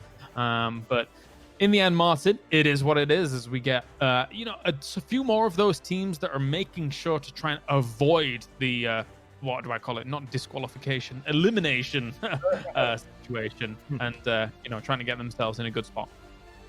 Yeah, and with 21 points, they're gonna really propel themselves up the ladders here. They were down there before this. They had an 8-point day on our first day, really rough. Turned up the next day, got 21 points actually in the second day, same as they got here in this game. So now looking good. They had 13 points before this. So yes, sometimes circle comes, as the Finns say often. Faultlessly took care of it. Arctics took care of it. They got 4 and 3 kills, 4 and 3 kills respectively. Yep, not too bad in the slightest. And we take a look at our damage leaders as well. ENCE is hitting, once again, a little bit of form here in the past couple of games, Toby. Yeah, I'm loving to see it. I mean, we know they have what it takes to play with the best of the best. We had by the end of I want to say by the end of 2019 in some ways through. It's not been a steady race with the top performances all the time, but I'm glad to see, especially this week in particular, they've been able to find the placement points. They've added kills to it. Now they get the damage on top of it as well. So and ENCE, I would say other teams should be looking at coming into the next days of play. Yeah, definitely so. And don't forget, at home, you can be involved as well here for PCS2, because you can use the hashtag PCS2fan, and you need to record yourself supporting your favorite team. So if you want to do a, that thing, you could do that if you want to. You could do anything you like when it comes to... I just wanted to press the button, guys. I'm sorry. You can record yourself for supporting your favorite team at home. So make sure you do that, and we can actually show you in broadcast potentially, and follow all the lovely links down below as well to support PUBG Esports as it does continue on, because Martin, we've got so much good PUBG action to come across the board. Yes, we do indeed, and obviously we're in the midst of things. We have started our weekend here. We're going to be back Saturday and Sunday, so really excited for this group stage here to round up. We're in the first day, and once we were done with this, and some of the guys here, these guys only have 1 more day to go, so they really want to put some points on the board to make sure that they're not sitting on the last day. Some of them are not playing on the last day. They can just look at their falling down the leaderboard, slowly playing, and that's, I mean, I've talked about this before. It's one of the most scary things is not having their own fate in your own hands, right? Being able to have an influence in the last day. But guys, ENCE crawling even further, joining the 100-point triple-digit club. Yeah, and for them, of course, in PCS1, it was a bit of a rocky road, Toby. They were one of the teams that's a guaranteed spot throughout 2020. Likewise, so does Raise Your Edge. And we've spoken about it before with the addition of a doozy. Maybe that's going to kind of make a stamp on the fact that they have that guaranteed spot here for 2020. Moving up to 11th place. Still some games, of course, to play throughout all of this, Toby. What do you make of Raise Your Edge so far? Do we need more from Raise Your Edge, all things considered? I mean, of course, you never want to be sitting in 11th place when you're one of the few teams that get like invited to it. You want to go and show that you're as a team worthy of that spot. So of course you want to find yourself within the top. I want to say top 5. But for ENCE, I mean, having added a new player to the roster, having shown us already what they're capable of, I feel like. I mean, the beginning of the day, I said I saw a more aggressive and more demanding ENCE in that Miramar game. They fell off of that a little bit, I feel like, with the whole T-Bone situation earlier in this game. But they've shown me enough that I'm comfortable that A, they'll probably make it to the finals, and also B, they'll probably get a pretty good showing for themselves there. But one of the things that I think is really interesting here is if we look at the teams that aren't playing today, the teams that are blacked out, or grayed out, I should say, if you look at Redline, they're sitting at 65. I mean, that's probably, I want to say, them getting close to 100 points tomorrow. There are a lot of these teams right now that aren't there yet. I mean, a lot of the teams are at below 100, and coming into the final day, that's going to be tricky. So actually, a lot of the teams, like, this is kind of, this leaderboard right now is kind of, I mean, obviously certain teams haven't played the same amount of games as others, but a lot of the teams that haven't played yet are actually still ahead of a lot of the teams who have. So it's going to make it even harder. If you look down towards, I want to say, 15th through 22nd, there's only 3 teams who haven't played, well, one of their 2 second days. So for teams that are right now sitting in 20th, TSM with potentially some wildcards in Tropic, while they're currently almost in, that stretch is going to be even further away for the next games, which, to me at least, on their behalf, makes it really damn scary coming into the final 6 games in the next 2 days. Yeah, still a nuts performance from Northern Lights to get themselves second place still after all of this has gone down so far. Martin, anything else you take away from these standings? Yeah, I mean, I want to raise a little concern about Raise Your Edge, or not a concern, but you know, a little quote maybe is also we have 2 kind of situations when you have new pickups, right? We have the ones that it's a fit right away, the honeymoon kind of period, and then there's other one that where you kind of build it around it, right? Raise Your Edge might not be able to raise Mjolnir if you ask Toby yet. They definitely, I feel like it's definitely a stronger situation for them right now. As we're looking at them right now, they're stepping into it. Yes, they have a few bad games. The last game on Miramar and our first game on Erangel was a few points, but I feel like it's coming together nicely, and I feel like they have the kind of the spice that we were looking for that they didn't have in our previous Continental series here. Yeah, fair. These Scandies always have to bring in Norse mythology to the analogies. That's fine. You got any more on you, Martin, or are you sticking with just Mjolnir? I mean, it's the first thing when you go for worthiness is it has to be Mjolnir, right? Like, it has to be. So I couldn't.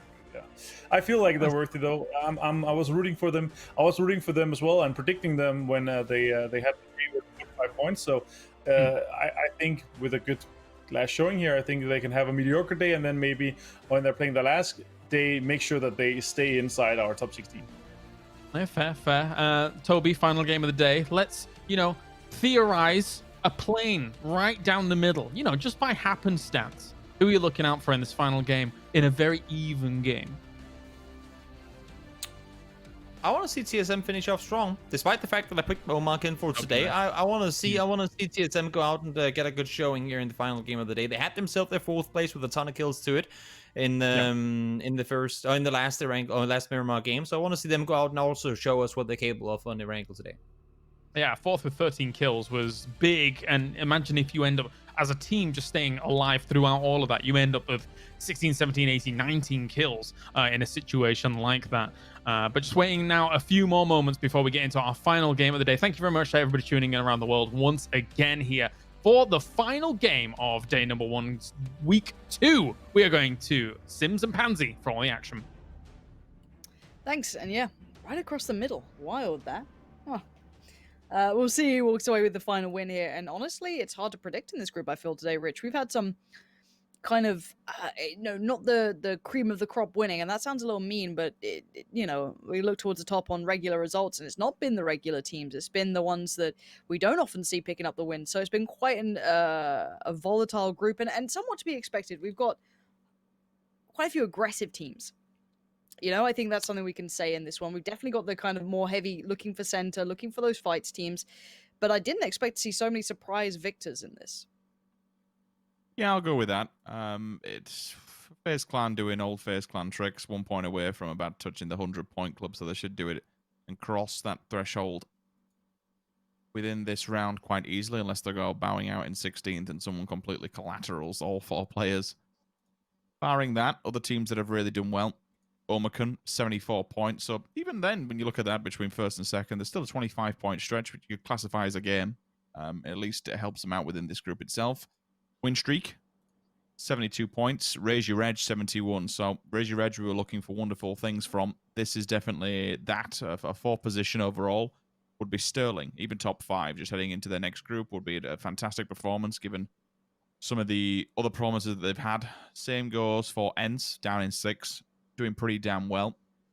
But we spoke about how things are starting to get a little bit tough. I mean, from second, where are we looking here? Second all the way down to, Christ, even the second is 74. 14 is 53. Like, it's 21 points. That's a game that separates 12 plus teams. That's pretty wild. Yeah, it's ridiculous at the moment that it's that close. I think it's credit to how good these players are at the moment and how good some of these teams are, but also the fact we have very few. I don't know. I don't want to say that. Actually, no. I'd say we have some very strong teams. I think Batulin's Northern Lights. These guys are looking brilliant. I think Liquid showed some real resolve as well towards the top. A lot of the top teams are there by great work. They certainly deserve to be there, but as close as this gets, it's also hard to believe that some of these teams can make those 20-point games, even though they are consistently walking away with good results. I think today is the danger factor for me. It was purely showing that some of these teams can do those big 20-point games, because I wouldn't say traditionally, yeah, better luck next time, 20-point gamer. I wouldn't say that. They can frag out, but I wouldn't normally see that coupled with the victory. And I think even the desk was saying, how normally we look at teams towards endgame, how they can capitalize on it, how they can push out compounds, how they're very proactive. They're not a team that have been in that scenario a great deal. I wouldn't say they're one of those teams that gets to that point, but today they've been brilliant. So today's a bit of a dangerous one. It's definitely going to be a bit of a wake-up call to some of the other teams who, I don't want to say are cruising, but who sit mid-table, that they might just get straight up jumped by a team they really don't expect.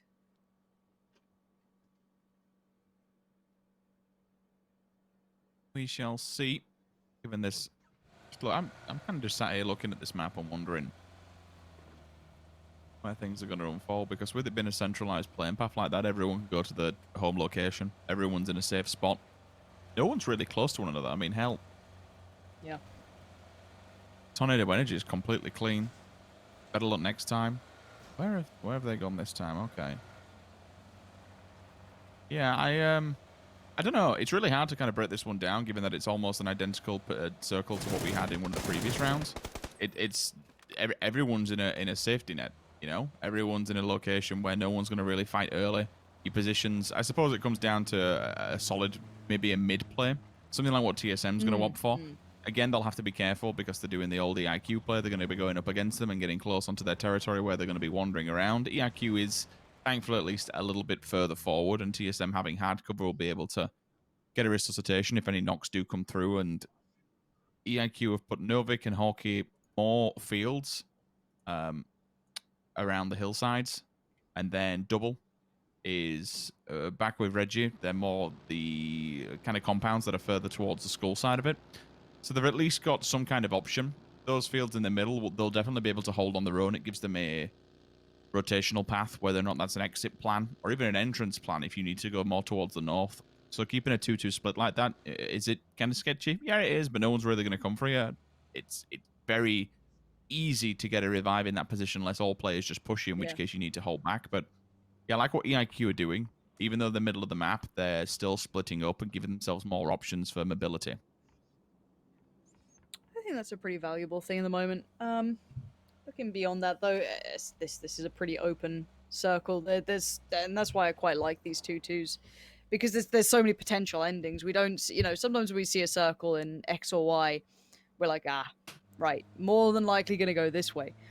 This has like maybe 5 or 6 potential quite high, likely endings. So there's no easy one spot to head to. The center of the map may be Pochinki, but we don't see many endings directly in Pochinki. I guess it's north of Pochinki in those fields, but again, you're not going to sit in that. So quite an interesting predicament to see where these teams go to. They're kind of splitting around the north side of Pochinki, around the west a little and south, just all kind of skirting it. But it does mean plenty of playable area. Forever might be time to bounce. Yeah, get out of there. We don't need to overstay your welcome.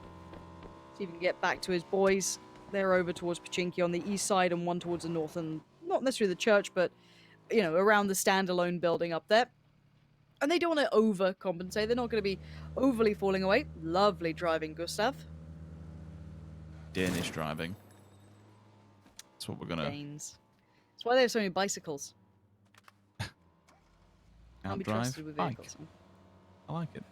It's a good analogy. Yeah. I can't drive, side note. Don't have a license, so I cannot say anything. Took me 7 times to pass my test, so really I shouldn't be able to either. 7? I'll give you a small story while waiting on these. I can tell you why. I did an apprenticeship, and at the end of the apprenticeship was to go out on the field, but you got given a brand spanking new car, and this was at like 16, 17, 18, 19, 20, 21. So at 21, once you pass your test, you got given a 5 or 7 grand pay rise because you became an engineer then, and a car. So like for a young lad, it's like, good God, big money, car, yeah.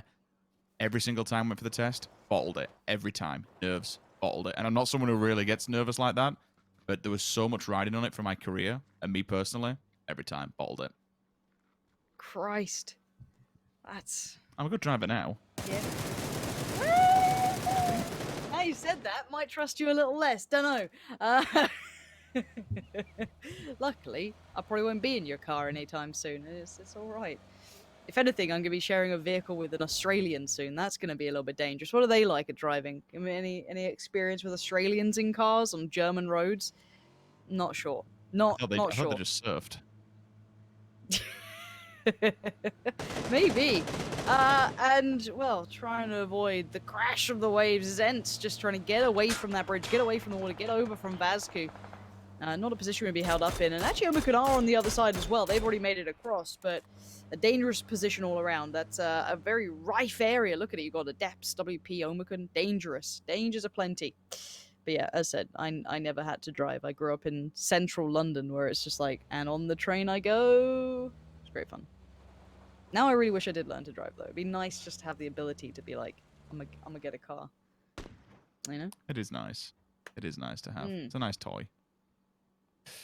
North is where the main head of the pack of the players are at the moment, all banking on moving towards that water town through mountaintop area. Mountain. You look Yeah. over towards Georgia Pole Mountain. You're going to see Ends who've scouted this one plenty of time. They sometimes do like to play WP's position, so for them this kind of bottlenecks their approach ever so slightly. Again, there's 1,001 ways to move away from that, which, in fact, every single team that we are trying to build a story off of is going to have to do. We pull towards the north, and we actually keep the water in. Remember, it doesn't come in until Circle 4 that the land ratio plays any kind of effect, so water can still be in abundance. Hell, we could even still go to a hard shift south if it really wanted us to. And then as we tick over from 3 to 4, it will then play a massive benefit. Now, for this one, something like this, and I'm all for it because you know me, I'm a Pochinki boy through and through. Give me that ending. I haven't seen one in a hell of a long time, but city-town endings, city fights, I love it, me. It's wild, it's chaotic, but that's the biggest factor. It's bloody beautiful and fun to watch. Look, I'm ready for it if it ever happens. I have a feeling we'll probably just go west, go to the fields, rinse and repeat. I actually don't mind any of the areas away from those western fields. I hear singing is not your strong suit as well as driving. Kidding. No, I'd really like it. If it doesn't go west, I'll be really happy. There's plenty of really fun endings around this area. You know, Pochinki would be beautiful, wouldn't it? I don't think we've seen one in such a long time. Oh, win streak. You better be ready. Kemba's on the way. They've got fire coming in. They're trying to encourage to open this door and get inside. Do they fall for the bait? Yes, they do. Rupture. First one down, flushed. Offspring ready for the second, spots him on the window, falls back a little. Trying to be cautious, be careful. Ooh, dangerous molly.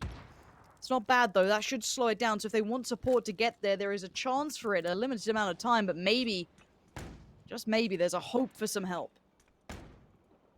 It's a possibility to actually throw a smoke down here, hide his footsteps, then dive outside and hit them from down low. If he can tank them from the same floor, that's when it gets really, really tricky. Losing track of where people's locations are, and also hitting your nades is also an added benefit, because you're going to run out of them eventually. Allows him to move to a secondary room and keep alive. I like how, and you even touched on it straight away, he just swung towards the doorway because he knew where the next point of contact would be, so a good read.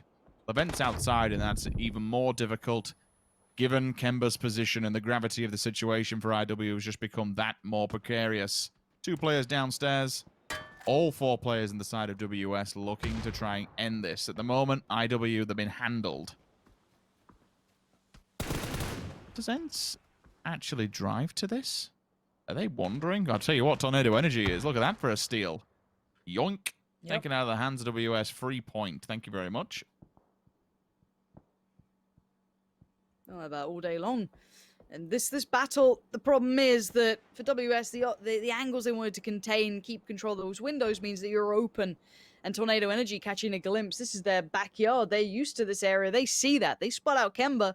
They're going to find him. Now, not flushed yet. He's safe within that smoke for now. But Alia and Quizzy definitely curious about it. You have better luck next time. And Unity also dying to get involved. And, well, if these nades land, it's going to be the Wildcats who capitalize. So trying to make the most of a pretty dire situation now. Talisa steal back. Losing 1 to Tornado Energy. And then knock from the opposing side, so at least pulls it off. Again, smoke's down, it'll just...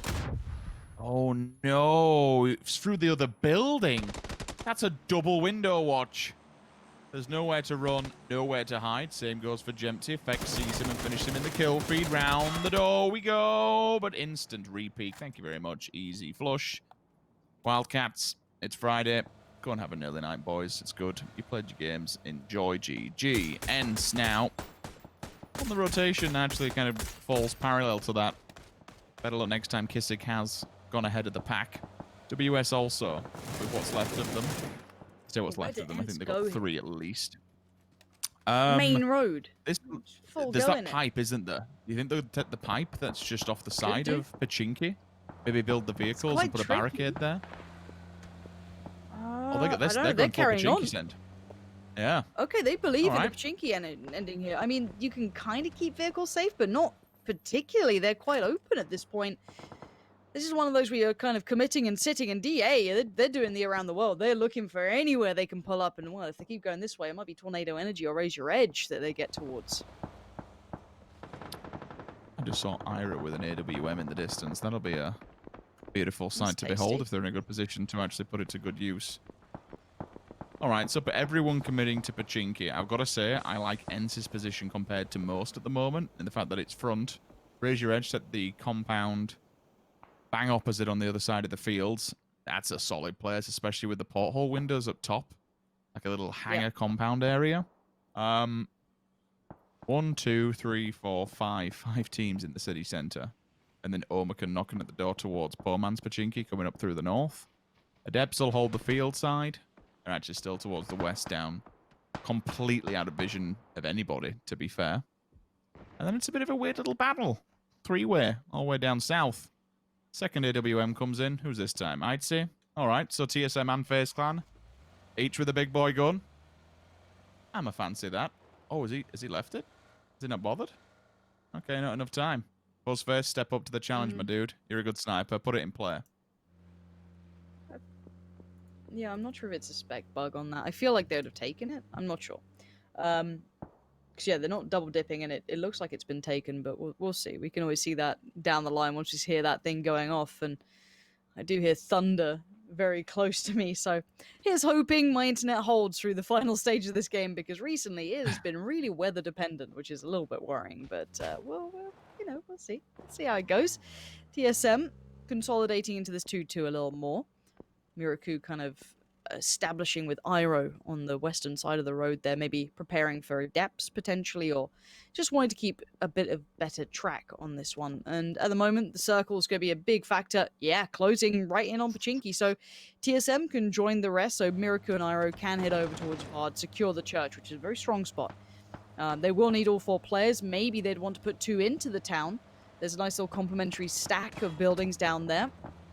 But look at FaZe, straight on it. They could go towards the pipe, which is what you were discussing may have been an option for Ents. Ents decided the city was better, and well, they're showing us to why. Almost clean sweeping EIQ out of there. Novik's still up, I think, but I don't know where he is. He's on his own. Same with Hawkeye. So you wanted a Pachinki ending, Rich. I think you might just be getting one potentially. There's that small chance that we don't, because I can see EIQ are actually moving to the end of Pachinki, which is the same, yeah. It's the same feel that Ents have got, and that's why they've gone for that front corner. I mean, for Ents, it could have been just the first place that they arrived to, but still, you give yourself a better anchor point with inside the central area of the circle, and a better arm's reach, to be fair. It's like if this pulls towards the middle, I mean, look who's got to do all the most work. Tornado Energy, Adepts, Edel next time in Unity, but for Pachinki side, it's not just a matter of being away from the central point, it's how many teams stand in front of you. For TSM, Jesus, that's even to get to EIQ, they'd have to take out 4 teams beforehand. Good Lord. Liquid will be loving this ending. Hometown turf. Happy days. Over on the east, ETG. Actually, Huth has made it into the Harry Potter Tower. There's nothing he can do. He's got 2 teams of FaZe Clan. And when I say 2 teams, I mean 2 twos that are split between the pipe and the roadside dip. And then all of Blaze in the new ditches, the new addition ditches in the sandbags. The dugouts are actually added towards this on the backside of the field. He ain't moving. If he does, he's a dead man walking, unfortunately. But that allows the rest of his teammates at least to play the farmhouse hangers for now. Filu, onto Example. That's a big scalp to be taken. It is his scalp indeed. The headshot comes through on the back of the SKS. Looking for more. Melman's got an M24. Don't let him see your scalp, otherwise it could be the exact same response. He'll be dealing with the same issue, but this could now be the go symbol that Better Luck Next Time needed. Push onto this one, and maybe even Adepts actually for that bigger factor. Melman goes down, so that's 2 down now, Lauren, for Tornado Energy. And Adepts, they smell blood in the water. It's time to push on this. And as an act of desperation, too, bear in mind, Adepts weren't obviously in the circle, so they have to make a play on this. They have to make a push somewhere, and this is as good as any. Yes, Tornado Energy are a big opponent, but if you have a step in the door, why not try and take it further here? A little bit of a freebie upgrade for that. Melman is recoverable, but Alia needs to keep them safe. Revive's just about in. They've managed to adjust in time. We're seeing Page being caught off guard. Not sure where that is. It's in Pachinki. Okay, so that's going to be hard to keep up with. But Alia, I said he had to keep them safe. This is above and beyond, though. Philo goes down, insta-flush. Now, nades galore. That'd be beautiful now. Just general area. Hope for the best. Put it down. Tornado Energy need to be really focused on this one because there's plenty of dangers. Bear in mind, Ferex isn't in the fight yet. And when he gets there, he can have a big off angle. Look at him just slightly further north than the others. He could catch them on the side if they're not careful. There's that potential. Still looking to see this M24 come into play. I think it's too close for comfort at the moment. Lord. Ooh, that's a 2-for-1 off string. On to Bedell next time. Kissick finished. Fate down. Makes it a little bit easier for Tornado Energy because now they only have to deal with a situation that's in front of them rather than behind. But still, a 2 versus 3. It's never easy, no matter which player you're going up against it. But Melman with a barrel. It could be deadly, it could be dangerous. Tundu puts him down to below 40 HP. Quiz is being flushed. And Ali is just wondering, how do I help my teammate out here? Oh, Molly. But, well, I don't think there's any help. Yeah. It's a bit sketchy. I feel a bit sorry for them because they're limited how far they can pull back on this and how they can rotate, given this side of the hill is just a pain in the ass when players are behind you. Yeah, I'm with you. And the circle's updated in the meantime. It's gone east. So it's got the very south portion of Pachinki and that eastern field in it. That Harry Potter is almost center, if you know what I'm talking about. That one's right there. Ostring's just on a tear right now. 3 kills already, and he might want more, but I don't think he expects Fate to be there. He's been spotted out by Alia too, so that might be another fight. Look at this man go. Fate goes down, but surely someone's going to punish him on the cross. He's still standing, even if it barely. 2 tags might be the end of it. The blue might be the best bet for him. Bow out, except that this is it. But a good attempt from him. Nice bit of damage done. But now we've got to look at the circle here, Rich. Oh, Ali is in such a strong position just as an individual to be a nuisance. But I don't think he can make it out from here. He can be a pest towards Adepts, which, well, he's being, because Tixu then was able to capitalize on Verax, takes him down, and Adepts are now kind of losing out on players at the worst possible time. They're going to have to run the gauntlet with very limited amounts of, I guess, viable options. But look at Pachinki. It is being filtered, funneled down towards EIQ and ENTS. They hold the very end side, whereas the other teams, WP, TSM, DA, and Omicron, are in a spot of bother. But that southeast side, FaZe, Blaze, and ETG are in quite a nice position. Oh no, thank you very much. Better luck next time. This is exactly what it is as Noki and Tundu pull up. I've been so damaged. Can even see the player just got out. He's got a hood up and no helmet. That's not going to help you out. Cloth versus a bullet. No chance. They bow out in 13th position. Nixties will fall back to the backside of his building. That's because he's got contact from TSM. Compot across the road. If he was on top of the building, that gives him a nice little vantage point. Circle pulling, as you can see on screen. Didn't touch on it, but I'll mention it here. More towards that eastern side. How much further we go? Well, this just got really tricky for every poor bugger in Pachinki. TSM, a lot of work to do. We have, and whoop, yep, okay, yep, they're fine. This is fine. That's whatever fine. Works. Road car, whatever works. Uber and 8zip doing the damage to Unity as they make a last-ditch attempt. Again, holding this 2-2 split. It's basically just a bottleneck. You can't come up that roadside without seeing all 4 members, unfortunately, of FaZe Clan. It's so good. So the way this circle normally ends is somewhere between EIQ and ETG. So FaZe can do well controlling the south, but eventually if they have to move, they're in a bad spot. So let's see how well they do. Already, they're going to lose Uber. Not flushed yet, but not by your dear. Rage are now being forced to fight in the south. Unity's their first port of call, but FaZe will be paying a great deal of attention towards this. As you can see, they're picking apart the kills once they try and cross that road. And we're seeing vehicles being thrown at each other. This is a really dire situation. Look him all the way trying to tag up Monkey on the peak. He's done that. Good God. Rage Rage bowed down. They're gone. FaZe still stand. Did they get the res? I think they might be committing for it. I think Fuzzface and co, they'll all be back on their feet. Now, I like what Hawkey's done there to disconnect slightly to get a further position outside. WP now need to run their way through. It's not going to be easy, though. TSM just about inside as it stands, but that's not an ideal position, but you'll take what you're going to get here. ENTS getting themselves surrounded also isn't ideal. They'd probably like a little bit of a cleaner side there. Compot being in that position might potentially sabotage their later down the line plans, but for now what's in front of them is DA on the left, and on the right you've got WP. ETG's last stand will be in the Harry Potter.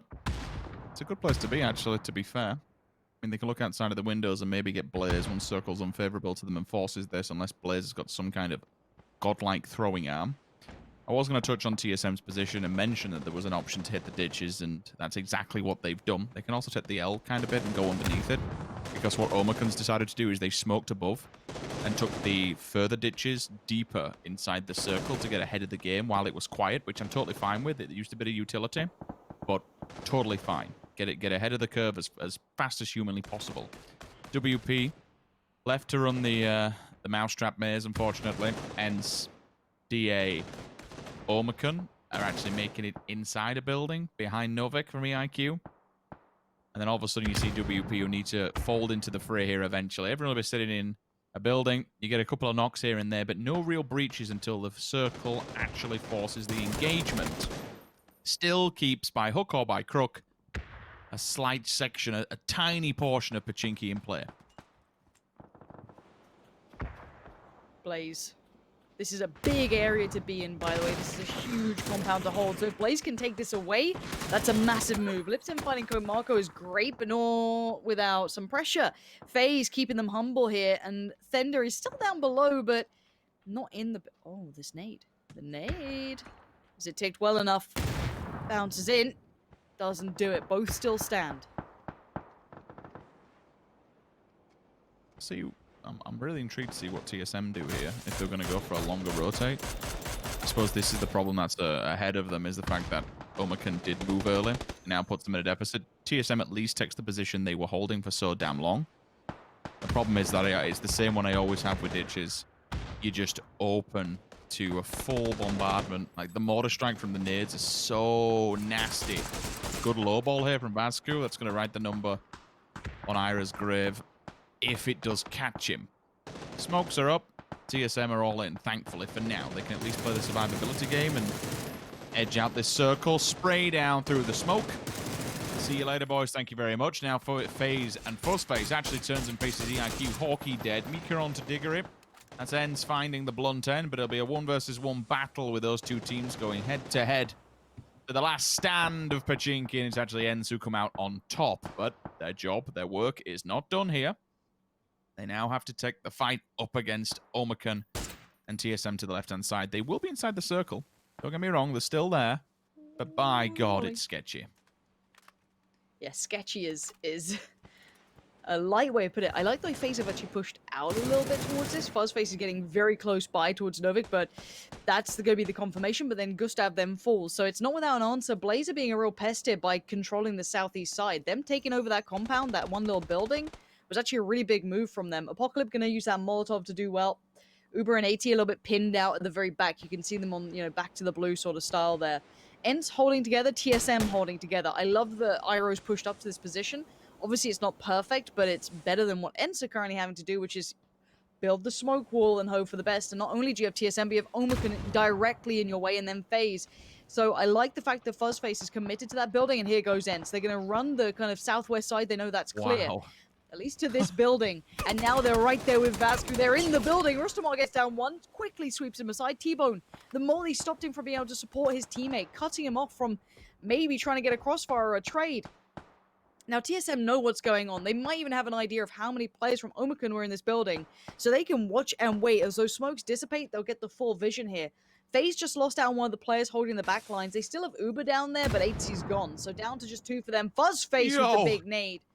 That was a stunner. He kept that for the perfect timing. Takes out T-Bone. Probably understanding how the scenario unfolded. Really good mental read there. But keep in mind, Ents and TSM aren't in the new circle yet. FuzzFace just sends a missile the way of T-Bone. Came from nowhere.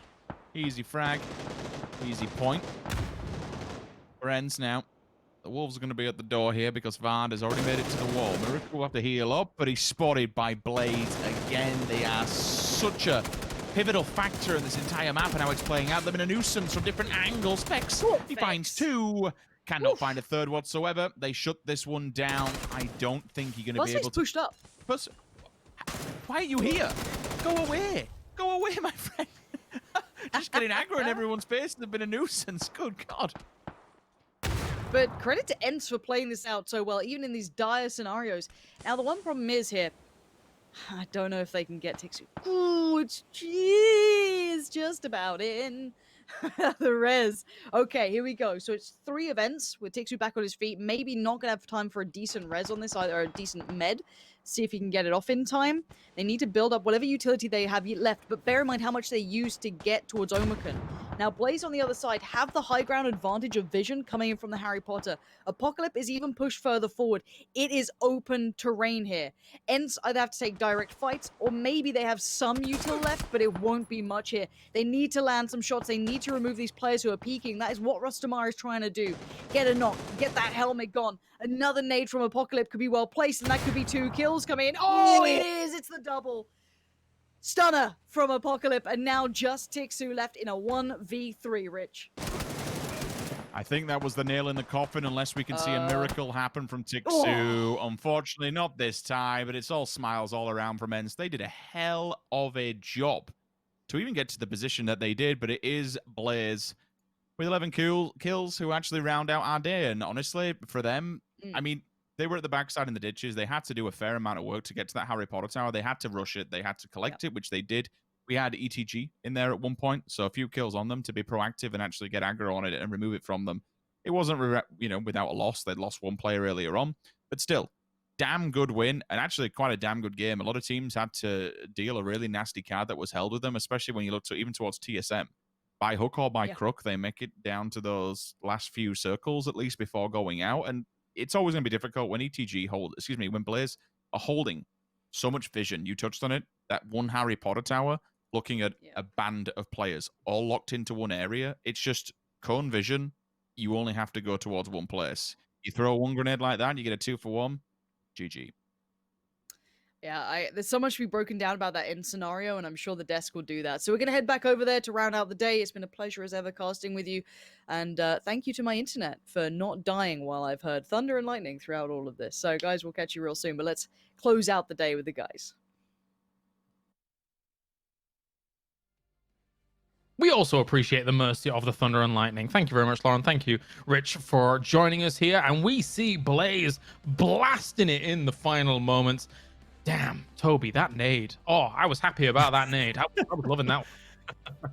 We were all sitting and saying, okay, but given the position Blaze were in and how wounded and scarred the ENCE players were, we were like, they have to win this, right? But then once they got out of there, I mean, ENCE get out of the smokes, all of a sudden they land a headshot or two, go, wait, there might just be a chance, and then that whole thought process just ends with that, well, nope, that nade was pretty much on point. There's no way in hell this is turning around now. Definitely so. Martin, take us through these highlights. Yeah, I will. Do you want me to do James style rap god, or what are you thinking here? No, okay. No, overall, we were hoping, or we're looking at a potential Pochinki finish, but as always, you always see it shifting out of the town. It's so rare we see them end inside. So I was really surprised to see ENCE managing to get that many kills and get survive for that long with that many players. Mind you, they had 3 players on an end. Yes, the nade completely annihilated all hopes and dreams, but also talks to the importance of keeping just a few extra utility for a potential team versus team fight in the end. Both smokes, Molly's here as well. Very well played by Apocalypse with the situation with Blaze. Toby?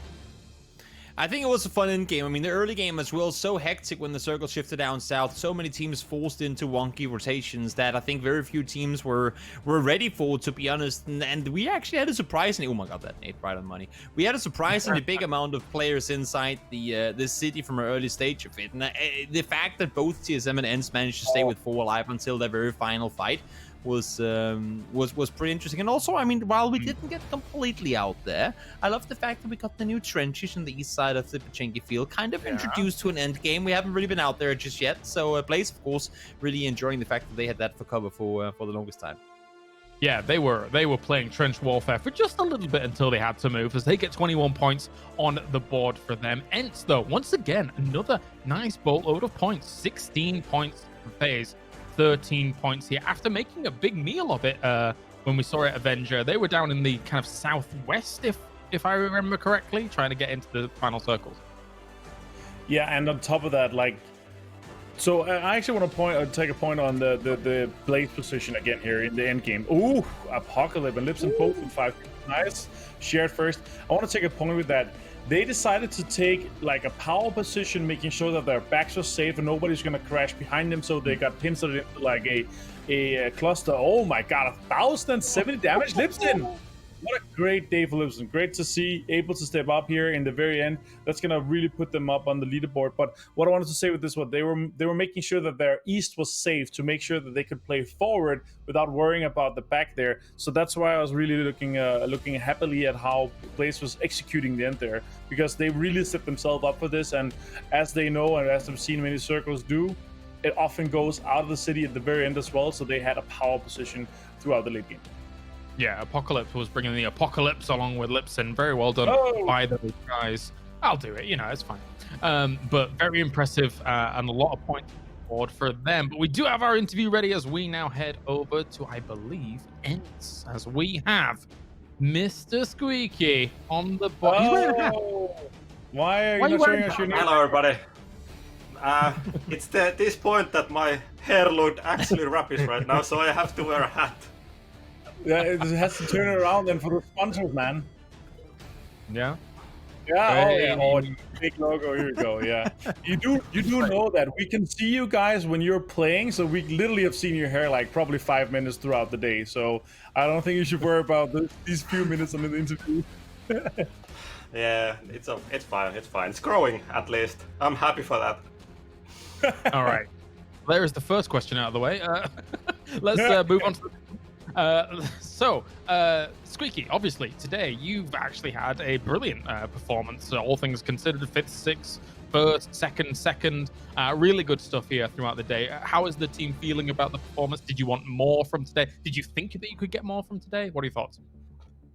I think like if I could won the 1v2 against DA in the Miramar, like when they in the dip that they play the game they actually won, I could maybe get like couple placement points more. But in the end, like we played really good on the Erangel games. There were really like comfortable zones for us, and we knew how to play them. And in Miramar, the zones were like kind of familiar. We have seen quite a few of them, so it was kind of easy circles. Like we didn't get circled that much, but they were like friendly. Like you know how to approach them and you know what to do in those circles. So yep. Okay, Martin. I kind of wanted to ask, how does one raise its reputation with circles now that you say they're friendly and like we're kind of getting into a good situation there? No, I have a serious question. First of all, big congrats on a great day. I actually believe that you guys have probably gotten the most points here with amazing performance here in Erangel, so congratulations for that. I want to ask though, like, what do you guys do from between the days, you know, like when you have to kind of reset and talk the days through, and then also between from the weekend to the next weekend, what do you guys do? And like, of course you sit and watch, like, but do you set something up or change something specifically? I'm not sure if you can leak too much just yet, but can you kind of share the insight where you guys make sure that you guys are staying at top, because you guys had a massive improvement here from last weekend to just today? Like we know that we are really skillful players. Like like every single player in our team is really like everyone can make the right call. It's all about like getting the right mindset and like approach the game and doing their own job. Because like if someone is lacking, of course the team is lacking, and it kind of like starts the ball rolling that if someone doesn't do their job. And it's like it's only thing that we need to like focus that everything do their job, because we know that if everyone is gonna do their job, everything is gonna be fine. So we just need to focus more on that in every single game we are on the same page and ready to like just game, and don't be like sleepy or like, you know, you have to be always 100% sorry. We don't need to like worry that much about like watching the watch or the rotation. We have kind of like unique game style that we approach the circles kind of weirdly in some points. Like sometimes we can actually go middle, and sometimes we can play really edge and hope for the yoink, or we can like rotate. Like example, this last game we went from Severn to Everest, and then we went all the way to south, and then we just went to Poshing after that. So it kind of varies a lot from like how we want to approach the game from game to game. Okay. All right. I gotta ask, Greg, and also of course congrats on a great day. I mean, it kind of goes off of what you're saying, that you change your playstyle to some extent, but I'm looking, I mean, I've always known you guys on ends from being really great at finding the placement points, but I've never considered you a very aggressive team. But when I look at the kills, both of what you've been able to do today and what you've been doing over this entire tournament, I mean, you're 1 kill behind Omarkin on the day, and Omarkin overall had an insane day in terms of kills. Have you actively started maybe looking to be more aggressive in your playstyle, or is that something that's just coming maybe with some of the changes that you're doing? I wouldn't say that we are like focusing on being more aggressive. It's like if you have the circle, of course you will get like 1, 2, 3, 4, 5 kills, like 3 kills, literally just driving next to you or crashing you. Those are the 3 kills that could happen any teams. But sometimes you have games that you're gonna play edge, you're gonna be on the quiet side, and then you're gonna get a hard shift and maybe you lose a fight. Of course you will get few placement points but 0 kills or few kills. So of course of course you have to like, we are on the table of like making a right move. Example, in Poshinki we have really good new, like there was only two entropy guys, so we didn't want to push them too early, because if we want to go more inside the circle we might lose some kills on the field or something, like crashing us. So it's sometimes you sort of just want to chill, you know, wait and then go push. Like last game was funny, like we throw the smokes to the, was it Omaken was next to us? And we were like, okay, smoke the window, smoke the wall, smoke the bathroom, and then we were like, all right, let's go. So it's just like finding the good momentum and having fun. Like today we had so much fun playing, but like you have to have Great. fun and confidence. Cool, man. Thank you so much. Nice. Nice. All right. Well, any final shout-outs, Squeaky, before we let you go and then conclude the day? Thanks for cheering us, and we're gonna have a day off tomorrow. We're gonna watch the games, and then we're gonna continue on Sunday. Perfect. All right. Thank you very much, Squeaky. Good luck in your next day. We'll see you soon. Bye-bye. Bye-bye. That was Squeaky. Always a great interview. Damn. Really Always. full-bodied answers. That's really, really good to hear. So much that is... depth to it. Yeah, absolutely. And so that's kind of the conclusion of day number 2 here, as it does kind of sit. Of course, we'll take a look at the overall standings and also who has actually done well here when it comes to the daily standings as well. And obviously, Ants is going to be quite far up there, all things considered, especially even if you kind of take away from what we've asked Squeaky just there about the points coming in for him. But Toby, looking at Ents overall today, it has been a phenomenal day for them. It really has been. I mean, they're sitting first or second place, I should say, in terms of kill points. And that's really what stands out to me. I mean, A is they get the most points in the day overall, but to me, the fact that they get the second most kills, as I talked to Squeak, man, as we just talked to Squeak about now, they have never struck me as a team that goes out and gets first in kills, especially when you're in love with the likes of Omag and Tornado Energy, FaZe Clan, some of these other big hitting, killing teams. And Ents managed to do that today. And I think actually Squeaky touched on it perfectly. It's not that like he said, it's not that they go out and just now we go aggressive, so we go out and do stupid stuff to try and get kills. They are being very smart about when to aggress, but that's what I've missed from them in the past. It's like they never really had that toggle on and off button. It was always kind of off. Like they would get the placement points, but when it came to me wanting to see them, okay, now you got to do something, it didn't happen. Whereas to now, when they have the switch to go, okay, we got to go aggressive now because that means we can push it even further. They did, and they have done all day today, and it's worked out great for them. So glad to see it, and I think it's great. Yeah, absolutely. Martin, from today, of course, you wanted to see FaZe get themselves some decent points on the board, and towards the end, they got a few. They did. They had an okay day. There's some rough games and a day with some great circles and points from that game as well. I want to say though, what I really have from what I've seen today from Ents is that they're able to synergize up and make sure that they are playing completely on the same page here. You can see how close they are when they're pushing houses. They're literally running kind of when you're like hand in hand, all four on a string, going into a house, clearing it together, and that kind of synergy is something obviously you get from speaking a mother tongue. I feel like it's something they've really benefited from, but also playing so much together as they do. And they know each other so well at this point that it's really something, once they get into the mood, and I'm sure he's really sitting there like, not taunting, like cheering them on as well, inside the team as well, making sure that the moral is high and making sure that these guys are performing, because when they are in a good mood, when they're having fun with the game, they are able to frag out, and they will play in a super synergetic way where they're just playing all four on a string, like pushing houses, clearing everything together. And so, I remember, like, they were not the ones on the edge of Pachinki. They were pushing through Pachinki and killing teams and like surviving for such a good and long time. So it's really happy to see how they're able to step up, winning the day as well. We can say that now. We're probably going to look at the daily standings very soon, but congrats to them. I really love how we're seeing, and they're sitting at a really good chunk of points right now. It's probably qualified for the grand finals as well. Yeah, and of course here were our predictions for the day. Interestingly enough, I think Tornado Energy's points, Toby, came from an insane amount of kills, but not that many placement. It's absurd to me. As far as I know, they had 1 placement point today. Yeah, but they still didn't finish in the bottom. I mean, I think they've crossed over 100 kills in the tournament already, and they really have not had placement points. But oh my god, Omagan was in first place until last game. God damn it, Squeaky. Yeah. I was so close. I was so close. And then Ents just comes out and do me dirty like that. Oh. I feel kind of sad though. If Iceland, they're like 3 points away from a top 4. That's kind of. But they had a decent day, mediocre day. The worst, not the worst day so far, so mediocre day. So happy to see them down there. They performed better the last time these groups played together. But again, Omakan, big cadeau to Toby for seeing those guys being able to perform well here. Blaze as well, 3rd place. Big congratulations to those guys. They were able to have an amazing last game here. With potential, win streak, DA, all these guys doing very well today. FaZe Clan, like our predictions are kind of all over the place here. Omicron up towards the top, FaZe Clan middle-ish, and then me. No. Your prediction is totally off today. You're 13th, 14th. Come on, man.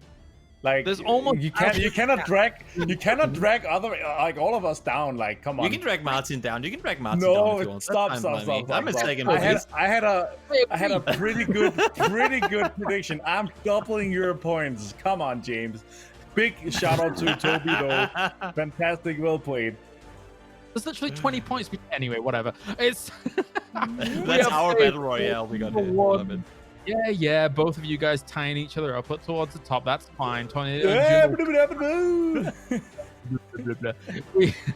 And a rising 10 positions throughout all of this. It has been a great day for them here, Toby. Brilliant stuff.